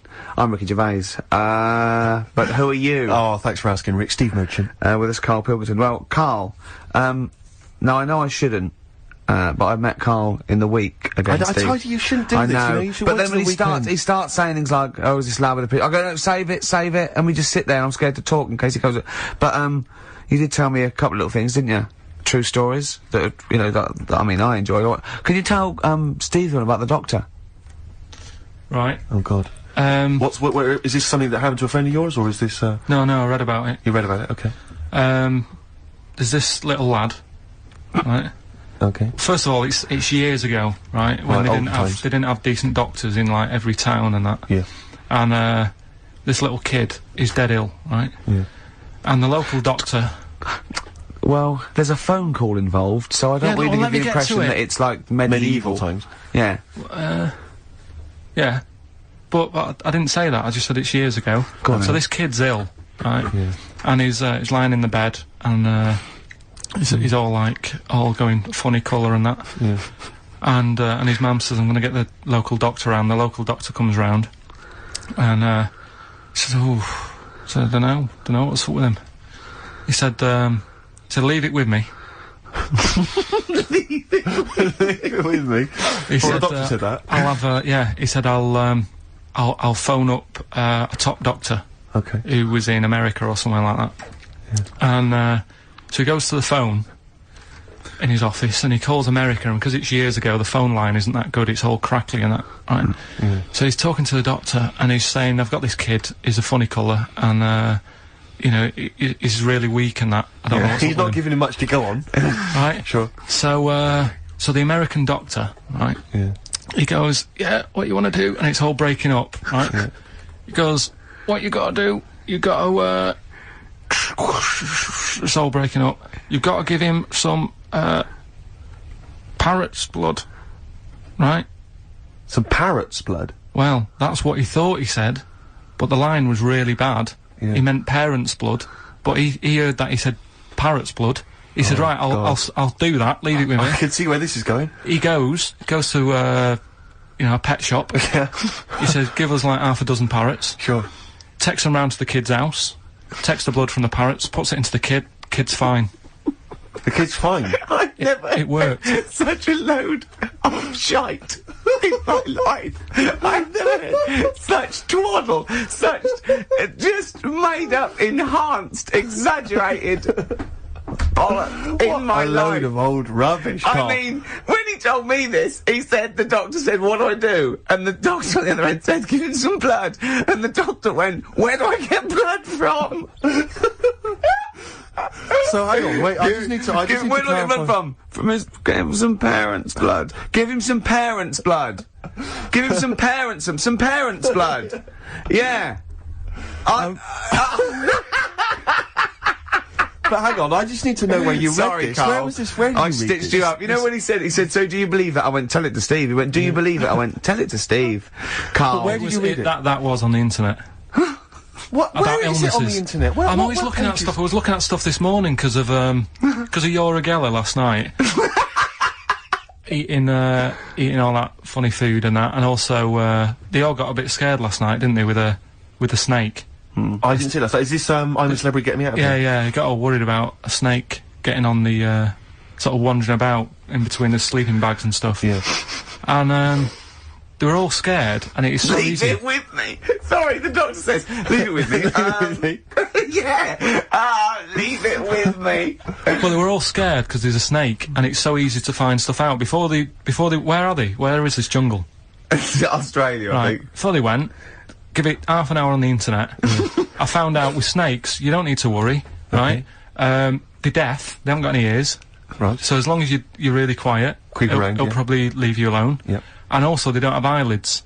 So they were suggesting if one's coming towards you, just like kick sand in its eyes because it can't blink and it leaves it a bit like annoyed and it wanders off. But they didn't do any research before they went. Yeah. And that's I think your knowledge would hold you in good stead. I don't think you need to know any more than you know. Well, we're going to come back to that because he also explained to me where a saying comes from that I want you to be part of. But and also we should mention as well, Karl, you've come up with a competition. Is this right? Brilliant competition. He thinks this can go to television. Is this an idea you've come up with? Yeah. Karl, I'm so looking forward to it. I mean, I'm looking forward to it. Continuing our exposure of myths and legends of Rockford Tale, we expose that myth that some maybe older rockers have had it and they've got they were never any good, and the kids today, I don't want to hear that. People like Rod Stewart. Rod Stewart's a great artist. He's a slightly laughable man, but a great artist. Let's go back to when he was rocking. When he cut the mustard? Yeah.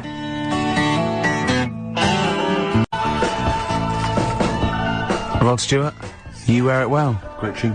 On XFM 104.9. Yeah. This doctor, I mean, we should find out who he is, really, and if he's still practising, because it worries me a little bit that he, he did that. Also, I mean, he thinks he's got away with it, but how could he be sure those parrots wouldn't talk? True. Do you know what I mean? There were 6 of them, they probably got together and they probably put it on the internet. I mean, I feel that story, Karl, it asks more questions than it answers. Yeah, really. Like most of your stories. Yeah, that's the problem. I always feel like I need a little bit more information. Like, did the parrot boy continue to live? To a ripe old age, or did he die weeks later after this charlatan doctor who was going around, spurious information? Did he break his nose trying to crack a big nut? No, I think he was alright. He lived to a... See, I'd have shouted, if I was that doctor, I'd have shouted that down the phone. Are you sure you said parrot's blood? Yeah. You sure it was parrot's blood? Listen, I mean, I'm not the best doctor in the world, but did you say parrot's blood? Yeah, but what you're forgetting is you're going back to the time where, like, they used leeches to do, like... No, we're not. We're going back to the late 70s if there's a phone call to America Direct. Come on, Karl. They weren't calling America, like, in the medieval times or in the Victorian age. Come on, think about it, Karl. Yeah. This has got to be like the 30s or 40s, the earliest. Right. I'm intrigued to know where this. I think there's someone on the web who's just putting information on there to lead you astray. Yeah. Because you're the only person who finds this stuff. Other people are using this to write theses. What were you looking up that then? What were you looking? I always look at weird stuff. What were you looking for? But what do you type in the search engine to find parrot blood stories? What were you looking for? There was this woman with a weird head. Why were you looking for that? What were you Just because I'd heard about it. I'd heard, like, someone talking about it on another station. Right. About this woman with a funny head. Right. I love the fact you're intrigued with these things. You go in the basement of Waterstones or Dillon's or somewhere, and there's these medical books that you'll love them, mate. But this is free on the internet, isn't it? It's all there. Yeah. So what you typed in? Weird head woman or? I think lady with head. Yeah. Weird people or something I put in. Sure. Yeah. Did you come up? 7,000 hits, Karl Pilkington. But it's all there, isn't it? It's interesting. The one that I was telling you before about, what's the name? The lost letter. The lost letter? What's the lost postcard that's just turned up. Some woman sent a postcard years and years ago to a niece or something, right? And her niece was like 3 years old back then. And just now, like, I think like yesterday or the day before, it turned up, the postcard turned up 74 years late. 74 years late? It took 74 years. And that 3-year-old girl's been living in the same house that whole time? Well, yeah. Sure. There's not weird you see what I mean? There's always a question you can ask to just scratch the credibility of these stories. Yeah. There's always, it's like the apocryphal tale. Was this the slugs? Was this those slugs from last week? Yeah, well, they hold him back because they're slow. Because the postman slug is useless. His round takes him 74 years. Then he's got to go back to the beginning. He's got 74 years, and they can't carry the bag. That's where they go. That's why they turn to glue. That's why they turn to glue. Oh. It's pitiful. It is pitiful. So you don't believe that someone sent a postcard years ago and somehow it's been stuck in the bottom of a post bag or something, and it's only just stuck in the bottom of a post bag? Yeah. That means that there's like a 95-year-old postman who's still wandering around. Did you have to pay like the difference on the charges? Because presumably It wouldn't have had Queen Elizabeth's. It was a picture on, penny would it? black, presumably, was it? Yeah. What would be on the stamp? It would have been invalid, surely. Dunno. See, these are the questions you should ask yourself. Because Go if on. it's the postman's fault, the post office can't turn who was around. only 3 at the time himself, wasn't he? He was the... No, he is dead. Yeah, he'll be well and truly dead now. Yeah. But the fact is that the post office made an error, right? They lost this letter. Sure.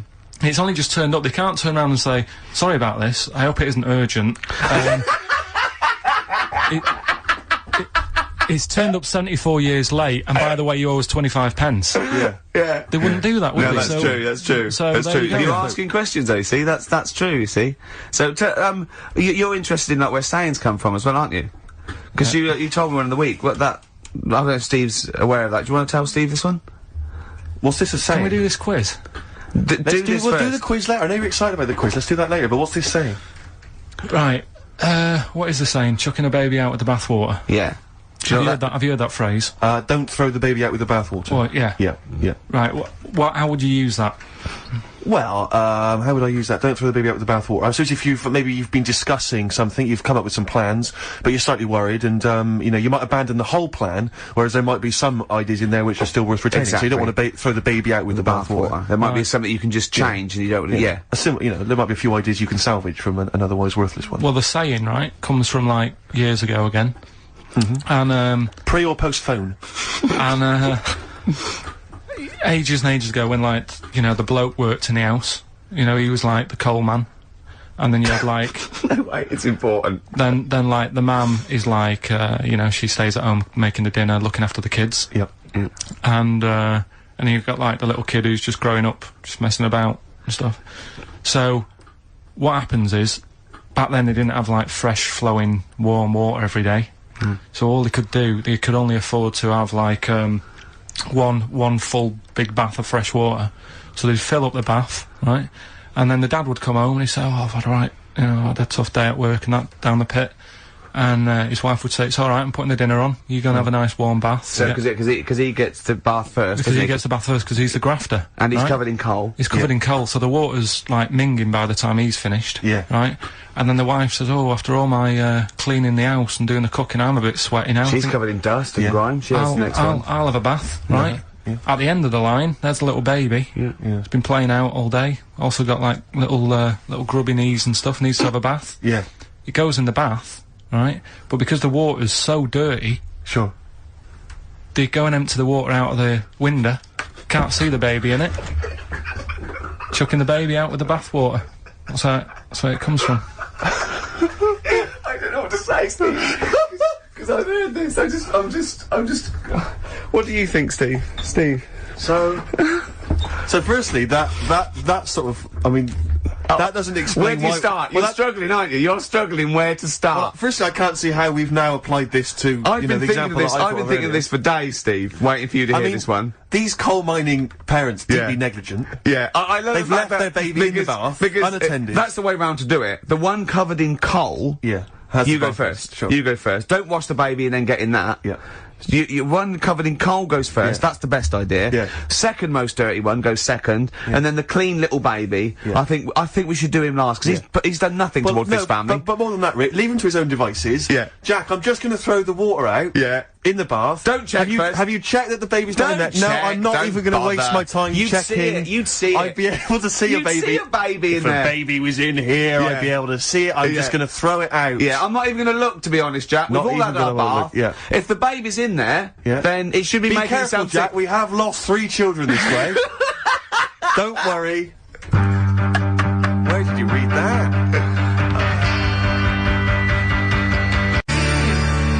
New single from Supergrass, Grace, on XFM 104.9. Coming up in the next hour, Karl Pilkington's new game show. He's very excited about I'm this. excited. I'm excited. We don't I know can't anything wait. about it, but it's going to be dynamite. He's told me it's going to be a winner. He said it's going to go to television. Sure. I need some adverts, though. Oh, I'd love to hear some adverts. Can we have just 2 or 3 minutes of adverts, please? Vines there, Steve. On XFM 104.9, I'm Ricky Gervais with me, Steve Merchant, and Karl Pilkington. Karl's getting very excited, as we all are, about his new... Should we let him do a little taster for us? Well, I'm very excited about it. I mean, so the gist of it, what is it? What is it exactly? Right. Is it a game show or is it a competition? It's just, I just thought it's something that, you know, you can play and also people at home, can take part in it. Now, would they phone in about this, or they can just play at home while they're listening? They can just play at home. Okay. You mean we haven't got any prizes? No, there isn't. No, I think we could get him to phone in, maybe. Well, I don't know. Let's hear the game idea first. Yeah. Right, it's music related. Okay. Good. And, what I do is, I sort of, tell a little story. Okay. And that story makes up a song title. Alright. Well, it sounds ambitious. So, is it a cryptic clue? Could be. Say like this, right? Oh, dearie me. Oh, dearie me. Say like this. Right. This woman, right, she's pregnant. You know the answer to this one, so don't be saying anything.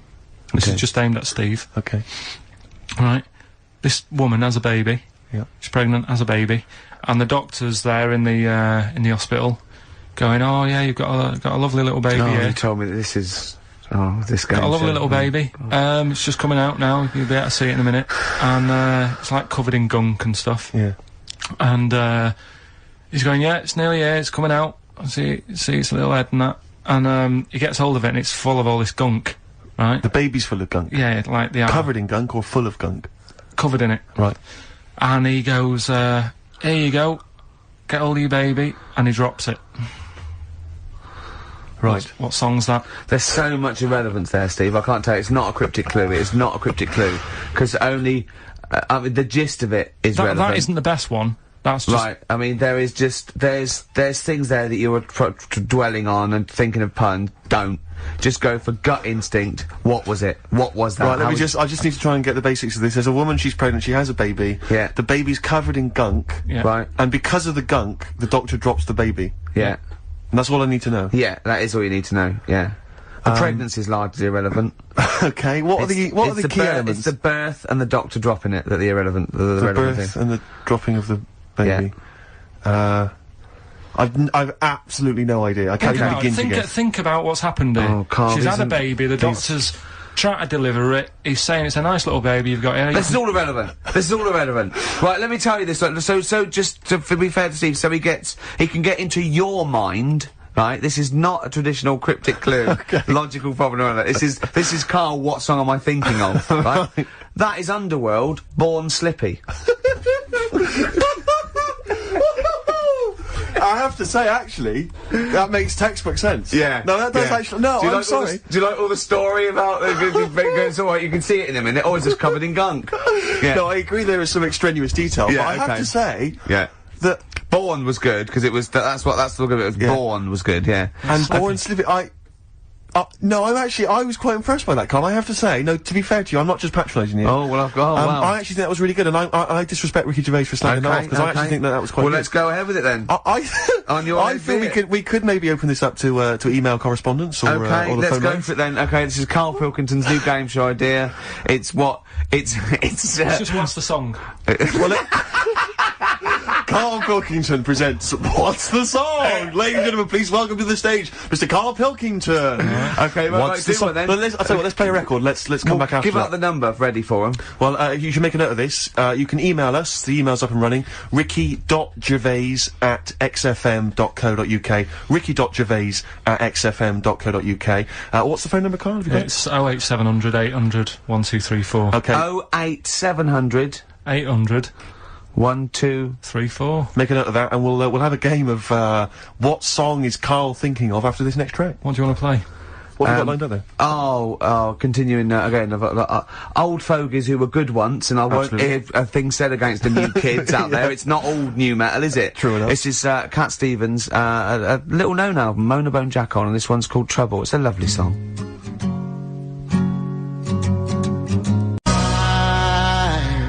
Cat Stevens, Trouble, from Mona Bone Jack On XFM 104.9, playing some new songs, playing some old songs. True enough, Rick, true enough. Playing some old games, some chit-chat, some tears, some laughter, and Karl Pilkington with his brand new show, What's the Song? What song am I thinking of? Now, I mean... You're nervous about this, aren't you, Rick? I am. You're worried. Well, because I've heard some of these clues before, and they're ramblings, sometimes they're close to ramblings of a fool. right? And it really is like those "What am I thinking?" Yeah. I don't know though. I actually was genuinely impressed by Born Slippy. I have to give him the benefit. That's one of the better ones. Because because that was short, sweet, and it worked. Some of these you say they're not going to be quite as pissy. Some of them are like Emily Bronte novels. Now listen.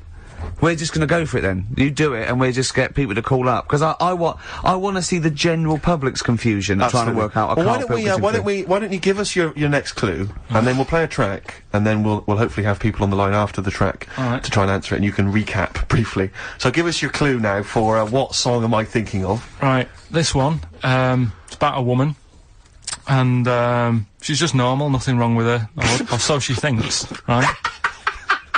But there's the twist.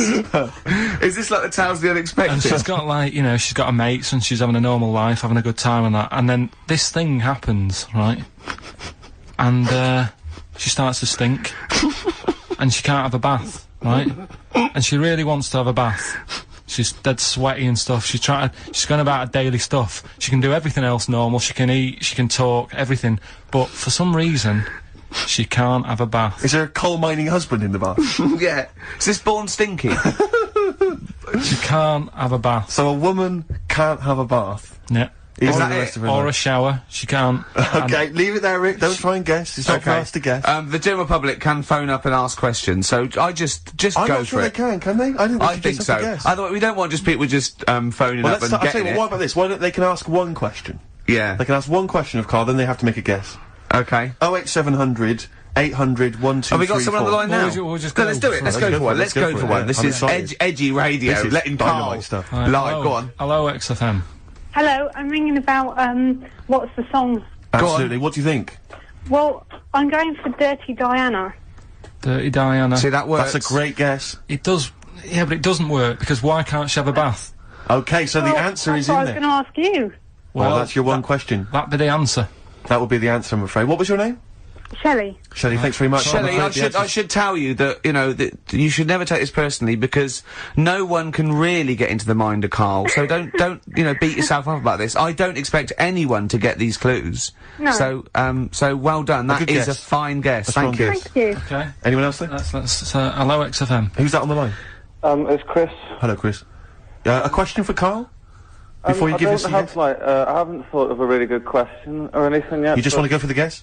Well, no, what I thought was, I'm sure Simon Mayo used to do this when he did the breakfast show on Radio 1 years ago. No, he didn't. So you've just pinched this idea, Karl? If you're going to rip someone off, Karl, do not rip off Simon Mayo. I haven't ripped this off. I thought this was a new idea. I was going to do it with sound effects instead, but that's... he used to do that, and he used to get his team to play other characters. You idiot. Well, no, hang on. Yeah, not you, Chris. I'm saying you idiot to Karl. Yeah, but nothing's new anyway, is it? So I'm not getting annoyed about it. True. What do you think the answer is? Is it Cornflake Girl by Tori Amos?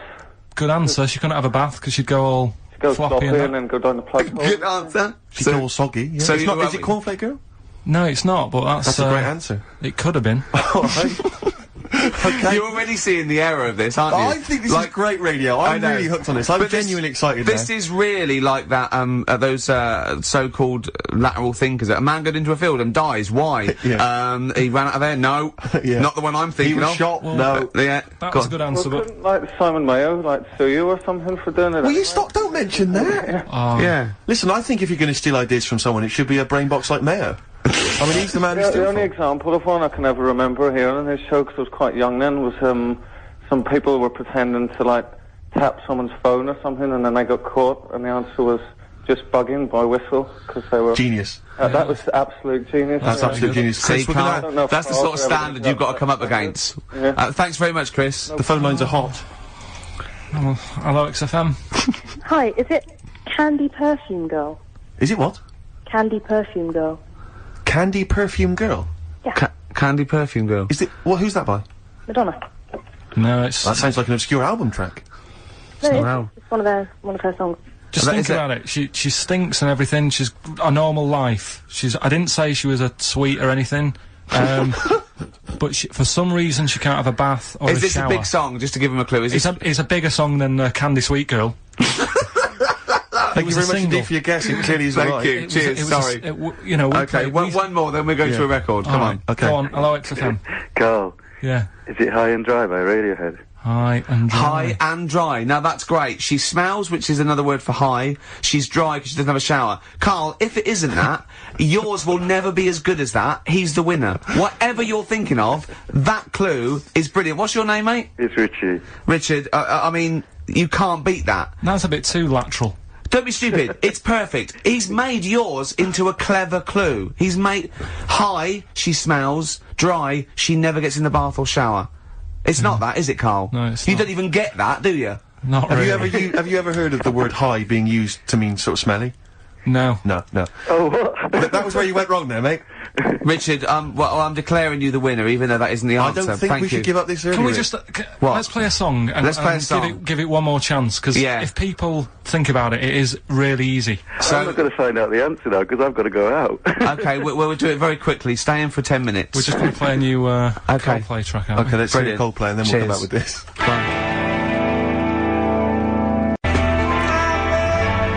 Coldplay, One I Love. That's for Nick, Neil, Olivia in Tower Bridge. Absolutely, and also Nikki from Bromley who emailed in. She's enjoying the show and she wanted a bit of Coldplay. That's the B-side of the current single. This is In a My great Place. show, isn't it? We've got great music, we've Great got music. laughs, tears, we've got requests, we've got Simon Mayo games. Yeah.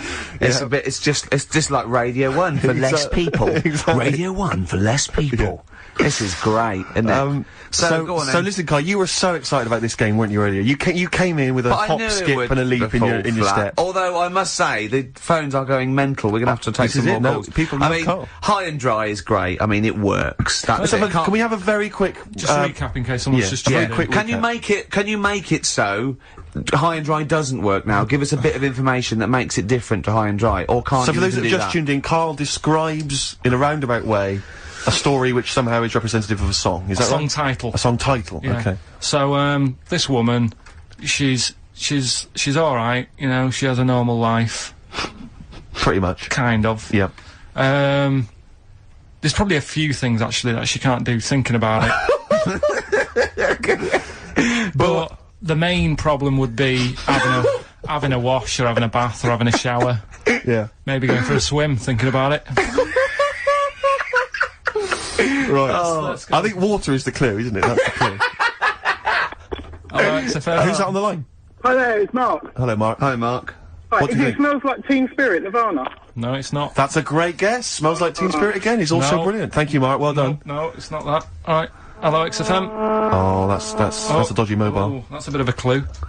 A dodgy Hello, mobile. XFM. Oh, they've just given up. They've all been going for Smells Like Teen Spirit. They just hung up. Hello, XFM. Hi, is it, She's Electric? Excellent. She's electric. It makes sense. That's fantastic. Oasis, Carl. she's electric. Why does she smell? Because she doesn't have a bath and that. Because she can't have a bath or a shower. What's your name? Neil. Neil So got the it. fact, oh, Neil got it. So, did you get it straight away? No, only, during the song. A process of elimination from all the other wrong answers. Yeah, basically. So, she's electric. Rick, I have to say, you're holding your head in your hands, and it looks like you want to shoot off. But I have to say, I thought that was quite good. I genuinely thought that was quite good. But it's not a cryptic clue, is it? Because it's not. She smells. There's a few things you can't do. She's electric. yeah, but do you understand what I'm getting at? She's electric. I always understand what you're getting at, Carl. That's never been a problem in the years I've known you. Neil got it. Yeah. I have to say, Rick, I think you're down on this idea. I could definitely see that ITV1 replacing Celebrity Get Me Out of Here. Karl Pilkington hosting. Simon Mayo on the phone. Exactly. To the lawyers. Well, Neil, there's no prizes or anything, but well done. Well done. That was well worth it. Right. Well, you go away with the award in the knowledge that you've beaten Karl. Yeah. You can get secure in the knowledge that you thought how Karl does. Absolutely. Well done, Neil. I have to say, I think you're being harsh on him. I think that's a great game. All right, let's do it again next week. I then. thought that was a great game. Yeah. Brilliant. Well Play a done, record. Karl. Play a record. What do you want to play? Oh, you know, I tell you, we've been playing some oldies, Rick, and I've enjoyed them all. But I think I've been in love with this song for many, many years. And when I saw it, reminded of it in Con Air, the film Con Air. Remember they stick it on in Con Air, and it's just dynamite. Lynyrd Skynyrd. I love it. Sweet Home Alabama. Lynyrd Skynyrd.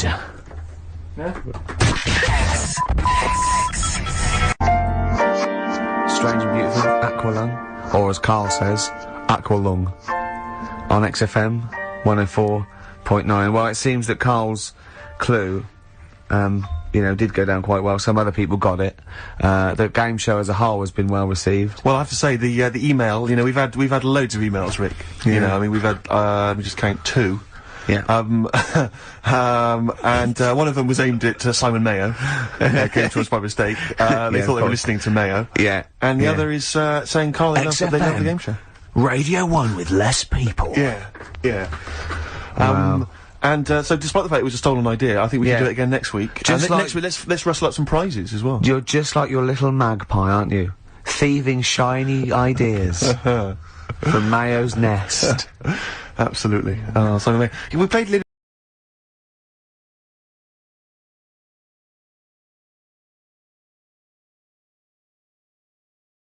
Skinner just before the ads, and I was just looking at the compilation it comes from. It's a great compilation. We took this from Driving Rock. Yeah. Which I imagine... This is not available in the shops. Exactly. I imagine it's come straight from the personal collection of maybe Tarrant or Foxy. Or Canfield. But there's some great names on here that I'd like to see. Maybe we could play them. He's a little Vance, isn't he? He's a tiny Vance. Exactly. You know, you're a little Mayo. Canfield's a little Vance. I mean, these are some names. Just don't... I haven't heard them for a long time. I'd love to hear them again. Alana Miles. Black Velvet. No, rubbish. Rhea. You don't hear Rhea, no? Chris Rhea? Yeah. Well, what one? Spin Doctors. Oh, God. Lest we forget the Spin Doctors. Crash Test Dummies. What happened to them? Dunno. Who else we got on here? Richard Marx. Yeah. Mr. Big. I didn't. He's guilty in that song when he goes, I swear I did, and all that, and the police came around. Well, there's no smoke without fire. I reckon he did it. To be honest. I reckon he murdered her. You're absolutely right. Go on. Legs, ZZ Top. She knows how to use them. She does indeed. She knows how to... It's what it is. It's electrical impulse from the brain. Yeah. How is she using them? What's she up to? She's just, it's, you know... The brothers Doobie are on here as well. Oh, there's nothing wrong with them. Absolutely right. Starship. Yeah. And, Toto as well. Africa? It's not actually. What is it? Can you name another Toto track? Hold the Line? It's Hold the Line. Let's rock! Put that on! Is it good? Is it good stuff? Down! Is it good stuff? When session musicians get together. Oh, Can we hear a quick little blaster? Oh, It should go be. on. Is that disc still in play there? a little bit. Hold the Line. It's That should great. be. That should be track. Let me see. That's no. probably track 10. I hope this doesn't annoy too many people. Like we're worried. Yeah. Right, yeah. We're playing, That was dynamite. That was great. We'll have some. I think we should have like a classic rock anthem every week. Do you not think? I'd love to. I'd love to. Dynamite. Bit of Rainbow maybe next week. Who knows? Man alive. Phone in if you want to hear some classic rock. Classic rock, indeed. Oh, we ripped off Mayo. Let's do Vance. Absolutely. Let's just steal ideas from other better DJs. Okay. What can we have? I mean, there's some great ideas out there, I'm sure. I mean, if you want to like any fix-its done, if you may want to eat a packed lunch on a roller coaster, On a roller coaster, yeah, with some Boy Scouts, or dance with Bananarama, yeah, then we're here. Or 5-star. Yeah. I love the fact 5-star reform. There's 3 of them. Have you read about this? No. Turn left. White Stripes on XFM 104.9. I'm Ricky Gervais, with me Steve Merchant and Karl Pilkington. Well, I had a good time. I've enjoyed it, yeah, it's been nice. It's been fun. Some good tracks, some laughs, a new competition by Simon Mayo. That was absolutely. That was great. Yeah, yeah. Karl, have you heard the big news that Ricky Gervais is looking to take up? Well, you explain it, Gervais, because it's not big news. No. What do you mean? You're taking up boxing, is this right? No. What is the story? You're fighting for money? No. What? Yeah, bare knuckle fighting. No, come on. What is it? No. All it is, I've been watching this show on cable called Born to Fight, and it's sort of late. It's a late one. We flick round, and I think it's on After Roadies, which is like Roadies? it's one bloke with a camera who goes on tour with different people. Like he went on with Motorhead. He went with the Meatloaf tribute act. He went on with Coldplay was in one of them. It's that, and it's the is sort of this this when, cheap all the sort other of cable. channels was being switched off. This is the only one left. Exactly, yeah. And there's one called Born to Fight, and they just take a different story. It might be like an amateur fight, or it might be an unlicensed fight, not illegal, or it might be white collar, which I'm thinking of doing. What's white collar? White collar is just people who want to fight, and it's organised. Is it like Fight Club?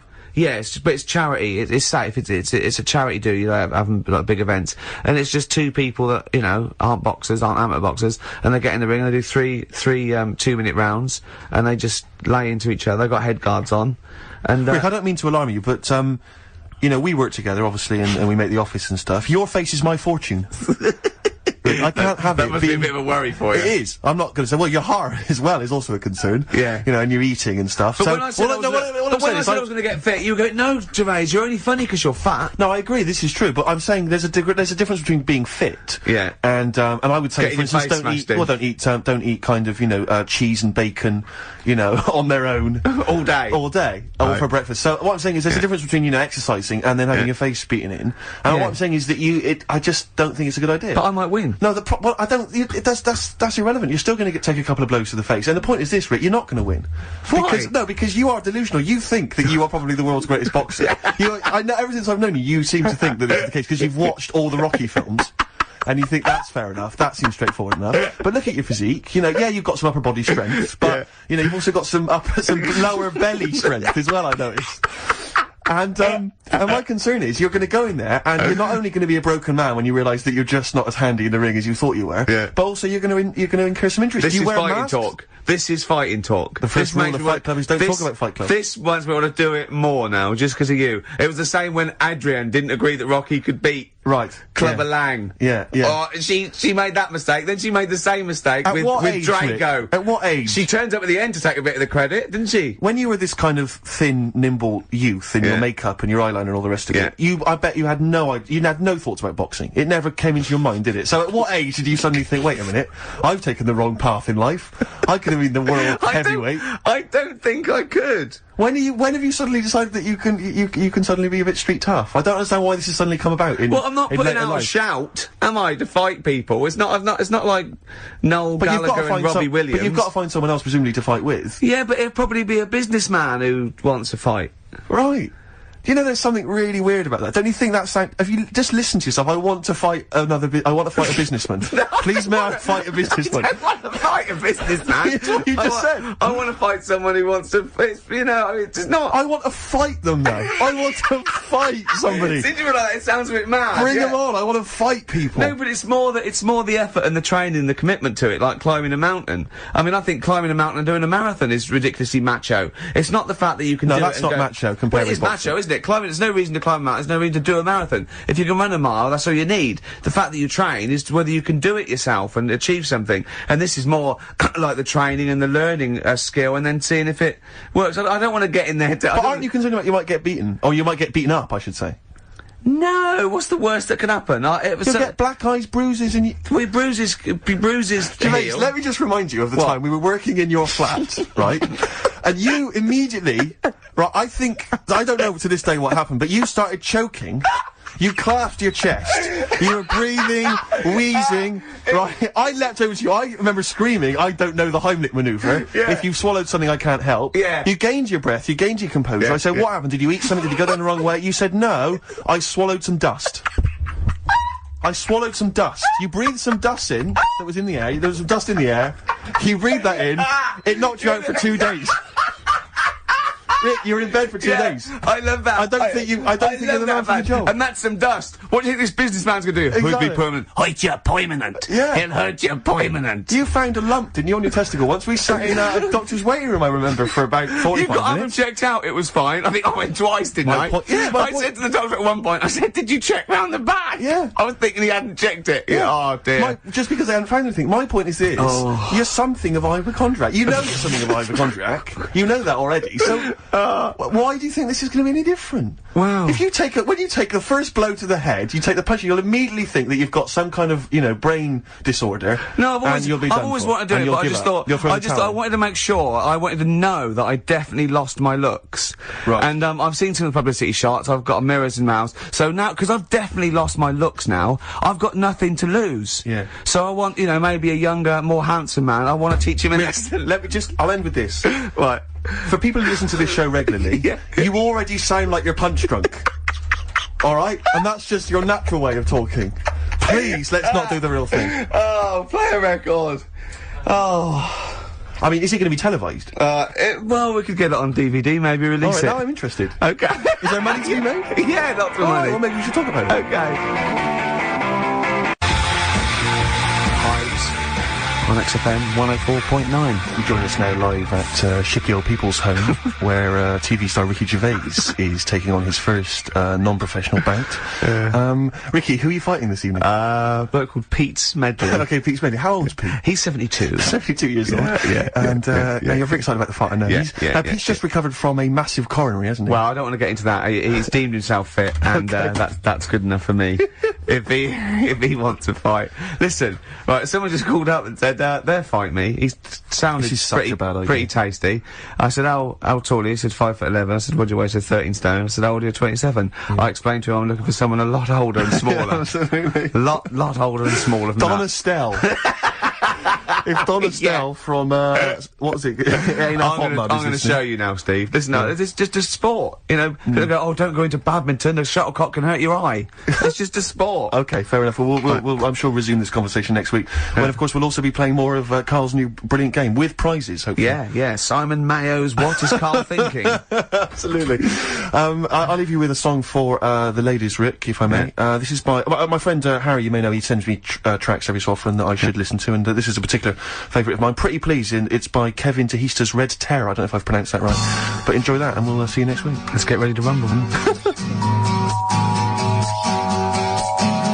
Hello, welcome to another podcast of the Ricky Gervais Show with me, Ricky Gervais, Steve Merchant. Hello. All right.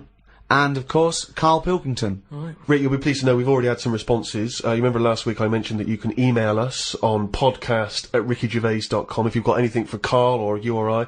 And Simon and Mark have already emailed us in this link to something that was on the BBC News website. I don't know if you're familiar with this, but it's a remarkable story. Well, I'll give you the headline straight away, and you can draw your own conclusion. Lion mutilates 42 midgets in Cambodian ring fight. That's just the headline. That's a hell of a headline. That makes me want to know more about the story. Well, that's what a headline should do. I mean, I think we'd all read the news. We'd all take more interest in the news if they could open the BBC News at 6 o'clock every night. Bong. Lion mutilates 42 midgets in Cambodian ring fight. Bong. We'd definitely pay more attention. So this is the story. It's just extraordinary. Spectators cheered as entire Cambodian midget fighting league squared off against African lion. Now, I didn't even know there was a Cambodian midget fighting league. You're an ignoramus. Everyone, of course, has heard of the CMFL, which is genuinely what it's known as in Cambodia. Now, like you, I don't know who the Cambodian Midget Fighting League are normally fighting. I don't know what tournaments... I assume it's each other. Well, I assume each other. It's midget fighting, then? Yeah, well, let me just give you more information, and then we can dissect it afterwards. Tickets had been sold out 3 weeks before the much-anticipated fight. The fight was organised when an angry fan contested Yang Shamoni, president of the CMFL, claiming that one lion could defeat his entire league of 42 fighters. So this bloke is going to the president and going, I reckon a lion could get all your midgets. I reckon he could destroy all of your 42 midget fighters. Now, apparently, Shamoni, the president of the CMFL, he takes great pride in the league, and he's conveyed in a recent advertising campaign that his midgets will take on anything, man, beast, or machine. Now, I don't know what kind of machine, again, midgets are fighting. But don't the midgets have a say in this? washing machine. I don't know. The midgets going, alright, keep it down. No, they won't fight anything. Well, we won't fight anything. We'll fight each other. We're sort of like equally matched. No, you'll fight a beast or a machine. No. I'll fight another midget. I will fight any midget. Is what. When I said I'll take on anything, I meant another midget. Machines. So this bloke goes, I reckon a lion could take on your midgets. He goes, rubbish. Yes. And that is why an African lion was shipped in especially for the event, which took place a couple of Saturdays ago, in the city's Colosseum. I mean, they've got a Colosseum, Rick, which is already brilliant. So hold on, this is sanctioned by the city? Well, the Cambodian government allowed the fight to take place under the condition that they receive a 50% commission on each ticket sold, and that no cameras would be allowed in the arena. We'll take 50%, but, you know, for dignity's sake, there's no cameras. You know, we don't want to make this into a circus. Spectacle. Yeah. No. It's just lion versus midget, but, exactly. You know. Well, 42. Never forget, there was 42 midgets. Now, this is the tragedy element, and this is why we shouldn't be laughing, because the fight was ended. Don't tell me the lion gets hurt. Well, the fight was ended, Rick, after only 12 minutes, after which 28 of the midget fighters were declared dead. Right. While the other 14 suffered severe injuries, including broken bones, lost limbs, and they were basically unable to fight. But the lion wasn't hurt? it would have seemed that the line was okay. Oh, good. Because the lion had no choice in this. No. See, that's I love it when a human takes on a beast and comes unstuck. Because that lion was scared and defending itself. Those little midgets were loving it. They wanted to go What do you mean they were loving it? You don't know that. Well, why would they do it? Well, what I find out... Well, I'm worried, you see. I don't know the ins and outs of this. I wonder if they were fighting against their will. I got the horrible feeling, because, with all due respect to any midgets listening, they must be fairly easy to round up. You could probably corral some midgets fairly easily. You know, you only need some regular full-size people, and it'd be easy to grab some midgets and take them away, whisk them away, put them in a cage. No, because... No, because they don't. Because a lot of them stand on each other's shoulders and wear a long coat. Sure, but... And a hat, and you go, oh, that's not a midget. No, Let him go. well, those ones are getting away with it. They're fine. They're wandering around, you know, fine. Because who's voluntarily going to join the Cambodian Midget Fighting League? But midgets who want a bit of action, who want to fight other midgets. They're allowed, they want to fight.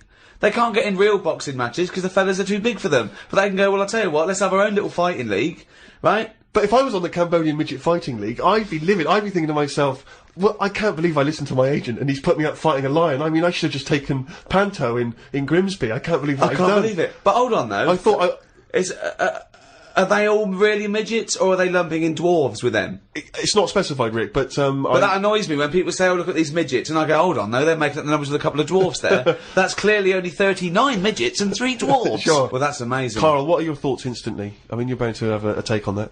Whose side am I meant to be on there? What? Well, I'd be on the lion side. I'd never go to a bullfight, but I love it when I see a matador gored to death.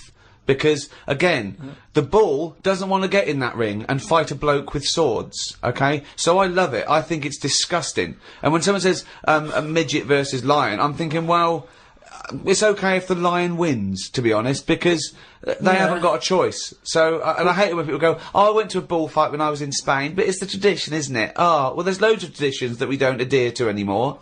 So I say it shouldn't have happened, of course, but if it happens, I'm glad the lion isn't hurt. See, what's annoying me is I've sent money to Cambodia because apparently they're hungry and haven't got any energy. So what's going on? Well, it's much easier to fill up a midget than it is a regular Cambodian. You know, they're I just happy feel on like a Mars I'm bar. being cheated a bit. You were conned before with a charity, weren't you? Well, a few times, yeah. What about the old lady? What was that? I got stopped, and it's like they sort of drag you in by saying, "Have you got a gran?" And I said, "No, they died," and that. It's like, "Oh, did they die of the cold?" No, you know, ill, what have you? Just old age. He said, "Well, what happens with a lot of people's grans is they die in the cold, right?" So I was like, "Oh, that's bad, isn't it?" Anyway, so she's chatting and she's showing me pictures of these old women who look cold, right? Saying, "Look at her, that's Edna. You know, she's got no family, she can't pay the bills and all that." Yeah. So I'm like, "Oh yeah." Anyway, it goes on for about 15 minutes and you feel bad. You give them your bank details, right? And what happens is, every couple of months you get a letter from Edna. Well, it's not from her, it's typed up and what have you. But there's a picture of Edna, right? And it's saying, "Oh, this December, you know, Edna's going to be extra cold. It's cold outside, she can't afford to pay the heat and what have you." Yeah. Keep going, right? So you keep paying every month like £5 or whatever. Get another letter a few months later, right? Edna's sat there. She's got a tan. What do you mean she's got a tan? Well, when they said, you know, she's cold, I thought they meant for the heating, not to send her on holiday for a month. She sat there with a tan. I'm not joking. Are you sure it wasn't just a sort of a slight problem in the printing? No, definitely. Sure, it she wasn't well happy. Sure, it wasn't liver failure. This is a terrible thing to say, but when I see those people approaching now with the clipboards on the street, I always get my mobile phone out and pretend I have a conversation. I've done that one. The number of fake conversations I've had walking past them now. Well, I felt sorry for them, right? Because I thought, you know, to be fair, I've got about 10 standing orders where I felt sorry for them in court. Right? I thought they're doing a good deed. The least I can do. I find out they're on about £8 an hour. Are they? Yeah. They're not just doing it out of the kindness of their hearts. Well, I don't want to I lie thought they to were them. volunteers. I thought that was at least why I should feel guilty. If they're getting paid to do it. I don't know. I could be wrong. I think they do. What? I've heard they get paid and that. Well, if someone knows, maybe email us. Podcast at rickygervais.com is how you can get in touch with us. If you know if these guys are getting fleecing us twice. You know, I heard something. Karl thinks that. You think they're not. I don't know anything, but anything that will allow me. But to let's not feel find guilty. out, because you know, I don't want to slag them off because they're obviously doing a good thing. So we'll find this out. It's you know, this is an educational show. I tell you what, though, right? Because we've talked about homeless people before and that. And I walked past one the other day. He's always cheerful, right? But don't you think, right? If you had a company, it's worth taking them on because they never have a lie in. Brilliant. I'm finding it quite exhausting now, because a lot of the homeless I've encountered recently, they're not even after my money. They're just looking for conversation. While I was walking along the other day, and I don't know what you're supposed to say to this, we were both walking, happened to be both passing a Chinese restaurant. He glanced in, he looked back around to me, he went, woman in there with 3 phones, 3 mobile phones, why does she need 3 mobile phones? Got nothing to say to that, got no opinion. Got absolutely no opinion of it. And I was thinking, what's gonna have, and you know that thing when you sort of, suddenly you got across the road conveniently to just get out of it. And there was another mad woman who started going, she was walking past me, she went, do you want to come to my church? I went, no, I don't believe in God. She went, do you believe in God? Oh, 20 minutes. Conversation, 20 minutes. It was unbelievable. I got to a point where I was so angry with her, I was shouting at her from across the other side of the room. I was the one who sounded like a nutter, going, there isn't a God! But you see, when does it become, like, bad to avoid people like that? Do you know what I mean? Because some people say you shouldn't, that they're people like us who just had a bit of bad luck. Well, of course they are. Yeah, I know, but I remember one on our estate, right? And she was a bit, what's the word that you can use? Because I don't want to offend anyone. But I'd say, but sort of mental homeless.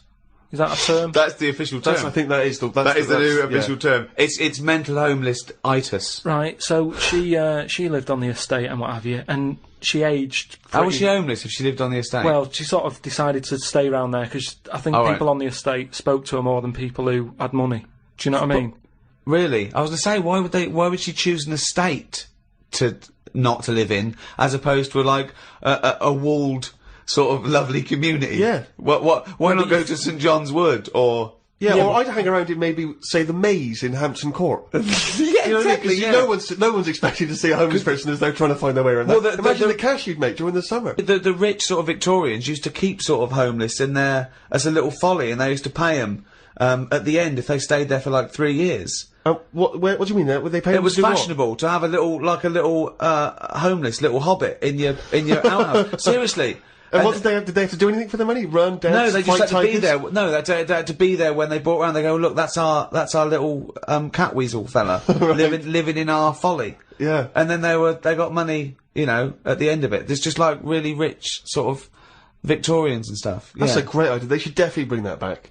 Because, you see, I would give a lot more to shelter and those kind of charities if I could have a homeless guy and do my bidding. I could make him dance. And they had a really long beard and rags. Exactly. Yeah. And I could just make them do dances for me, or, And he was somewhat magical, possibly. That you would weren't go, riddle me dee, fiddle me do, what is my name and who are you? Exactly. Yeah. And then, But anyway, so this mental There's a little idea homeless- for shelter if anyone's listening. Yeah. mental homeless woman on the estate, and what she used to do, right, she acted quite normal, and she used to always push like a pram around with her, right? And everyone was like, she can't have a kid, can she? Right? And she was dead happy every day. She was up and down, walking up and down the road. Anyway, one day she sort of walked past, right? Turned round and looked in the pram. There was a bucket with a face on it.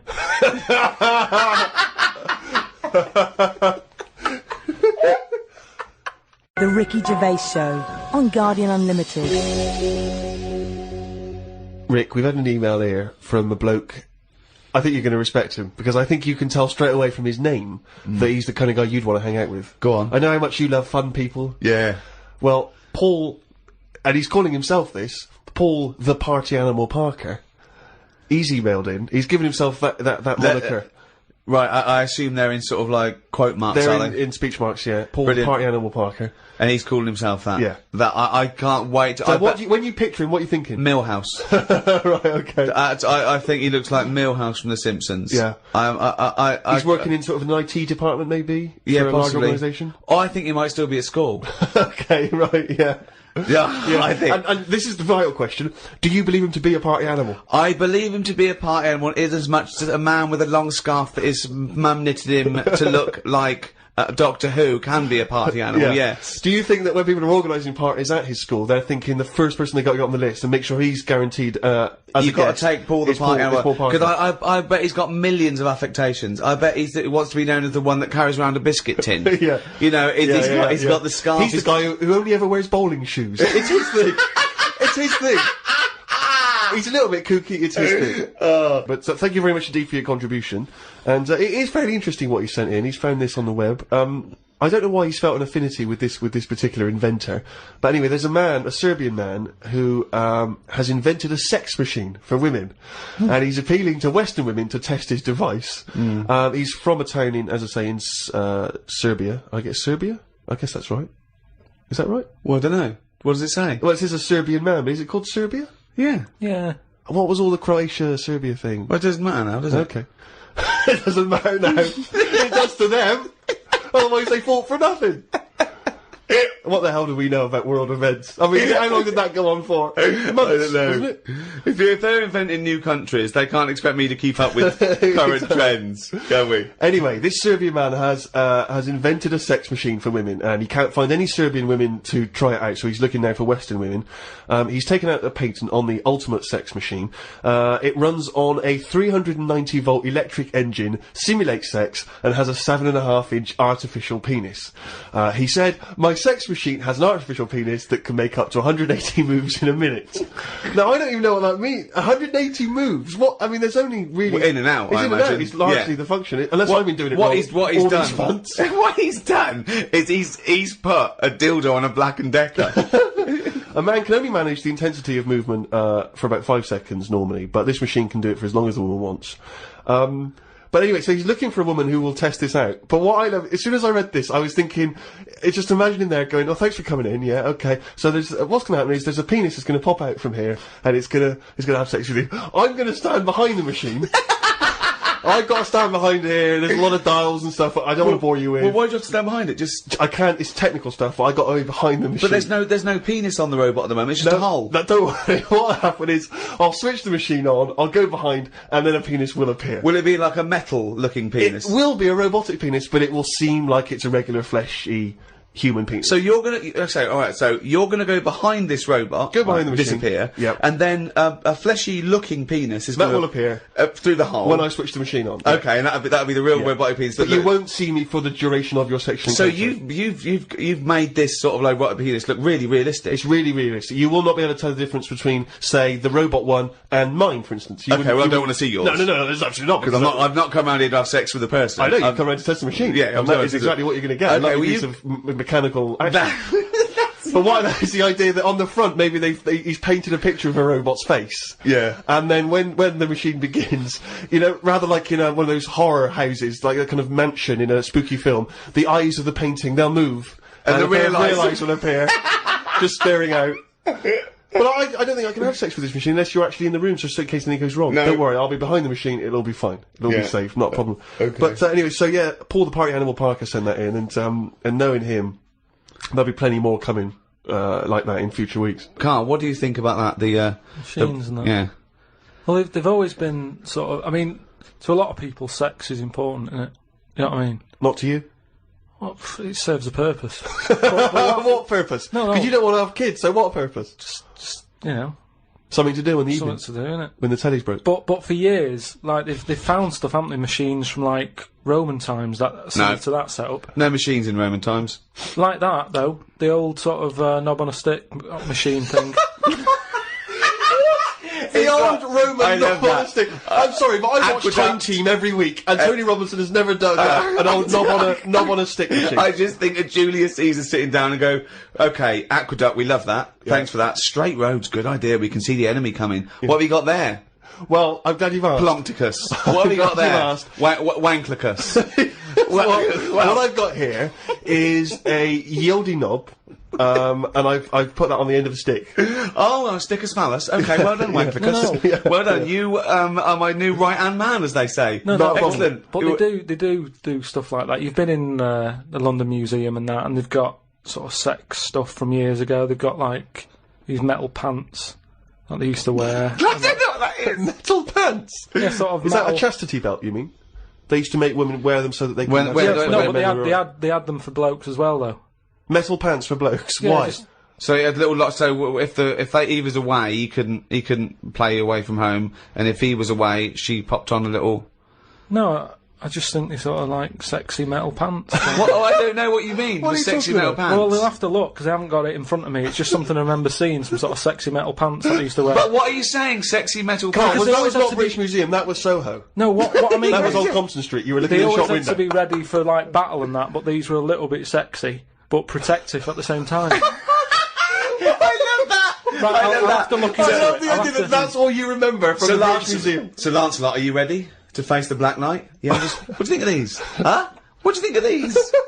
Well, I don't really care. Just I just want to look good on the battlefield. Well, they're both protective. Will there be women watching, cheering us on? Well, you're not going to fight like that, are you? What about your I'm going to wear nothing except these sexy metal pants. But what about your chest is exposed? No, well, it's a good chest. I'll be working out. Yeah, I know. But what I mean is, you want metal all I've over. actually been lifting up the round table every week. I just work out, do that about 4 times a day. But that machine, right?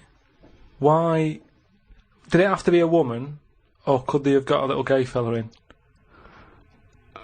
I don't know. Let me just check. It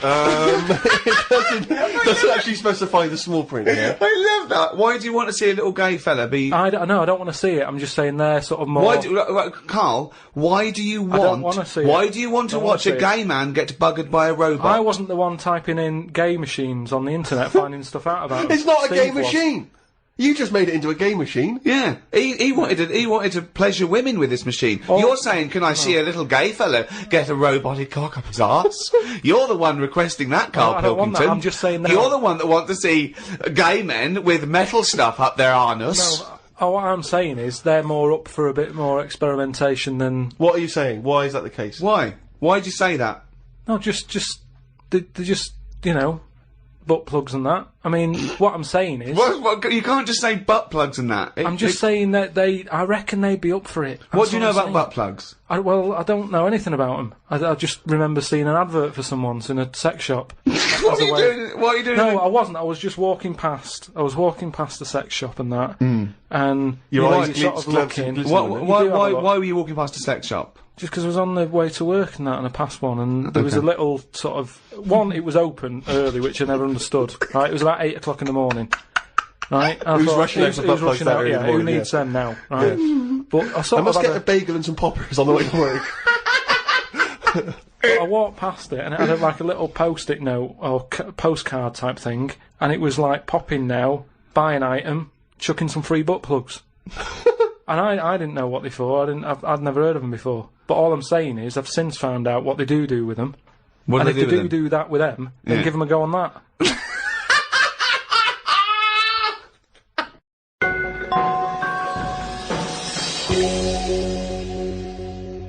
I had another email here. This is they haven't given their name actually, but it's an interesting fact. I'm hoping it's true.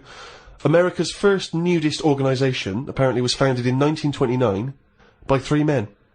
Now, what intrigued me when I read that is the fact that it's clearly 3 blokes just trying to meet some nude women. They're all 52, balding. Exactly. With little, sort of those gold-rimmed glasses. Yeah. Yeah. And they're just wandering around, and it's all quite saggy down there, and they're just knocking on doors saying, we've just set up an organisation, it's perfectly above board, completely legitimate, it's a nudist organisation. You got any women in there that want to come and join us? Because we haven't got any female members at the moment. Got any women in there interested in, volleyball or trampoline? I can't be doing with it, me. You hate nudists, don't you? Nudists. I don't understand what it's all about at the end of the day. And here's something, right? Do you know, like, when you're a bloke nudist, right? Do you ever get any who just have, like, a small knob? I don't know, I don't understand the question. What's that? What's your point? Well, are there any blokes who are knocking about who just have a normal-sized knob, or maybe a bit smaller than normal, who are happy wandering about showing off what they haven't got, if you know what I mean? I don't think nudists are just doing it because they're so proud of their knob.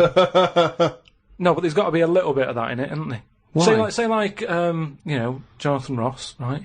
He's nipped to see you now and again and what have you. He's what? He sort of nipped in to see you now and again. He's always happy getting his knob out because he's known to have this big knob, right? What do you mean he's known? Why is Jonathan Ross known to have this big knob? No, he just talks about it a lot, doesn't he? He's always saying about, but you'd like this, wouldn't you? But that's like I'm known for being a great lover. I say it a lot. It's clearly not the case. What evidence have you got that he's got a big knob? No, but the difference is he's happy to keep getting it out. It's different sort of me walking about going, I've got a big one and all that, but no one ever sees it.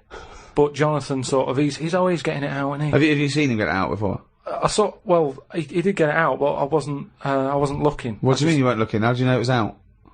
Just because he sort of was moving it about and that, and I could sort of see. No, I wasn't looking though. It was that sort of thing where you can see something moving about, but you're like, I'm not looking at it. What, like an owl seeing a mouse? What I mean, it doesn't matter. All I'm saying is. So no, let's get back to this. You remembering vividly Jonathan Ross's penis? No, yes. I don't mean that. Why were you looking at his penis? I wasn't looking though. Well, it was clearly not meant to be looked at. I'm just saying, most blokes who, nudists, they must be pretty confident in themselves to, getting it out. And I wasn't looking. It's just that. I mean, I looked once. Okay, what was it like? What? Sorry, you looked at Jonathan's once? No, I was looking at another one. What? At the same time? No. Why are you looking at loads of men's What's penises? going on? No, Where are you because going it's with this? It's natural, that's what I'm saying. What do you mean? This is Karl takes a sneaky look at menscocks.com. No, what I'm saying is, it's natural. What's this happening? You were in a gym. No. A lot of guys are getting changed, and you were just checking out their knobs. You're at your bedroom window with a pair of binoculars, and there was a little fella across the road getting changed. I was at some night out once. Go on. So you were at heaven, and you were in the toilet. It was some night out, and some people come running on the stage, right? Some music started coming on, and these 4 people ran out. It was 2 women. So you were at a gay strip club? It wasn't gay in that. It was just a normal night out. Well, some sort of party night out. Right. These people come running on, right? You got 2 women. You got 2 blokes. Right. They whipped their knickers off. The fellas whipped their undies off. At the same time? Yeah, all at the same time. Was it was it like a choreographed thing? Like, what's it? Chippendales. No, what, like Cheryl Baker was in it. It was that thing where they sort of, on Eurovision Song Contest. I'm making your mind up. Yeah. When Bucks Fizz ripped off a larger skirt, conceding a smaller skirt. At no point did Bucks Fizz whip their knickers and pants off. When you said Cheryl Baker was in it, I was thinking, didn't she used to host Record Breakers? I don't remember that on there. Tea Time on BBC One. So that happened, and all I'm saying is, right, before I had a look at the woman's bits, right, I just had a little cheeky glance at the fellas. Why? Just checking it out, just seeing is everything normal down there. Why weren't your eyes drawn instantly to the ladies' bits? No, don't believe me, I had a look at that. All I'm saying But you went to the guys first? I didn't know how long pants were going to be left off for. So you didn't want to miss your opportunity, is what you're saying? You saw a window of opportunity to see some men's bits and you thought, I better take it. No, because this may never happen again. No, so what happened? So there's 2 women, 2 men, right? I don't know what sort of event this is where you're looking at anyone get their knickers and pants off. I don't know why you're looking at all. So you go, right, there's knickers and pants off, right. Let's check out the knob and testicles first. You're telling me you've never, like, when you've been in a gym or anything, you've not just sort of turned your head, had a look and gone, alright, yeah, that's alright. Yeah. Sorry, let's just get this question right. Have we ever been in a gym and just taken a sneaky glance at a man's genitals? Is that your question to us? Right. For me, it's the same as when you see someone who's a bit odd, 2 heads or whatever. Well, I'll be honest. If I was in a gym and a bloke came in with 2 heads, I'd look. I'd get a sneaky glance in the mirror. I'd go. Sorry, but you'd look at his genitals or his 2 heads. His 2 heads. Or would you sneakily look at the heads and then think, I wonder if he's got 2 cocks, and just. I'd have to have a look there. If I'll tell you what, and now I admit it, if I'm ever in a gym and a naked man with 2 heads walks in, I probably will check out the genitals as well, just to make sure that he's got 2 of everything. Can I tell you the thing that always freaks me out? I do sometimes go to the gym, and I live in North London, and the thing that always freaks me out is if there's an elderly man, often quite short, and I say this only so you can picture something in your mind's eye, because I live in North London. There's quite a lot of old elderly Jewish gentlemen, wander around, and I'm always freaked out because there's at least 2 I'm aware of who've got very, very large penises, and I always find that really disturbing because sometimes you can't help but notice because it's like Godzilla coming through the changing room. Do you know what I mean? And it's swinging there, and it never seems right that he's an old guy. He's kind of a little overweight, quite short, and he's got a massive piece of action going on between his legs. And I always get, dare I say it, a little bit jealous because for a tall man, I feel I've been a little bit shortchanged. Oh wow! So that I do admit, that's the only instance where my eye has been naturally drawn to it. Do you know what annoys me in gyms? Where people walk round happily naked all the time whistling. They get weighed naked, pop a towel on and take off 3 ounces. How exact have those measurements got to be? Yeah. Do you know what I mean? Pop a towel on. I mean, unless you're going on the space shuttle, I reckon you could give or take a couple of stone. Yeah, exactly, yeah. Absolutely right. Well, we've put that to bed. The Ricky Gervais Show on Guardian Unlimited. Right, Karl. Go on. It's that time again. You better be ready. Oh, chimpanzee that monkey news. Right. Well, this week, what we covering is, do you know, like they say, monkeys are pretty close to humans. Well, when you say monkeys, you mean apes, I assume, and when you say apes, you mean chimpanzees. Monkeys and that. Well, no, because they're different species. They're all primates. They've done a lot of tests and that. Like I said, you know, we've talked about the one that went into space. That was rubbish. Had ones that have worked in train stations. No. So Barbers, was there a barber one? There was a barber one. He started off sweeping, didn't he? But he didn't immediately go in. Straight into, but he worked his way up, yeah. They do apprenticeship. They do a lot of stuff. I've seen the salon. He was probably the top student. But the thing is, you know, I mean, in a way, this is linked to the one in the salon. He could cut hair, but he'd never be allowed to work on the till, right? But these tests that they've been doing now... Why? Are they not trustworthy? Well, they've had problems understanding money, right? But they've got one recently that they've been teaching about the value of money. And showing it that, you know, to get this money, you've got to work hard, you've got to save your money, and when it's saved up, it's all bollocks. You can do what you want with that money. Yeah, it wouldn't happen. At the end of the day, these monkeys aren't on that much money. Yeah, so, and they wouldn't. You could never teach a monkey the value of money. So the thing is, they've said to these monkeys, look, you know, there's your money. They haven't said anything You're to the only getting monkeys. so They much have, Rick. money. Please listen to the news. But It's the news. It's the news. It's important that, you know, they know how to spend that money, right? It's basic rules, really. It's what you teach a human about money, innit? It's what you teach kids. The So value invest of money. wisely. Invest and all that. Sorry, who's teaching they got these monkeys? past, So, Karl, stop. Just some people and that. But who? Where are these The monkeys? monkey people. But where are these monkeys? Where are these I monkeys think being? it's in San Francisco. Where are these monkeys though? What are they? Are they in a shop? What are they doing? Are they in homes? What are they doing? Just in the like- zoo? Well, probably just in like some sort of science place where science people are checking out monkeys' brains and that and seeing how they work. But they're happy. They're not. This is cutting them different to the news at 10. So listen. Well, yeah, but you can't interrupt the newscasters for one thing, Rick. Please. Sorry, go on. So there's these monkeys, right? And they've given them some money, probably about £5, and they said, right, off you go, go shopping, see who comes back with the best. Sort of, how much can you get? You know, like in Ready, Steady, Cook. where they said, there's a £5, go and get some food. Anyway, some came back and they were like, you know, they hardly had anything.